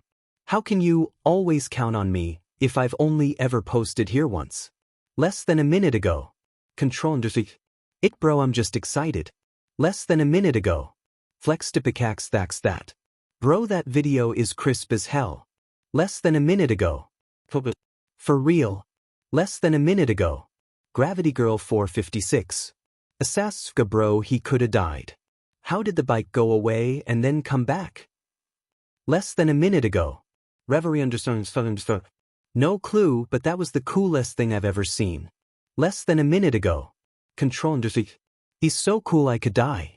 Less than a minute ago. Yama. Dude, I wish I could be that sparkly. Less than a minute ago. Fast understood. Being a vigilante is illegal, but I can say with absolute certainty that you can be that sparkly. While I can't condone this vigilante's actions, I can see how it's helped Musutafu. I hope he doesn't get caught. He does seem pretty cool. Less than a minute ago.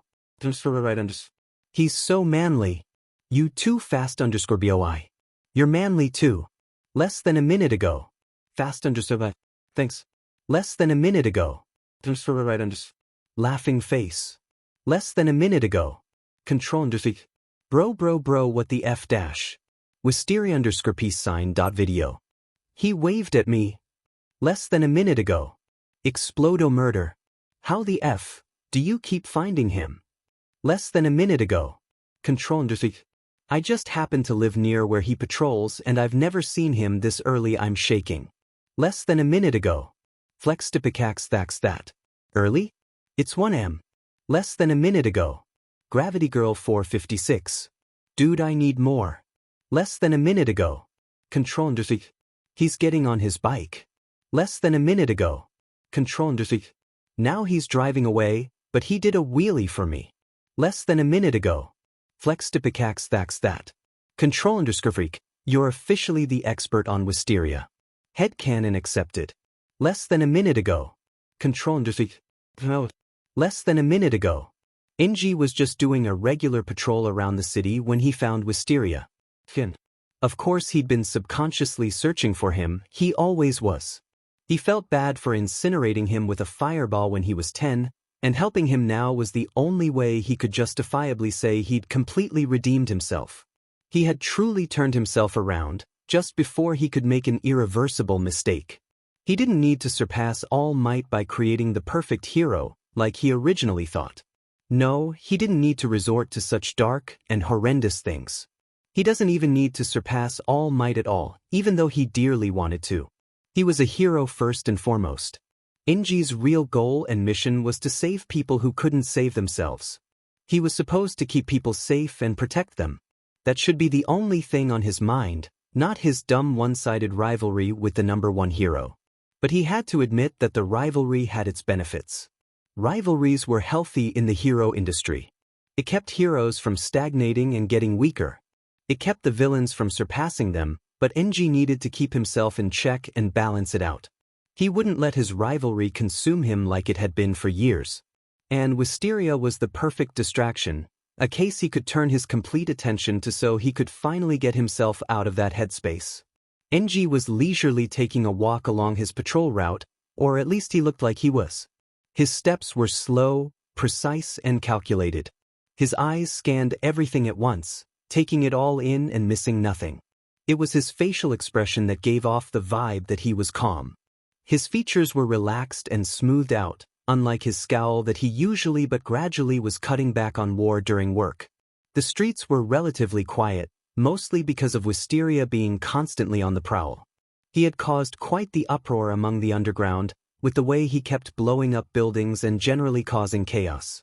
He had yet to hear an explosion anywhere, but he knew it would be way later into the night until something like that happened. He usually struck the gangs early in the morning, or not at all, unless he was changing things up. Maybe that's why he hadn't expected to see him, perched on a rooftop, glowing his usual red and blue.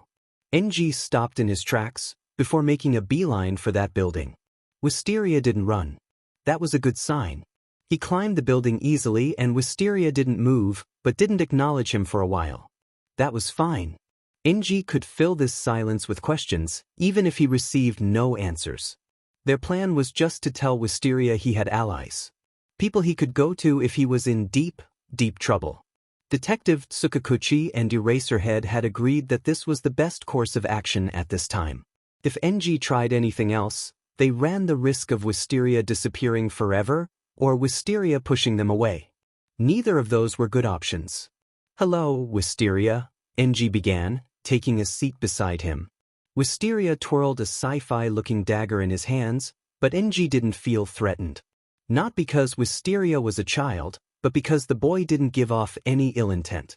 Wisteria seemed deep in thought, and the dagger twirling was probably part of his thought process. The city was sprawled out below them, and a gentle breeze blew past them. Wisteria kept looking forward, though he did hum lowly in response. It was better than nothing.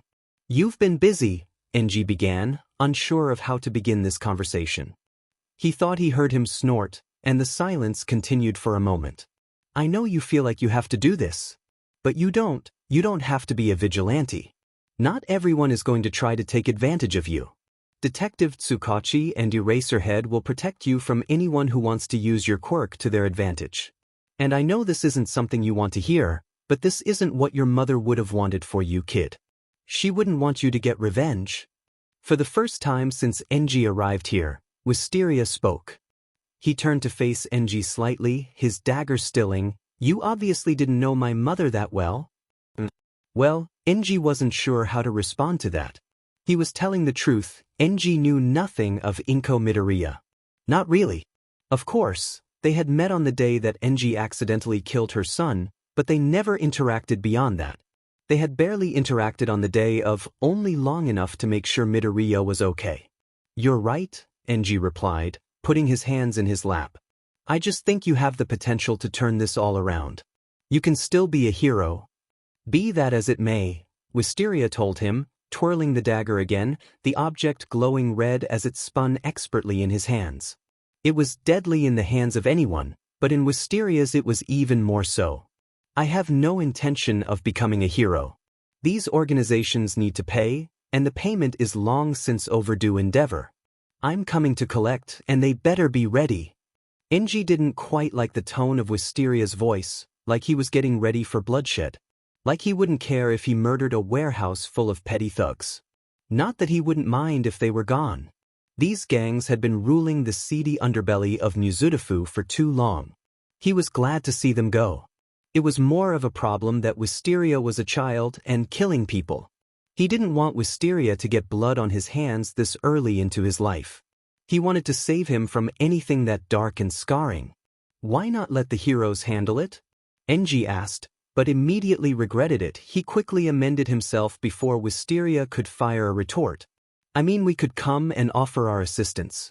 We're here to help you, Wisteria. None of us want to see you get hurt. Helping me is stupid on your part. What could you possibly gain? Where's the catch? What price would I pay for your help? There's no catch, Wisteria, Enji promised, giving him a glance. The daggers had stopped again. It's our job to help people. But I'm not like most people. Wisteria sheathed his daggers and shifted on his feet. He needed to wrap this up.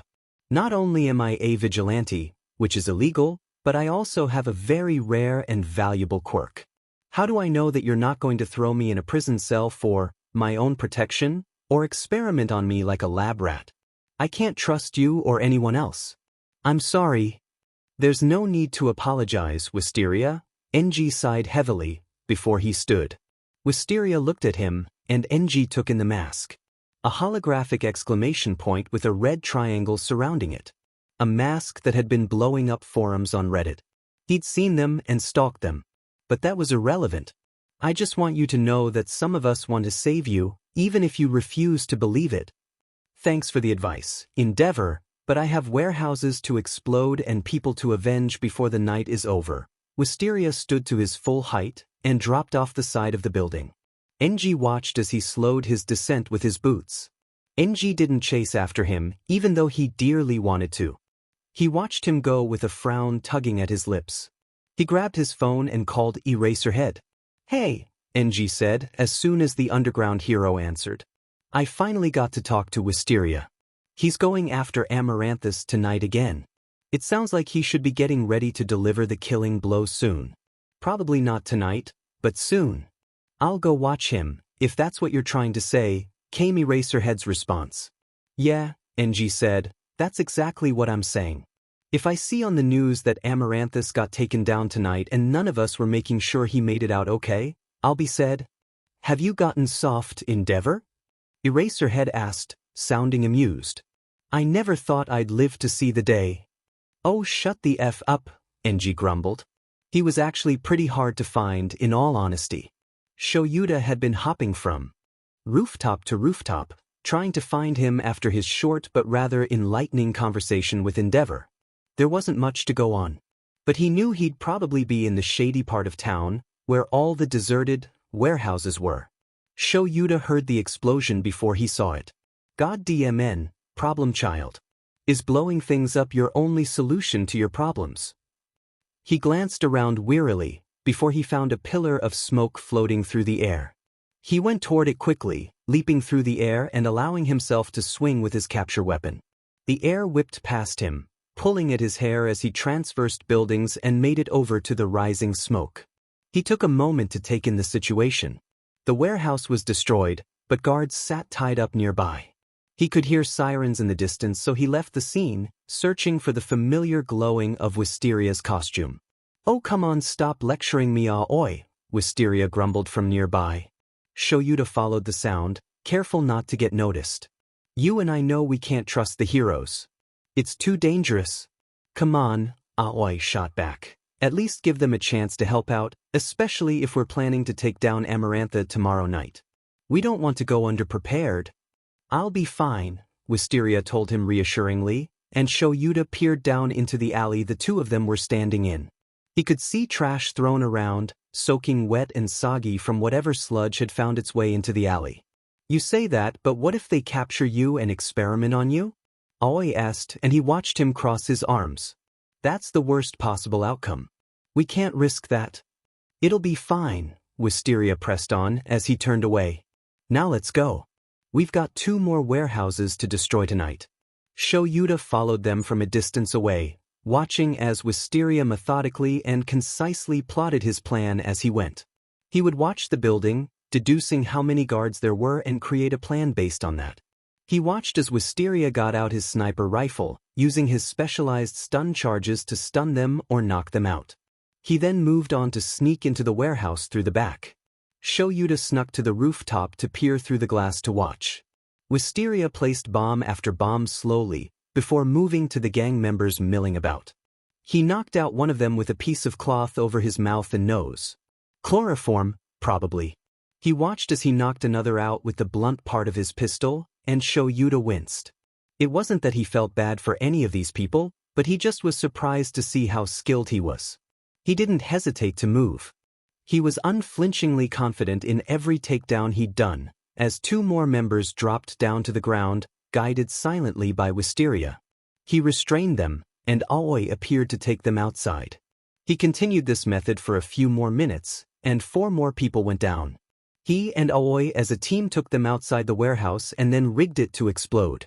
Shoyuta hopped off the rooftop, landing on a different building that probably wouldn't explode along with it. The explosion was bright, hot, loud, and destructive. The explosion thundered through the air like a roar, as flames engulfed the now empty building. And then Wisteria moved on as sirens blared in the distance again. He followed him to the last warehouse of the night, and this one was filled with cars. They looked identical to the vehicles that had chased him down 2 days ago. Wisteria went in, guns blazing this time. There were flash grenades, there were guns drawn and charges fired. There was the audible thump of bodies falling, and then nothing. Silence. Shoyuta watched, using the same method from the last building. Wisteria rigged the building to explode, and he watched it explode again. Is it time to go home yet? Aoi asked excitedly, appearing in a flash of blue. I want to watch Frozen again. Shoyuta smiled at that. The duo hopped roof to roof, before abruptly stopping. Shoyuta stopped too, watching them curiously. Slowly, Wisteria turned to him. You've babysat me enough for one night, Eraserhead. Go home. I'm not going until you do, Shoyuta told him, crossing his arms. He still had time before he needed to be anywhere. And he was curious about where Wisteria lived. You're not coming anywhere near my bunker, Wisteria told him, mirroring his stance. The way he spat out the words like poison was enough for Shoyuta to put his hands up placatingly. I just want to make sure you get home okay, Shoyuta told him, not daring to move from his spot lest he wanted the boy to run off. I won't try to capture you or anything, I swear. I can't risk that, Eraserhead. He turned away from him, and Shoyuta felt like he was losing this battle. You know, it's too risky for you to follow me. Someone could see you and follow us, or someone might figure out that you know where I live and torture you for information. I've made powerful enemies. Just how deep are you in, kid? Shoyuta asked, getting worry and guilt coil around his heart like a snake that wouldn't stop squeezing. You don't go after the organizations that rule the underbelly and get away with it without pissing people off. Eraser, Wisteria began with a nonchalant shrug. I don't know who my enemies are. They're biding their time somewhere I can't follow, and I'm constantly vulnerable. One of these days my enemies will come for me, and I don't want anyone in the crossfire. I will be fine. I'll always be fine, but other people around me won't be. But Shoyuta tried, placing a hand on his shoulder, but Wisteria interrupted him. I like you, he stated simply, and the enemies I'm surely making will take advantage of you, the detective, and even Endeavor. Find me once Aconite is destroyed, the last one on my hit list. Maybe then we can talk. Wisteria continued on, hopping roof to roof, and Shoyuta watched him go. He called Detective Tsukachi. I placed the tracker on him. He spoke before.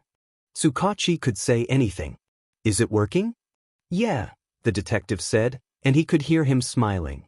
We'll figure out where he's staying whether he wants us to or not. Do you think this is a good idea?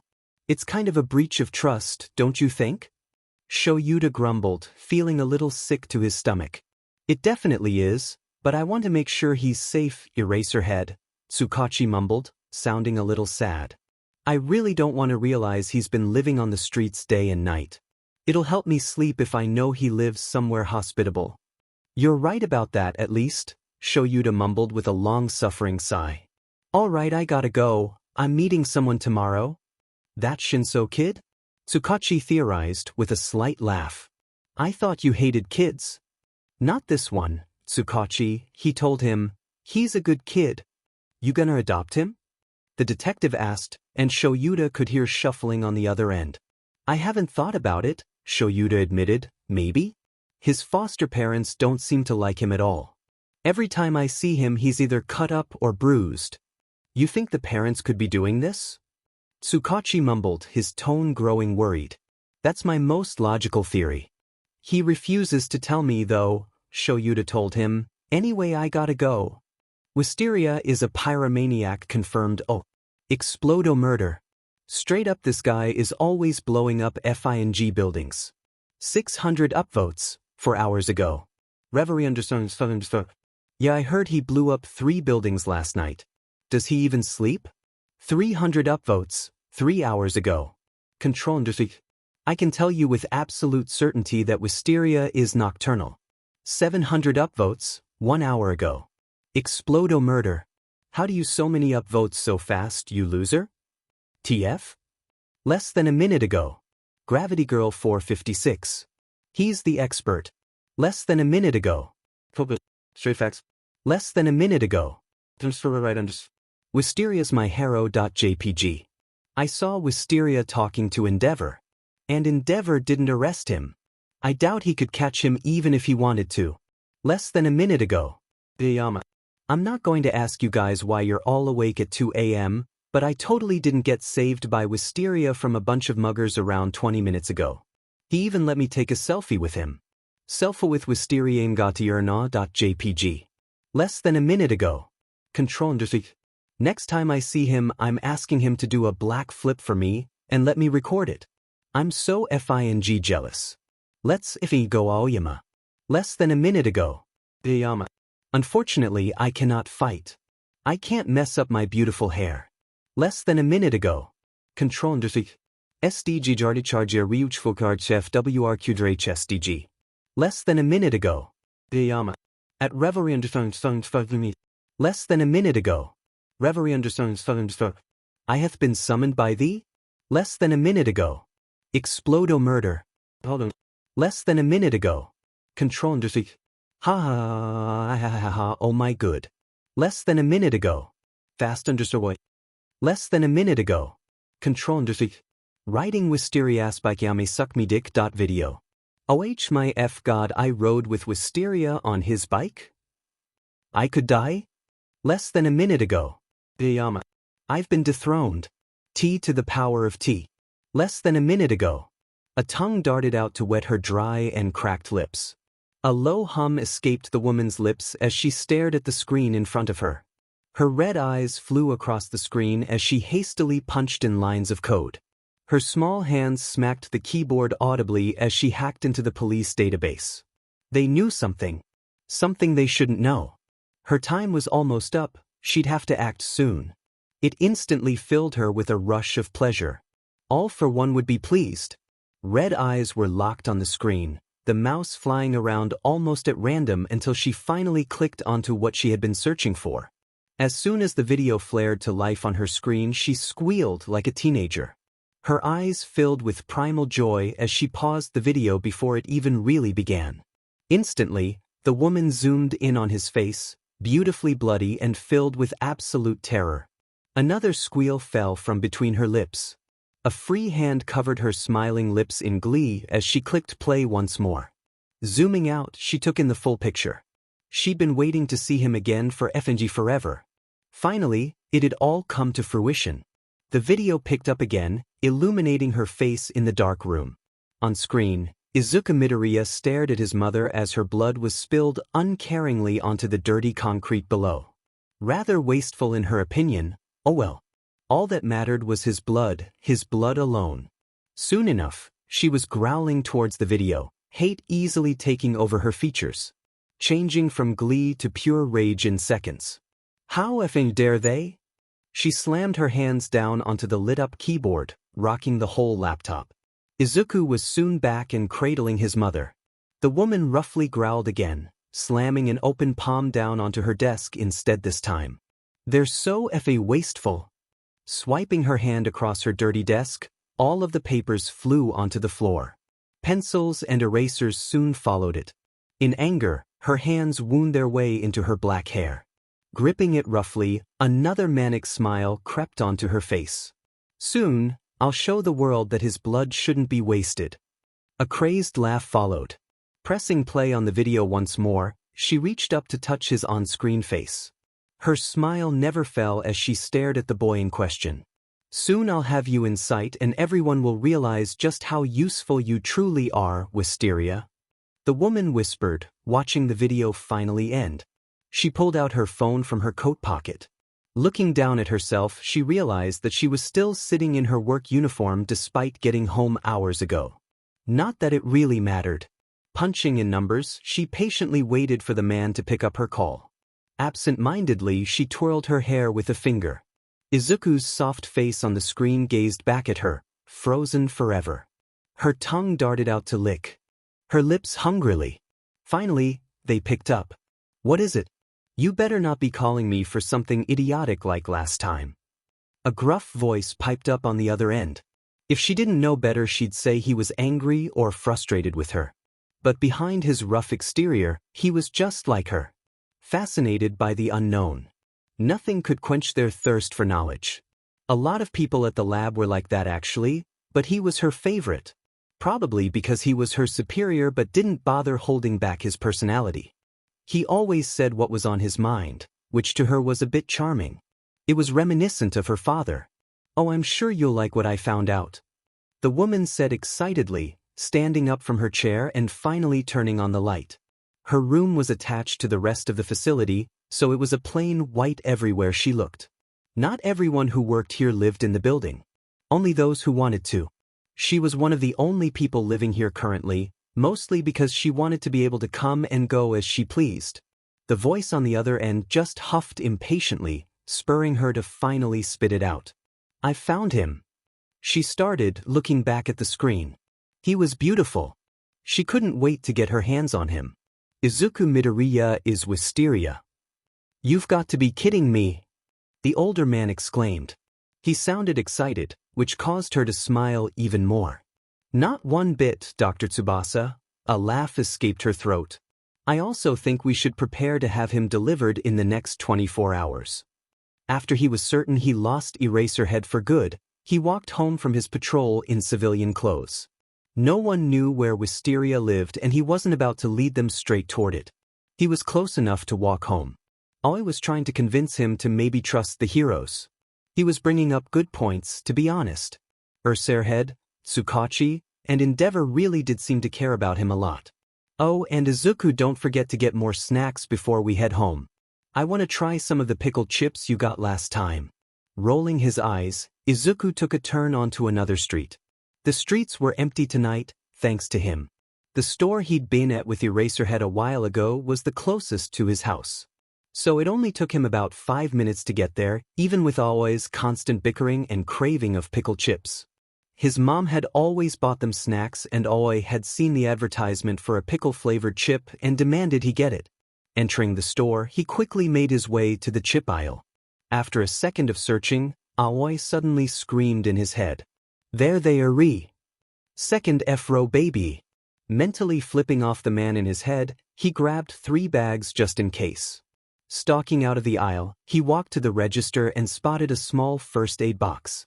He needed to refill his vigilante costume stash. After helping out that purple-haired kid and a couple of random civilians, he was running pretty low. Paying for his stuff, he quickly left the store with his sheet.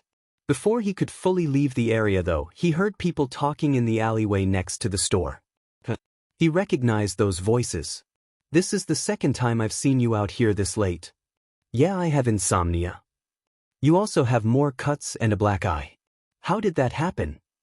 I'm just super clumsy. You're bleeding too. What happened to your arm? Izuku took a chance and turned down the alleyway, showing himself to both of the people. He was correct. Both the purple-haired boy from earlier and Eraserhead stood at the mouth of the alleyway. Both of them turned around quickly and he shrunk backwards in faux anxiety. He forced himself to look a bit sheepish, basically being the opposite of his vigilante persona. Not hard at all.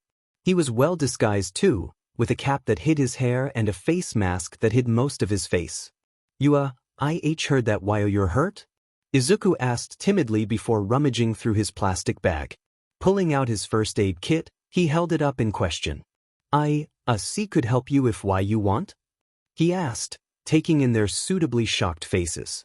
Even in their hero-filled society, people oftentimes didn't really offer any help anymore. Most of the time they would ignore something, thinking that some heroes would take care of it. That couldn't be further from the truth.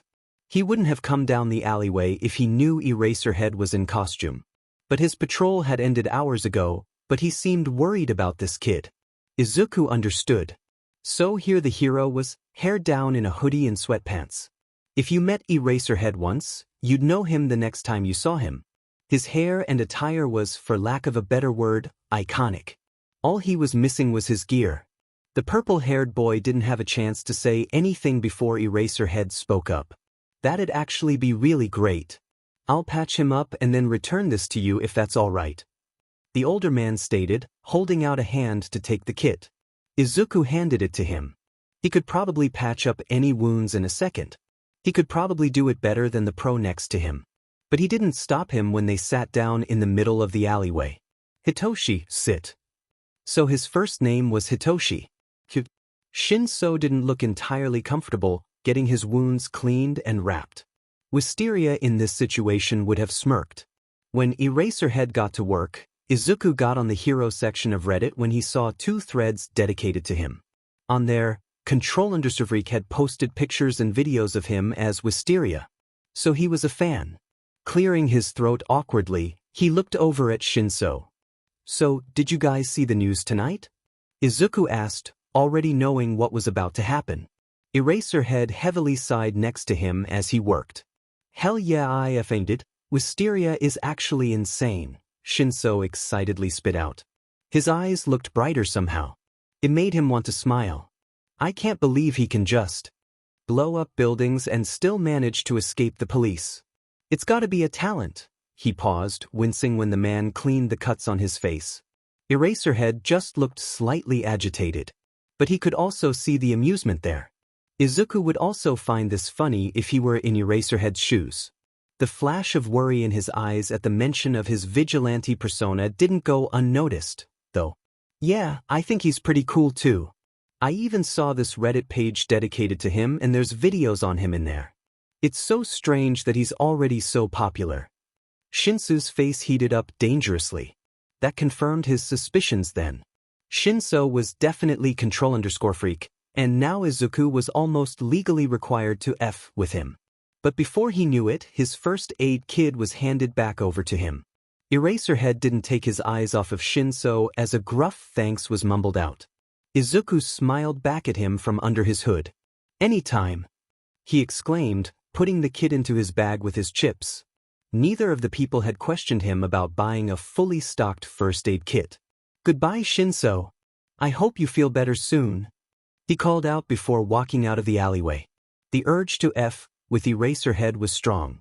Izuku could still hear them talking as he turned the corner. Come on, let's get you home. Deciding to wait a moment and listen to their conversation, he used a precarious pile of boxes to get up higher. He used it to his advantage to climb onto the low roof of the store, and he ducked out of sight. You don't have to help me. Everything's okay, thank you for patching me up and all that. Shinso declared, sounding somewhat nervous. There was a beat of silence. I'm a pro, letting you just go home when you're possibly in danger is illogical. Eraser replied. The teen suddenly huffed, sounding angry. Well, what the F are you going to do about it? I'm just a effing stranger. Izuku could hear something slam against the wall. It sounded metallic. Maybe he kicked some trash? If I am in danger, what are you going to do? How the F are you going to help me? I have FNG villain's quirk. I could make you forget I ever existed and leave. Shinso sounded like he was crying. You can't help me. The boy finally screamed, the sounds of his crying becoming more prominent as he spoke. There's nothing you or anyone else can do. His harsh breathing sounds too loud in his ears as he broke down. Listening to him cry wasn't a pleasant experience. Izuku took a chance to look over the edge. Shinso had been pulled into Eraserhead's chest, FSNG the fabric of his hoodie. The hero had his arms wrapped protectively around the teen's body. "I'll help you," the gruff man whispered, petting Shinsu's gravity-defying hair. "I promise. We'll get through this together." His walk home was spent in silence. Aoi wasn't raging in his head anymore. Izuku threw open his door as Aoi manifested himself in the kitchen. The blue man turned towards him before enveloping him in a warm hug. "Come on, we can eat a bunch of junk food and go to bed. Then we can plan Shinsu's parents' murder." Aoi mumbled against his hair, pressing a soft kiss there. Izuku nodded before pulling out of the embrace. Aoi smiled brightly as he ripped the grocery bag out of his hands. "Now time for these. I've been waiting far too long to devour them." Aoi always made everything better. No matter what happened, he could always rely on Aoi to be there. Izuku watched fondly as the man tore open the bag of chips and looked apprehensive. "I hope they taste good, I hope they taste good, I hope they taste good." Aoi mumbled to himself before throwing a chip in his mouth.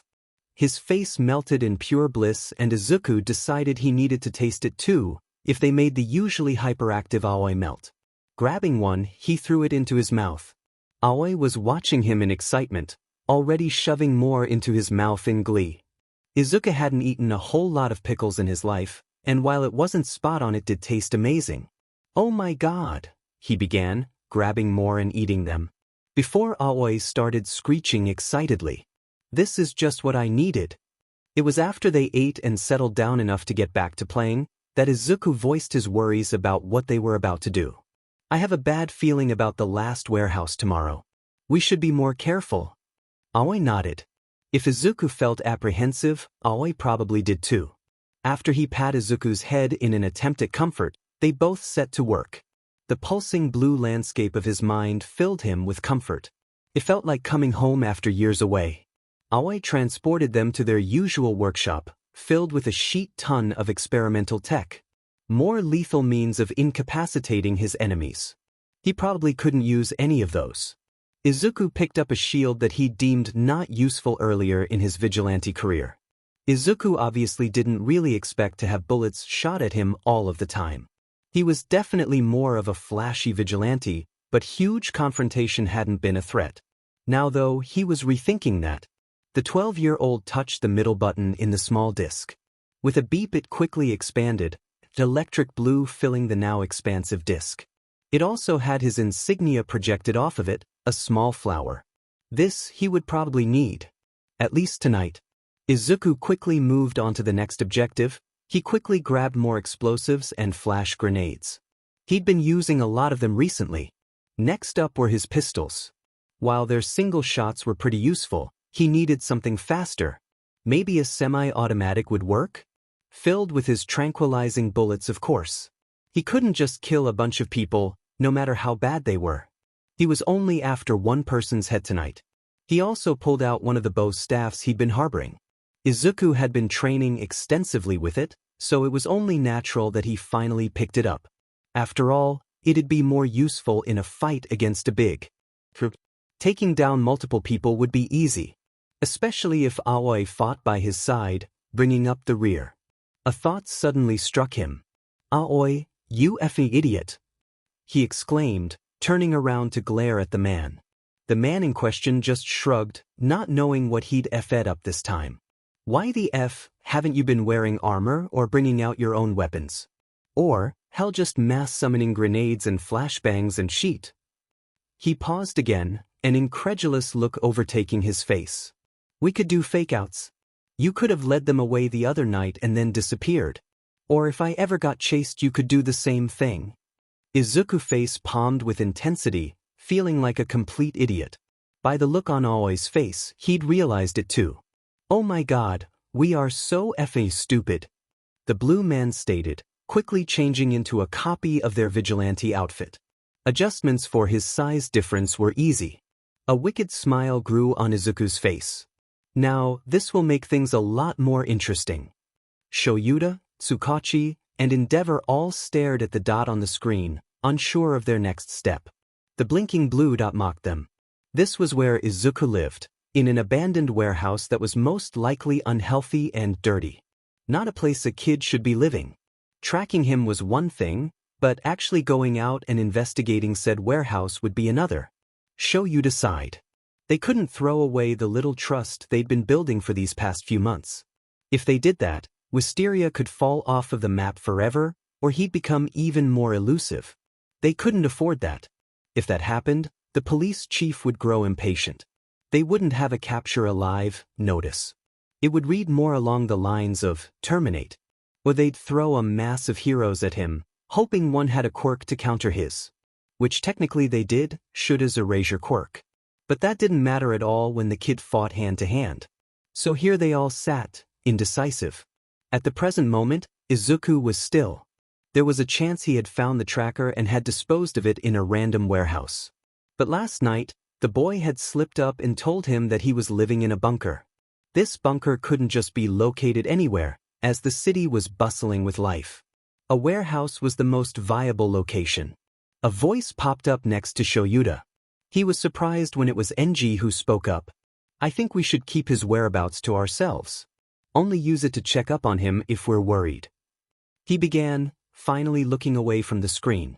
It seemed like the little vigilante was growing on him, which made Shoyuta feel a little warm. If someone like NG could vouch for the kid, the commission would probably let him attend a reform program. That, combined with the fact that Tsukachi would lie on the stand for the little runt. So would Shoyuta. The two men nodded their heads. I think he'll move tonight though. We should be prepared to swoop in and provide assistance or attempt to capture him. I'm not sure which one would be the best. The Hero Commission would probably hop on our buttes if we sat around and did nothing though. NG continued, glancing at the other two. But we could always blame the gang for taking away our attention from him, at the very least. Shoyuta nodded. That would make the most sense. There was only one warehouse left for the gang he was hunting. Then the boy would probably move on to the next gang and then move on to the next. The fight tonight was bound to be explosive. We'll keep the entire tracker incident to ourselves, which means that we're going to need an excuse as to why we know where he'd be going. The detective pointed out, leaning back in his chair frighteningly. Shoyuta already knew the answer to that. Of course I could just tail him like usual and then call in when he makes it to the warehouse. At least at that point I could make sure he's okay on the way there. He paused, looking at the two. You guys and a squad could be waiting at the warehouse, claiming you're staking it out or something. Then we'd have immediate backup as we wait for other heroes to get there. Hopefully, the fight is over by then. Shoyuta knew that was wishful thinking. This gang was ruthless, and there was bound to be people Wisteria was making angry. He'd said so himself, that people were after him. That they could probably kill Shoyuta because it would get to Wisteria.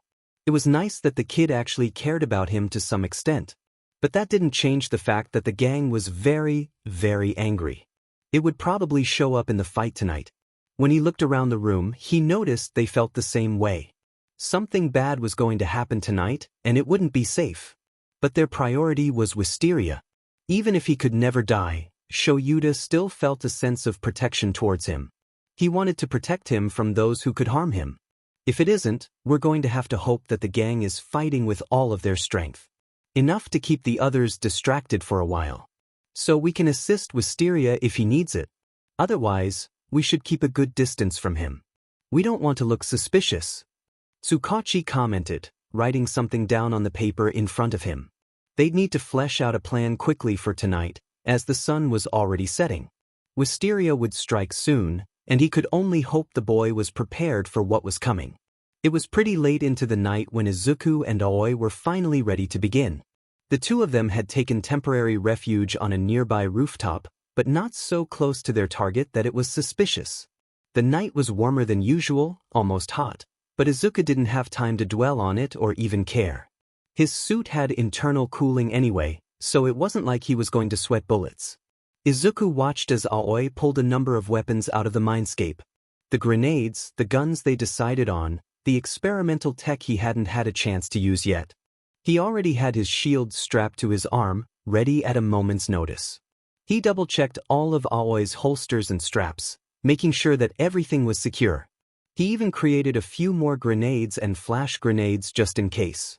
And remember, Izuku began, already hating the words that were about to come out of his mouth. If I say the code word, you self-destruct.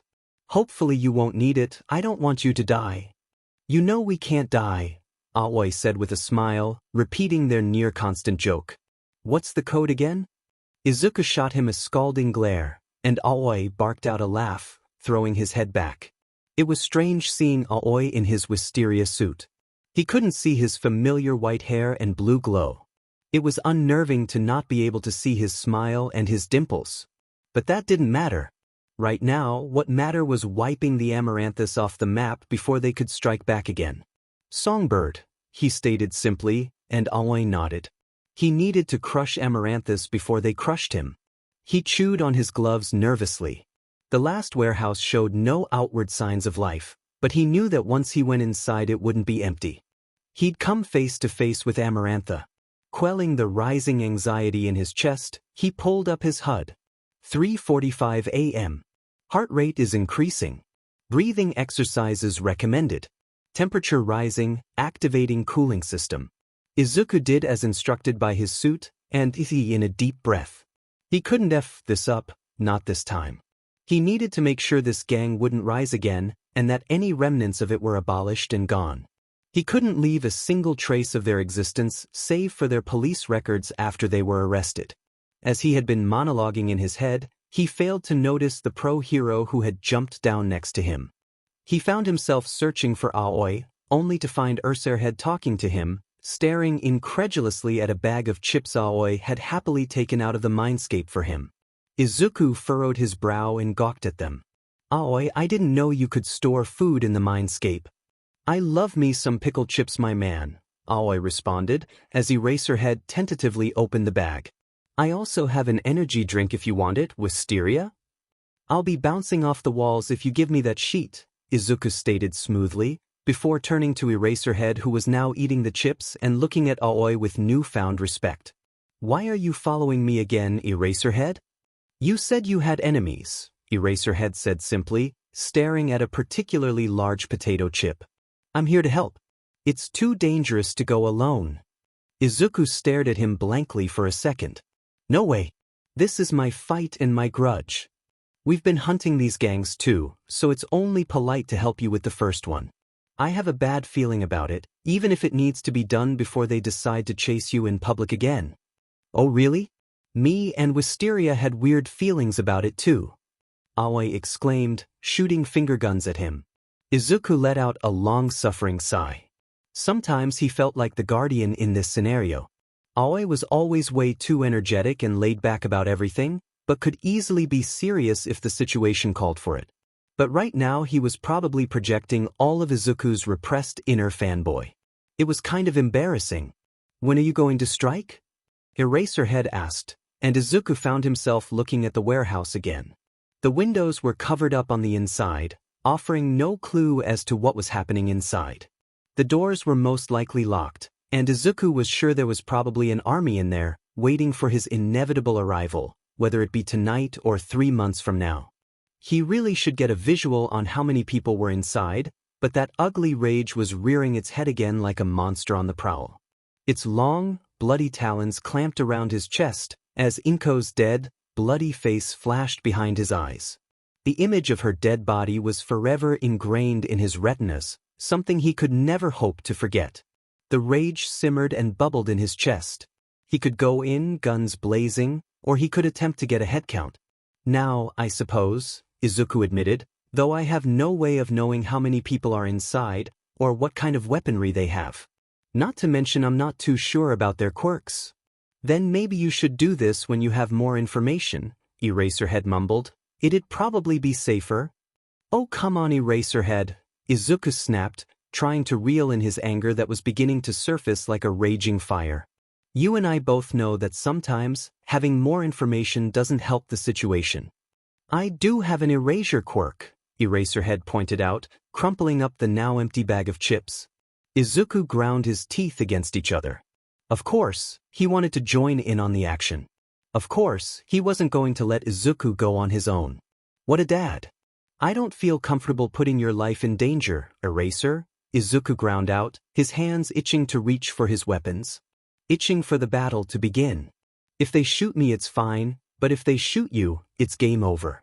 There's no respawning for you, and I would be effing said. So no, you can't help me. Who said it would be just me? Eraserhead mumbled, giving Izuku a wide, slightly unnerving smile. Eraserhead didn't smile. Izuku felt his heart constrict at the strangeness. What do you mean? Let me just say that Endeavor and Detective Tsukachi are waiting for my signal to call for more heroes to the scene to help us if you'd like. Of course, during the conflict we've all agreed that you got away before we could capture you. I think me and Endeavor will be plenty, but if it gets bad we can always get help. He went quiet for a moment, chewing his lip nervously. Get Endeavor up here and we'll make a plan. Eraserhead nodded curtly and he vanished into the night. Aoi turned to him instantly, as soon as he was gone. He was sure if he could see Aoi's face he would have seen him looking pretty smug. I never thought I'd see the day where you accept help from heroes. This is going to be the first and last time I ask for their help, Izuku told him, crossing his arms. It's not safe. I don't really trust them. That look on your face says otherwise, Izuku, Aoi replied easily, stretching his arms out and yawning. You can't see my face, he pointed out. I'm wearing a mask. I just know you really well, Aoi amended, pointing at him accusingly.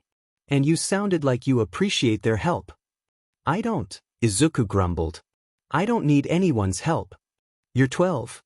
How is that even relevant? Izuku snapped, pulling his sniper rifle off his back. He pressed the tiny button on the grip, and it transformed with an audible whirring and clicking. Aoi pulled a piece of paper out of the mindscape and a pencil. Izuku placed his semi-auto on the ground next to him as Endeavor and Eraserhead reappeared. So, Endeavor began, you've accepted our offer for help? Yeah, whatever, Izuku mumbled. Get over here already, I want to finish this as soon as possible. Eraserhead snorted and took a seat near him, as well as Endeavor. What's the plan? He asked, giving Izuku an apprehensive look. Izuku took the paper and pencil and drew the basic layout of the warehouse. It was an open floor plan, essentially one big box. Aoi is going through the front doors, Izuku began. He took the pencil and drew in an arrow going through the front door. He's going to be our canary. Canary? Endeavor asked, looking a bit perplexed at the expression. Izuku smiled slightly under his mask. People used to have canaries in coal mines back in the day.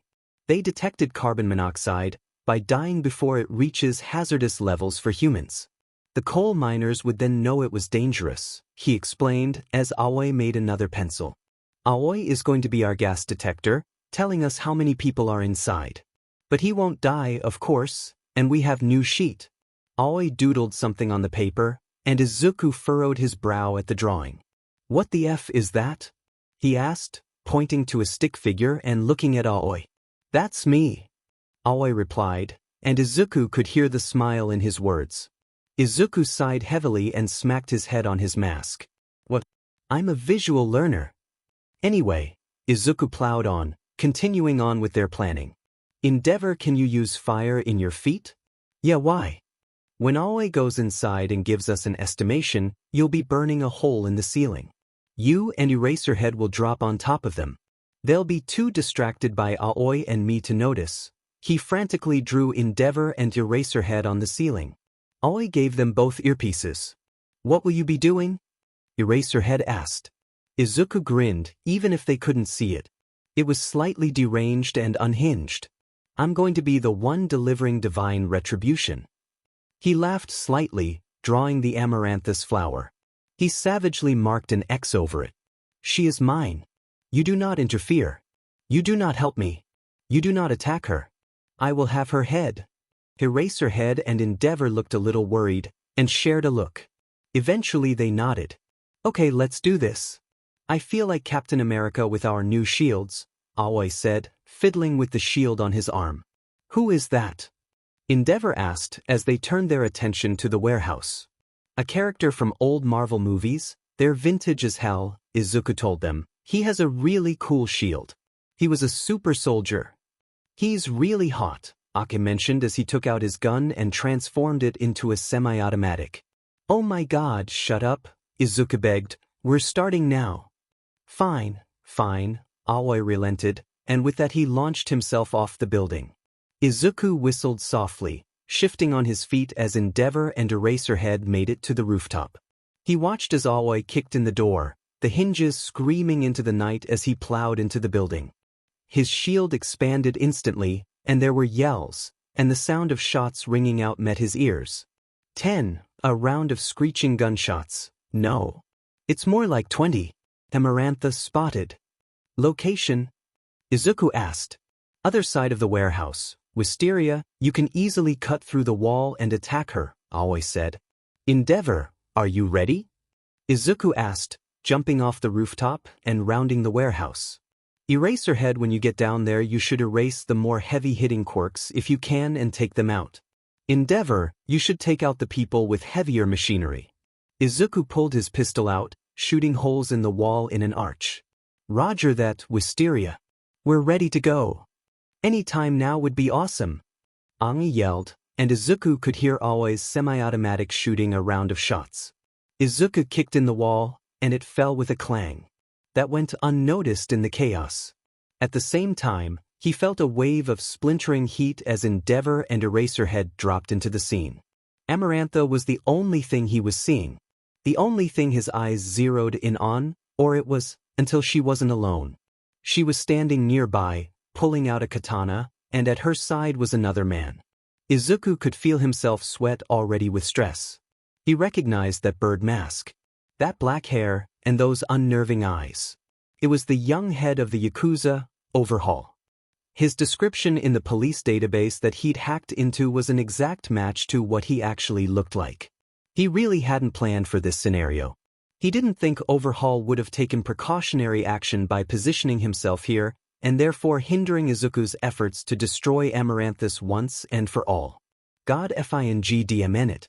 Well, there was the saying that plans never survived first contact with the enemy for a reason. Apparently, whoever came up with that had been right on so many levels. The two villains froze, their eyes equally wide as they stared at Izuku. Izuku was the first to react, pulling his gun from the hostler on his back. Luckily, he had already taken the initiative to transform it already. But Overhaul was fast. Too fast for any normal human. It was kind of unfair, as Izuku drew his weapon, only to have it snatched from his grip and disassembled in a second. FNG God. He wasn't prepared for Overjerk to be here. Aoi, you failed to mention Overhaul. Izuku snapped into the earpiece. It's fine, just sneeze on him, Aoi responded, sounding winded. Izuku rolled his eyes. Today was just getting better and better. How was he going to counter both of their quirks at the same time? He needed to think. He dodged Overhaul's reaching hand, and activated his shield as Amarantha came up beside him and swung her sword in a huge arc. The metal screeched loudly against Izuku's shield as he pushed his shield forward to throw her off balance.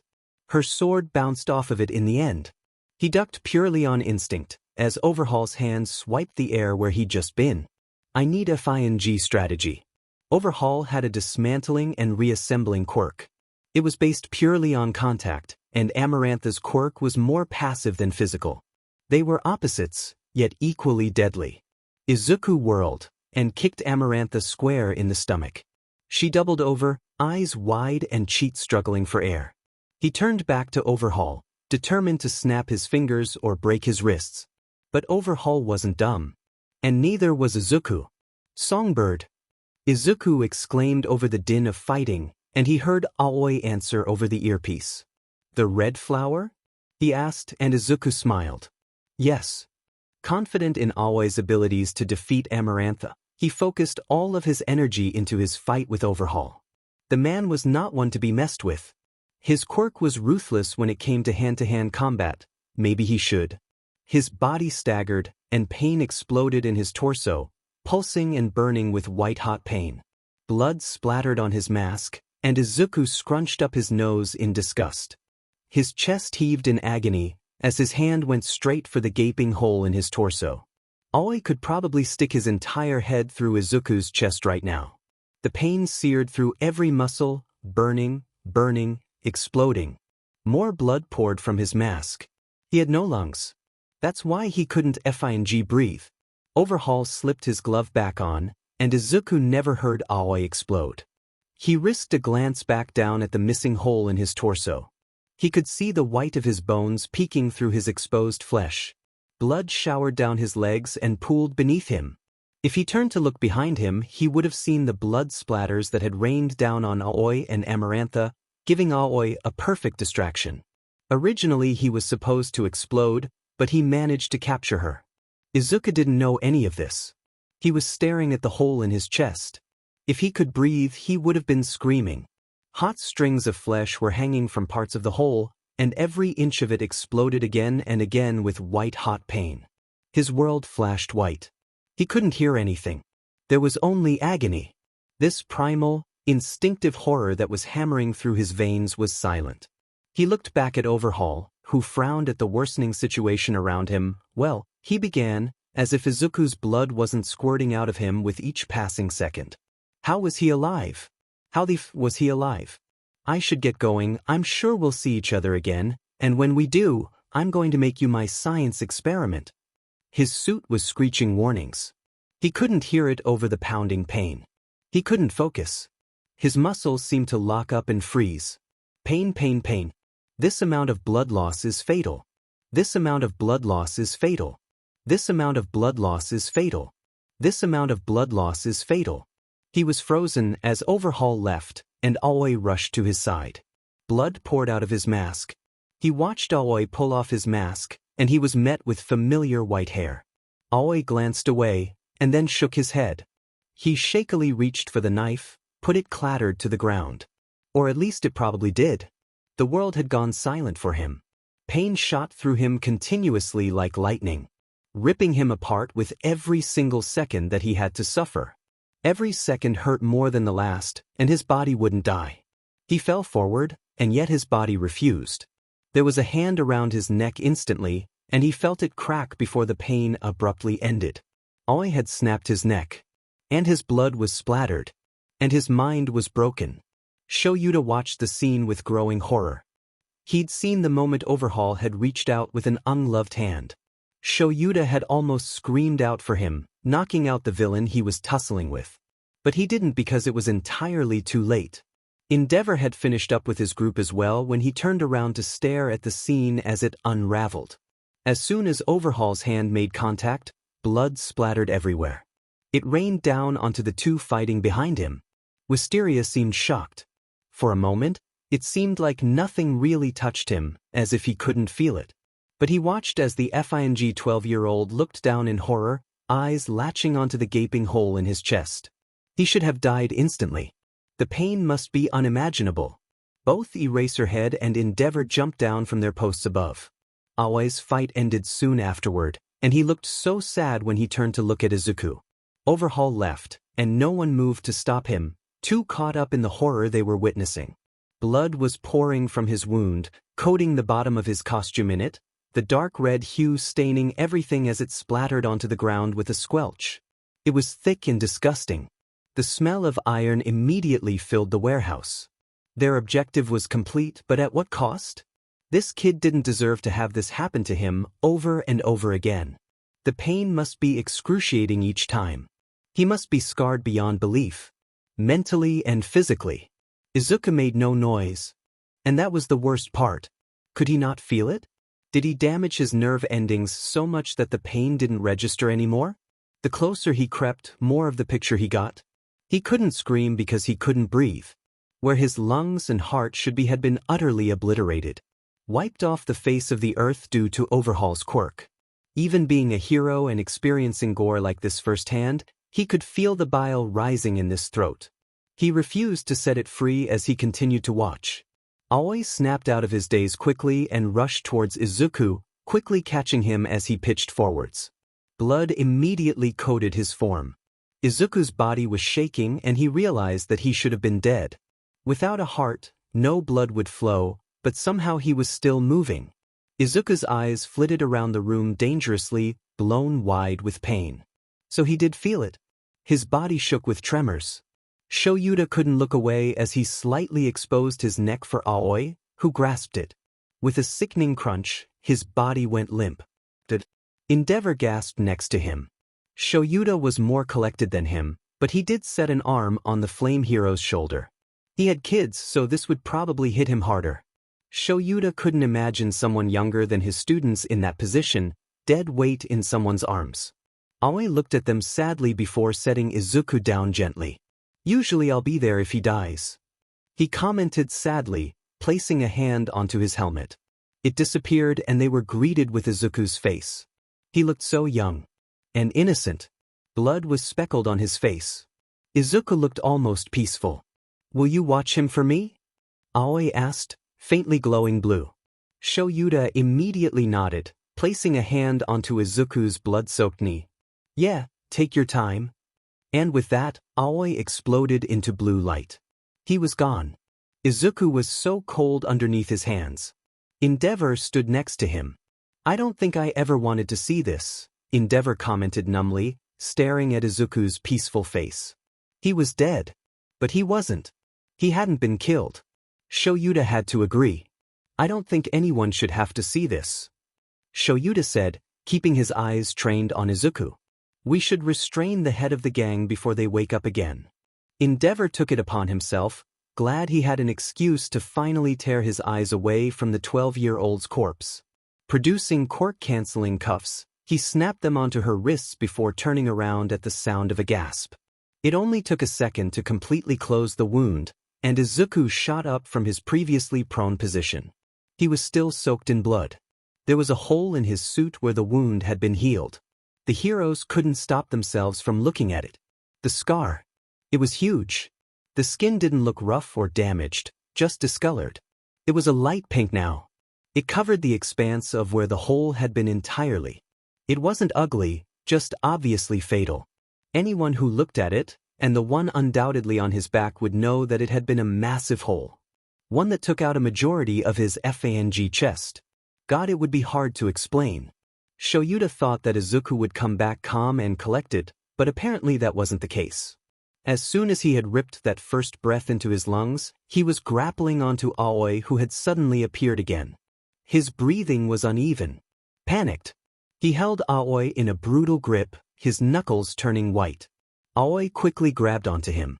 They only saw a sliver of his terrified face before it was pushed into Aoi's chest. They didn't care about the blood. I could. He cut himself off with a rattling breath, it wheezing out of his airway dangerously. Aoi hushed him, petting his green hair. Izuku didn't stop. Izuku swallowed before pulling away, looking Aoi in his eyes with sudden intensity.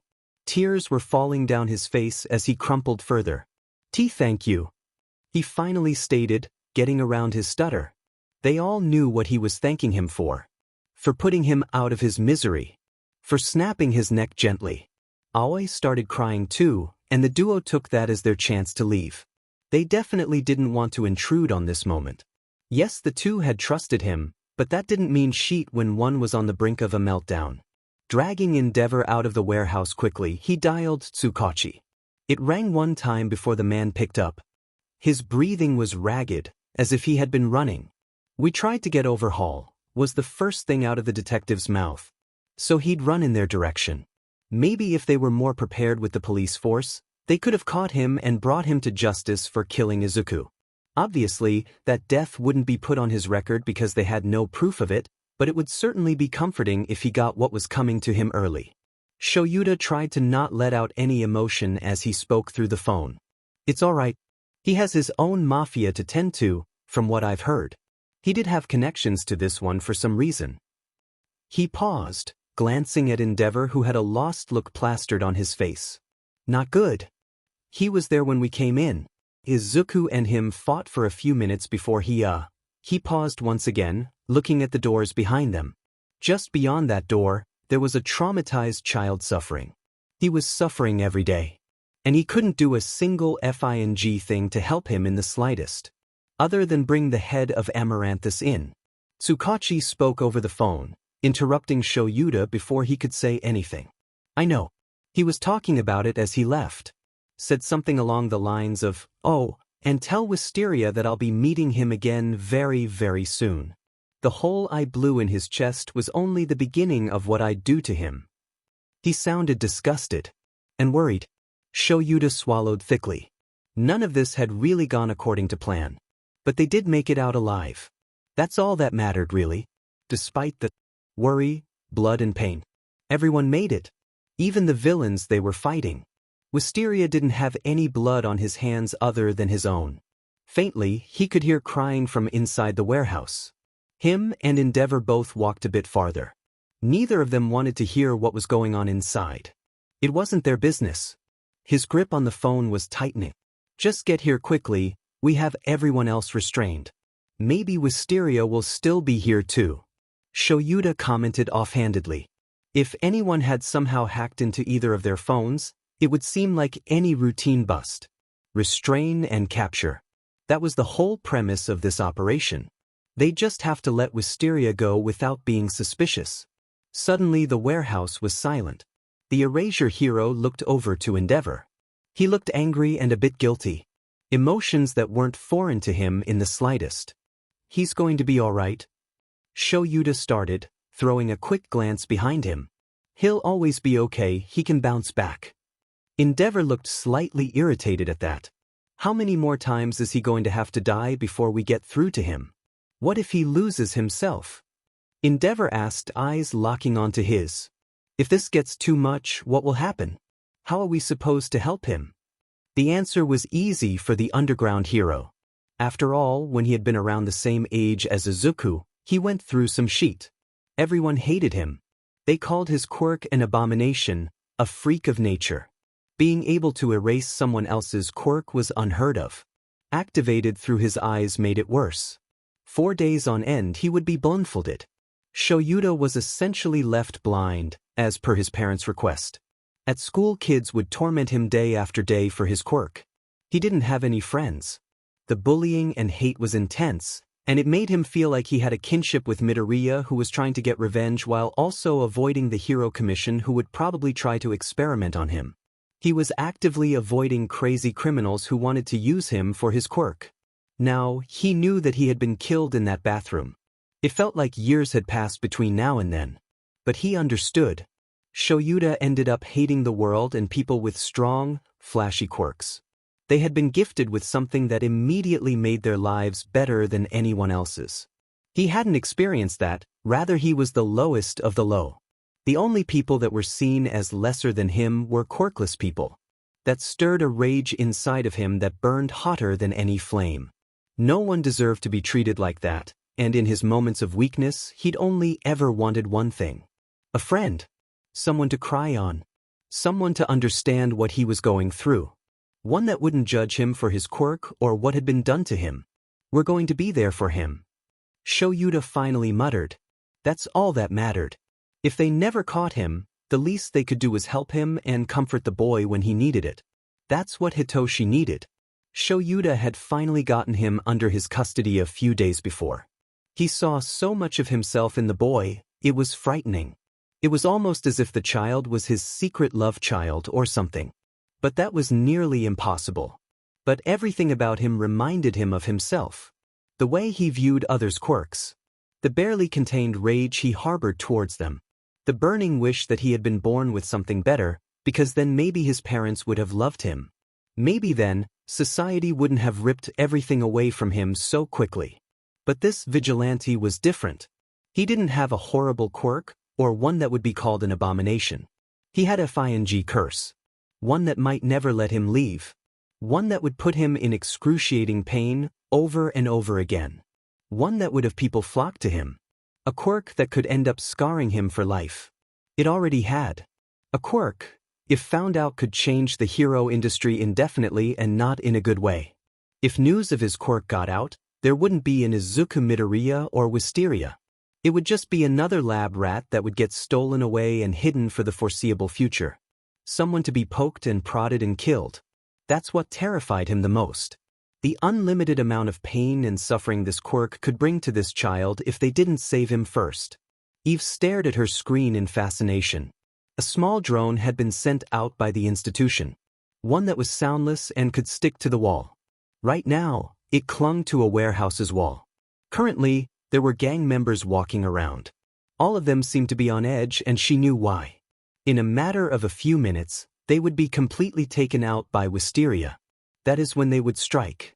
Pressing her finger against her comms, she spoke. Move on my command for the extraction of Izuku Midoriya. There was a single affirmative mumbled back towards her. She quickly flicked to the other screen, showing her team in the building next to the warehouse. For some reason, these people didn't think to check their surrounding buildings before a raid. They just rushed in headfirst. That'd be the first habit she'd break out of Izuku. 2 operatives sat by the window, watching Wisteria from a safe distance. He was so unaware of his surroundings. She had already crafted her lesson plans, but these could be extracurriculars for him. It wouldn't be hard to throw them in when she had the chance. The rest of their group was stationed by the exit, around 15 highly trained members of All for One's organization. She was glad that All for One was funding and sponsoring Dr. Tsubasa's underground institute. Suddenly, there was movement inside the warehouse. The white-haired man, presumably part of Izuku's quirk, was there. Soon after, 2 pro-heroes crashed in as well. The plan wasn't the most effective for their quirks, but it was enough. At least until Izuku had a gaping hole blown into his chest and blood splattered everywhere. A smile took a hold of her face as she barked out a laugh. His blood was beautiful, and the complete and utter shock on his face was to die for. She soaked it up in glee, chuckling to herself as she watched the fight end quickly. The woman didn't like Overhaul, and was slightly sad that he'd escaped. That was no matter, they'd take care of him eventually. She watched in fascination as the 2 heroes left the building as Izuku lost himself in the pain. They'd break him of that habit too. Move in, the heroes are on the other side of the building, so be wary of them. Move silently and shoot the tranquilizers. The blue man will probably remain, take him out silently as well. She lowered her hand from her comms as she switched to a new screen. This one was strapped onto the leader's chest, showing her the live footage as they walked towards the building. She could hear a quiet conversation happening. Clicking around on her computer for a moment, she enhanced the audio. Stop for a moment, number 1, everyone else keep on moving. She quickly muttered into their comms. Number 1 stopped quickly before she fully enhanced the audio. It was Endeavor and Eraserhead's conversation. They knew. Regardless, this would be done quietly and they would never know what happened to Wisteria. Get a move on. The police have been dispatched along with a few heroes. She demanded, switching her camera back to the one inside the warehouse. Izuku was cradled in the blue man's arms. This was a bond she'd probably kindle.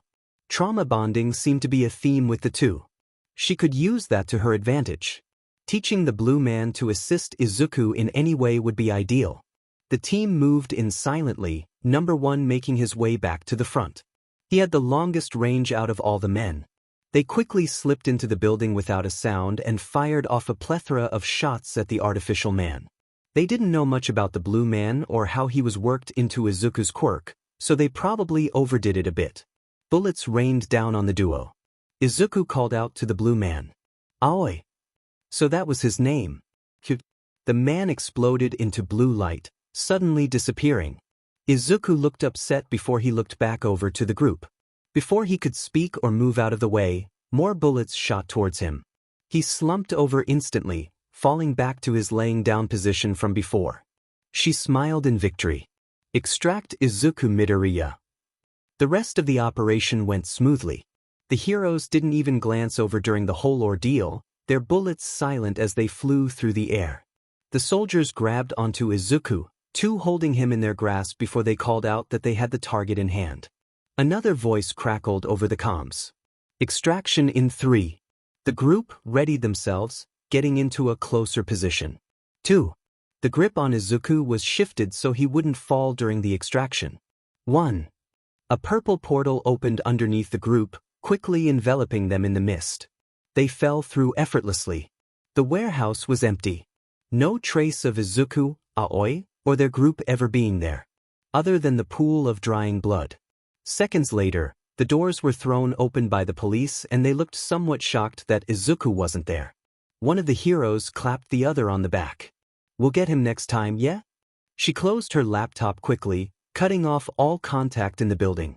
They wouldn't find the drone. It blended in perfectly and was set to explode in a couple of hours. Suddenly a purple mist enveloped the room she was in, and she swirled around in her chair. Standing up, she grabbed her clipboard effortlessly. The men dropped into the room with her subject before roughly setting him down on the medical table in the middle of the room. They immediately strapped him down, his body immobile. The group quickly left after that in another portal. They'd be back for his training. Eventually. It only took her 5 minutes to do a full physical on the boy. He awoke with a shock he administered through her gloves. It was enough to rival a defibrillator, his body convulsing under her hands. Izuku looked up at her groggily. "Hello, Izuku. Welcome to Project Everlasting."